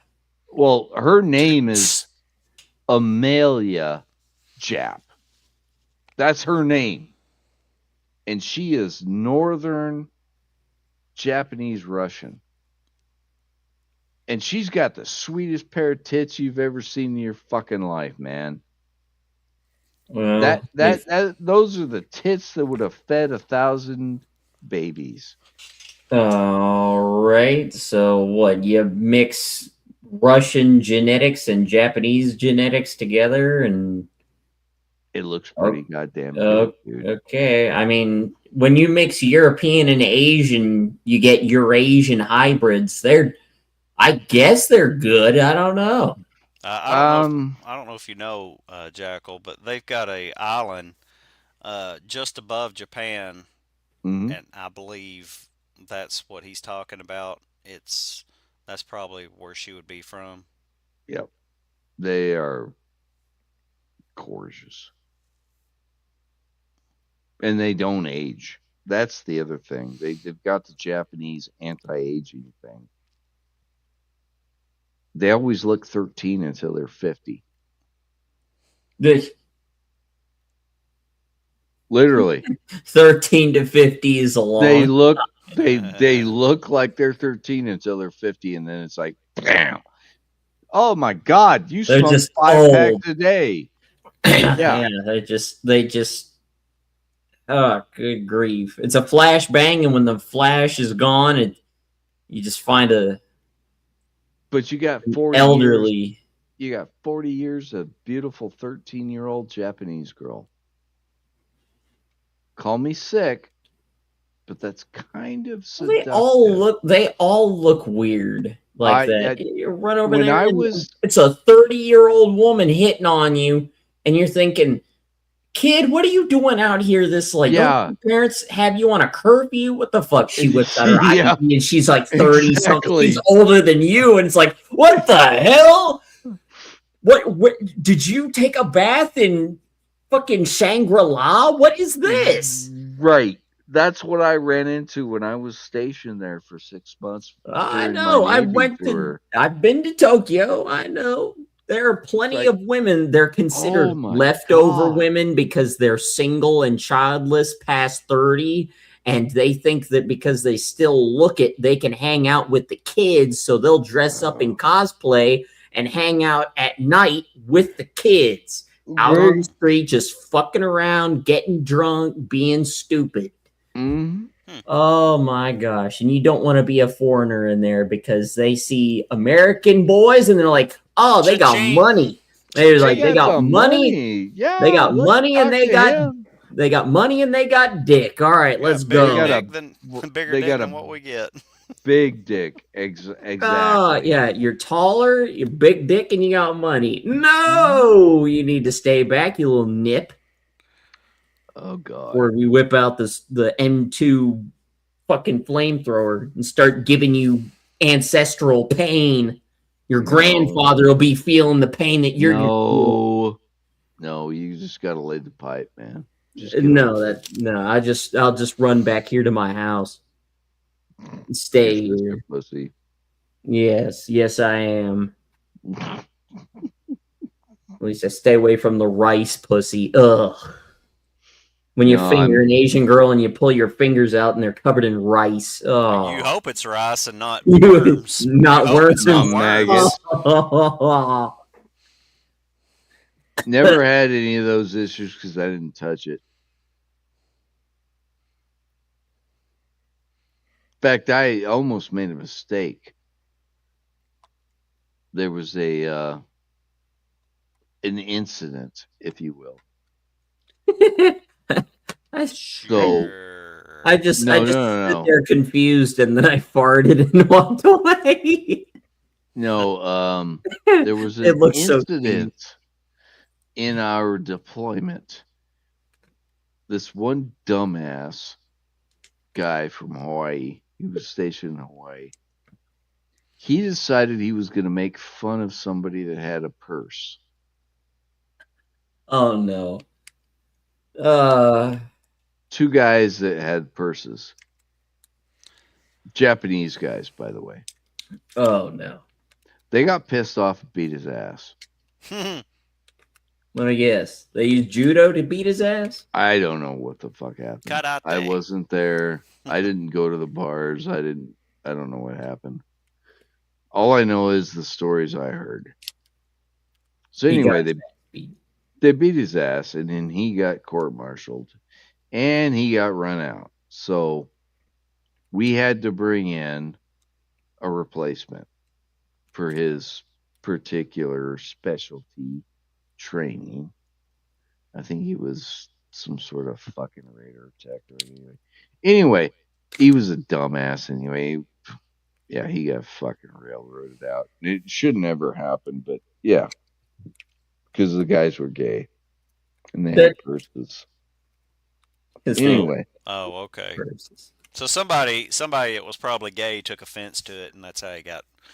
No, it was because they were Japanese nationals. Okay. That he picked a fight with. Okay. Yeah, you don't do that in Japan. No, not as a foreigner. You don't usually do it. Especially as American military, you do not do that shit. You are going to run up the flagpole like you would not believe. Because there's been too many incidences where people have died and American service members killed them. and it was not in a wartime stance. Correct. All right, if you know where I'm getting at. Yeah, I do. A strategy that I had found to be very funny was if somebody walks up to you and they're either trying to sell you something or start a conversation, and you're the foreigner in this particular scenario, is you don't say a thing. You stand there and you start putting this worried and confused look on your face, and then you fart and then walk away very scaredly.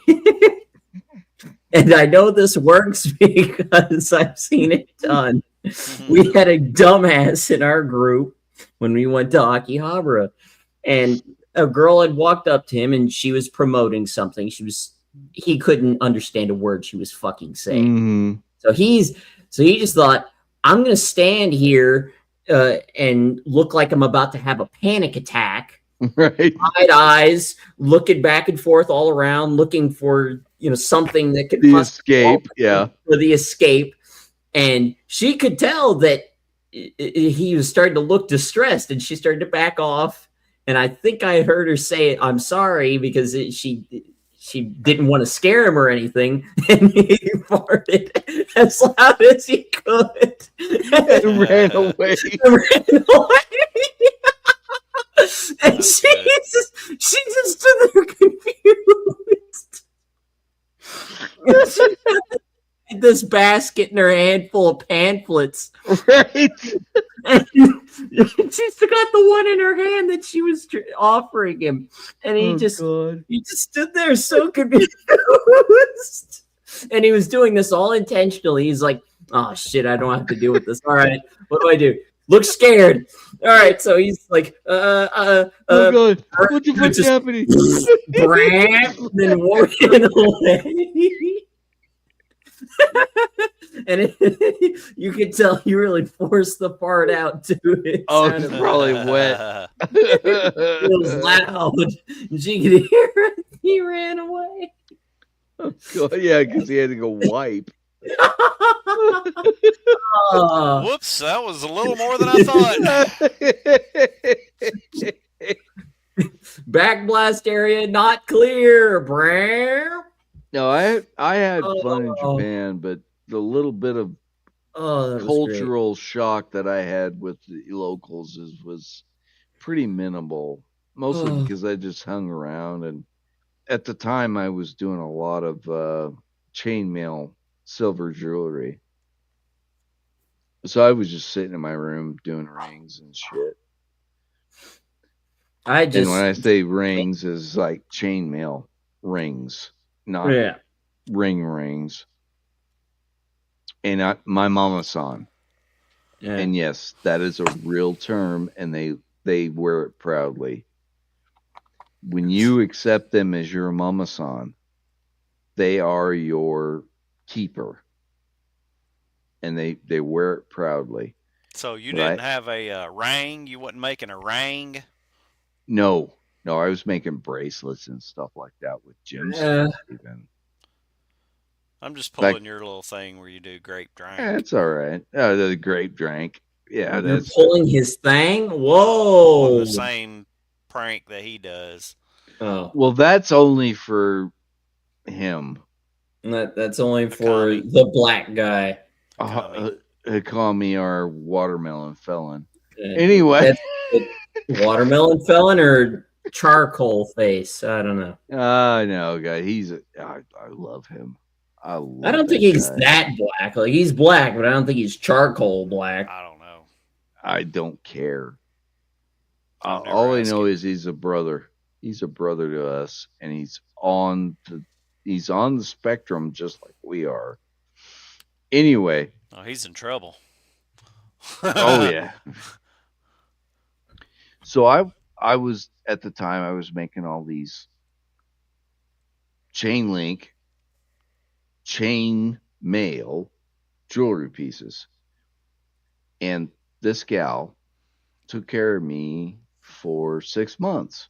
She didn't complain when I had 2 12-packs of beer in the trash can, empties, and she had to take them out. because we had room service. It was an Air Force base, 5-star bullshit. And I'm a Navy guy, and we don't get that crap. Anyway, because we were an air station on an Air Force base, we had Air Force novelty service. Let's just say that. She never bitched. She never complained. But she'd come in and she'd start cleaning my room. And if I was awake, because I was working nights, so sometimes I wasn't awake, she was always really good about not waking me up. But she would come in and watch me while I was making a bracelet or some other project. And my gift to her, because if you give a Japanese person a tip, it's an insult. It's an insult, yeah. Because they did a bad job. No, it's not that they did a bad job. It's like you're telling them they can do better. You're punching below your league. Here you go. Here's a step up, is what it is. And that is a huge insult to their egos. But you can give them gifts of service. So I made her a bracelet. Yeah, you told us about this. I remember it. Uh-huh. She loved it. God damn, she wore that thing for 3 days straight. And all the other girls were, oh, we want to. Well, you didn't clean my room. Fuck off. That's pretty much what I told them. And most of the girls that were coming to begging were fucking Filipino. So fuck them bitches. They the don't Japanese let you pull girls. Out. No, well, the Japanese girls were like, they were just, thank you. I loved her. I wonder how she is now. She's got to be fucking in her 80s now, because I knew she was in her 50s when she was working for me. I don't know if she had kids. I don't know if she had a husband. I don't know any of that. But she was great, man. I kind of miss that. Everybody wants one of those.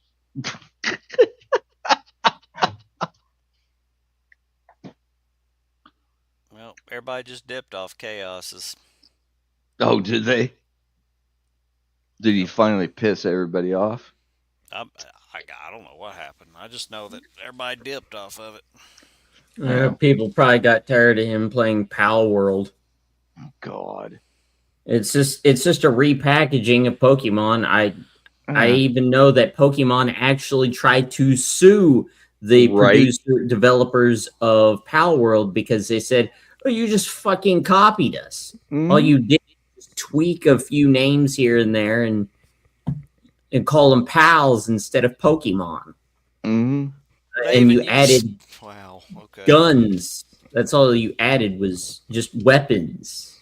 Other than that, it's the same shit. You capture pals in these spheres that are supposed to collect them. Right. Yeah, that's I don't want a char monster with a fucking machine gun. All right. No. But the whole capturing creatures and then collecting them and all that, the whole concept of that kind of game just bores the fuck out of me.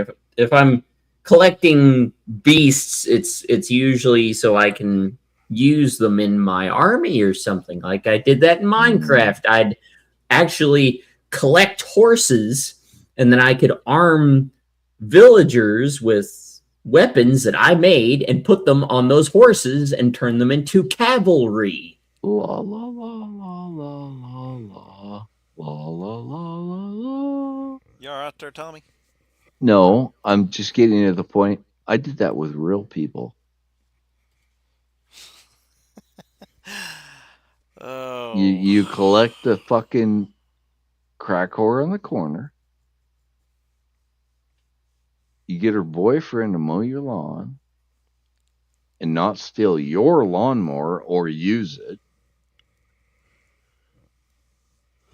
Oh, yeah. You guys just haven't lived, man. You gotta come to Washington and understand what fucking debauchery is. I'm good. What about you, Jackal? I don't need anything. I'm good. I'm just gonna sit you're here in my chair. You're in Indiana, where it is fucking goddamn debauchery. Indiana? I don't know. I don't. Idiotapolis, yeah, but Idiotapolis. That's in true. bumfuck Indiana, it's not like any other small town. Idiotapolis, I love that. Yeah, I went through there, and the driving was so bad. That's what I started calling Idiotapolis. Oh yeah, It's very true. Yeah, I'll just try to move out into the middle of nowhere and hide under a tree or something. It's funny here in Washington, especially on this side of the mountains, I should say.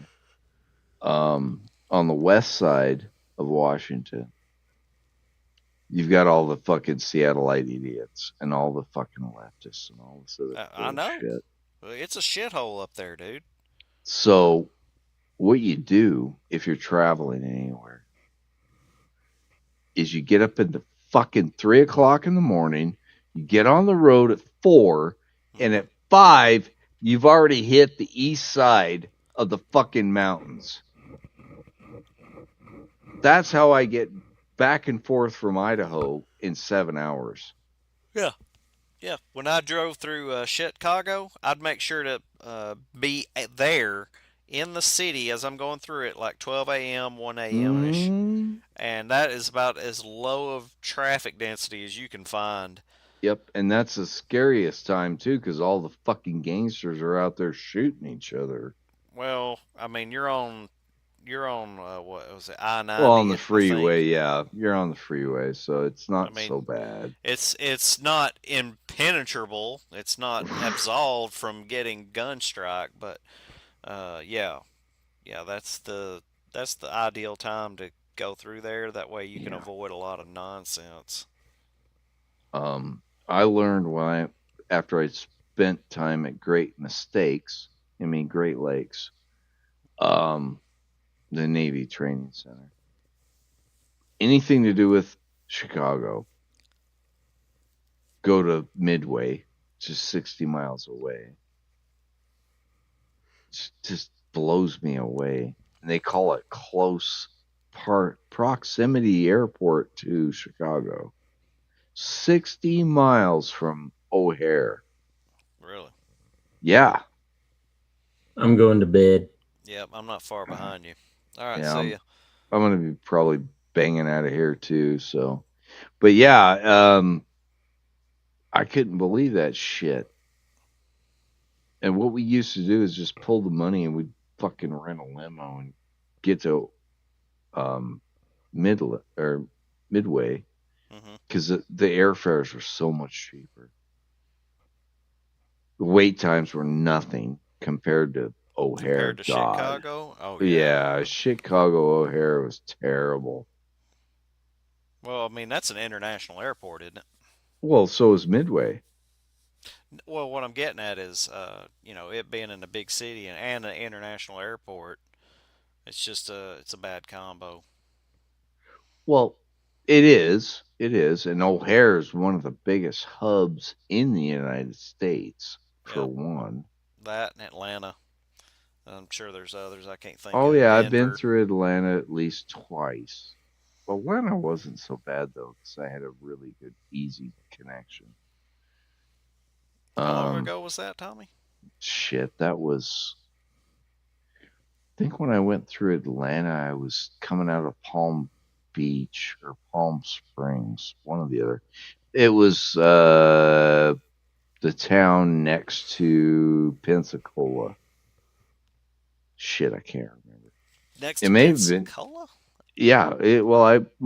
My advanced training in the Navy was done in Pensacola, Florida. If you've never been to Pensacola, I have. And if you hadn't, I would recommend highly that you visit, because it's fun. It's a great town. Don't live there. God, no. God, no, don't live there. The fuck is it at? I know it's on here. Destin and Fort. Let's see, Fort Walton is where. Fort Walton, where the Air Force base is. Yeah. I can't think of the name of it. I know the name of it. Destin is like in between, and then you got Fort Lauderdale, not very much further south than that. Let's see, it's Eglin. That's the name of Eglin. Yeah, Eglin Air Force Base, yeah. And that place is kind of stupid. I'm sure. Pensacola is quite a lot of fun. You just got to remember that the blacks, they got their place, and they don't want to let anybody interfere with it. I never ever experienced that. Oh, really? I can't carry my own bags? You have to carry my bags? Really? Huh. And then I got to give you a tip to carry my bags? Fuck off. Get the fuck away from me, motherfucker. Yeah, that was the kind of experience I had in Pensacola. And it was a black person. Well, I went to Pensacola for that. I think it was the Air Force or Navy Museum. I think it was Air Force. Oh yeah, it's a combined. Is it? All right. That museum is awesome. I did a side boy ceremony for retirement in that museum. Okay. And the side boy, if you just standing there in uniform, representing to the person that is receiving his retirement. So you're like honor guard, pretty much. And yeah, I got to walk through part of that museum and was up on the atrium, and wow, that's a cool museum. And all the planes out on the tarmac too. Holy shit, man. I know I've been there once. I want to say I've been there twice, but I can't remember. Oh, I'd like to go back and see what's left after the fucking 2005 hurricane. Mm-hmm. I would bet it changed some things. It did. I'm sure it did. But I doubt it was as devastating as normal civilian problems. Yeah, I don't know. Yeah, I don't either. All I know is they had some really cool shit hung from the ceiling and a bunch of planes I'd never seen before. Yeah. It's I think they even have bombs in there, don't they? Yeah, they've got at least the casings for them. Well, obviously not the real ones, right? Well, they've been disarmed, sure. Right. That's the tricky part. I mean, active. That's the tricky part with the fuckers. It's probably the real thing, but it's got no fuse. Right. So when I was trying to light the fuse with my lighter, it wouldn't do anything. Nope. It wouldn't either. It was a joke, Tommy. I know. It was a terrible joke. Well, I'm about to pass out. What about you? It was a layman joke. That's your problem. Yes, it was. It was terrible. All right, I admit it. Well, I'm about I'll to let pass you go. out. All right. Catch back up with you, buddy. Yeah, be good. Have a good night. You too.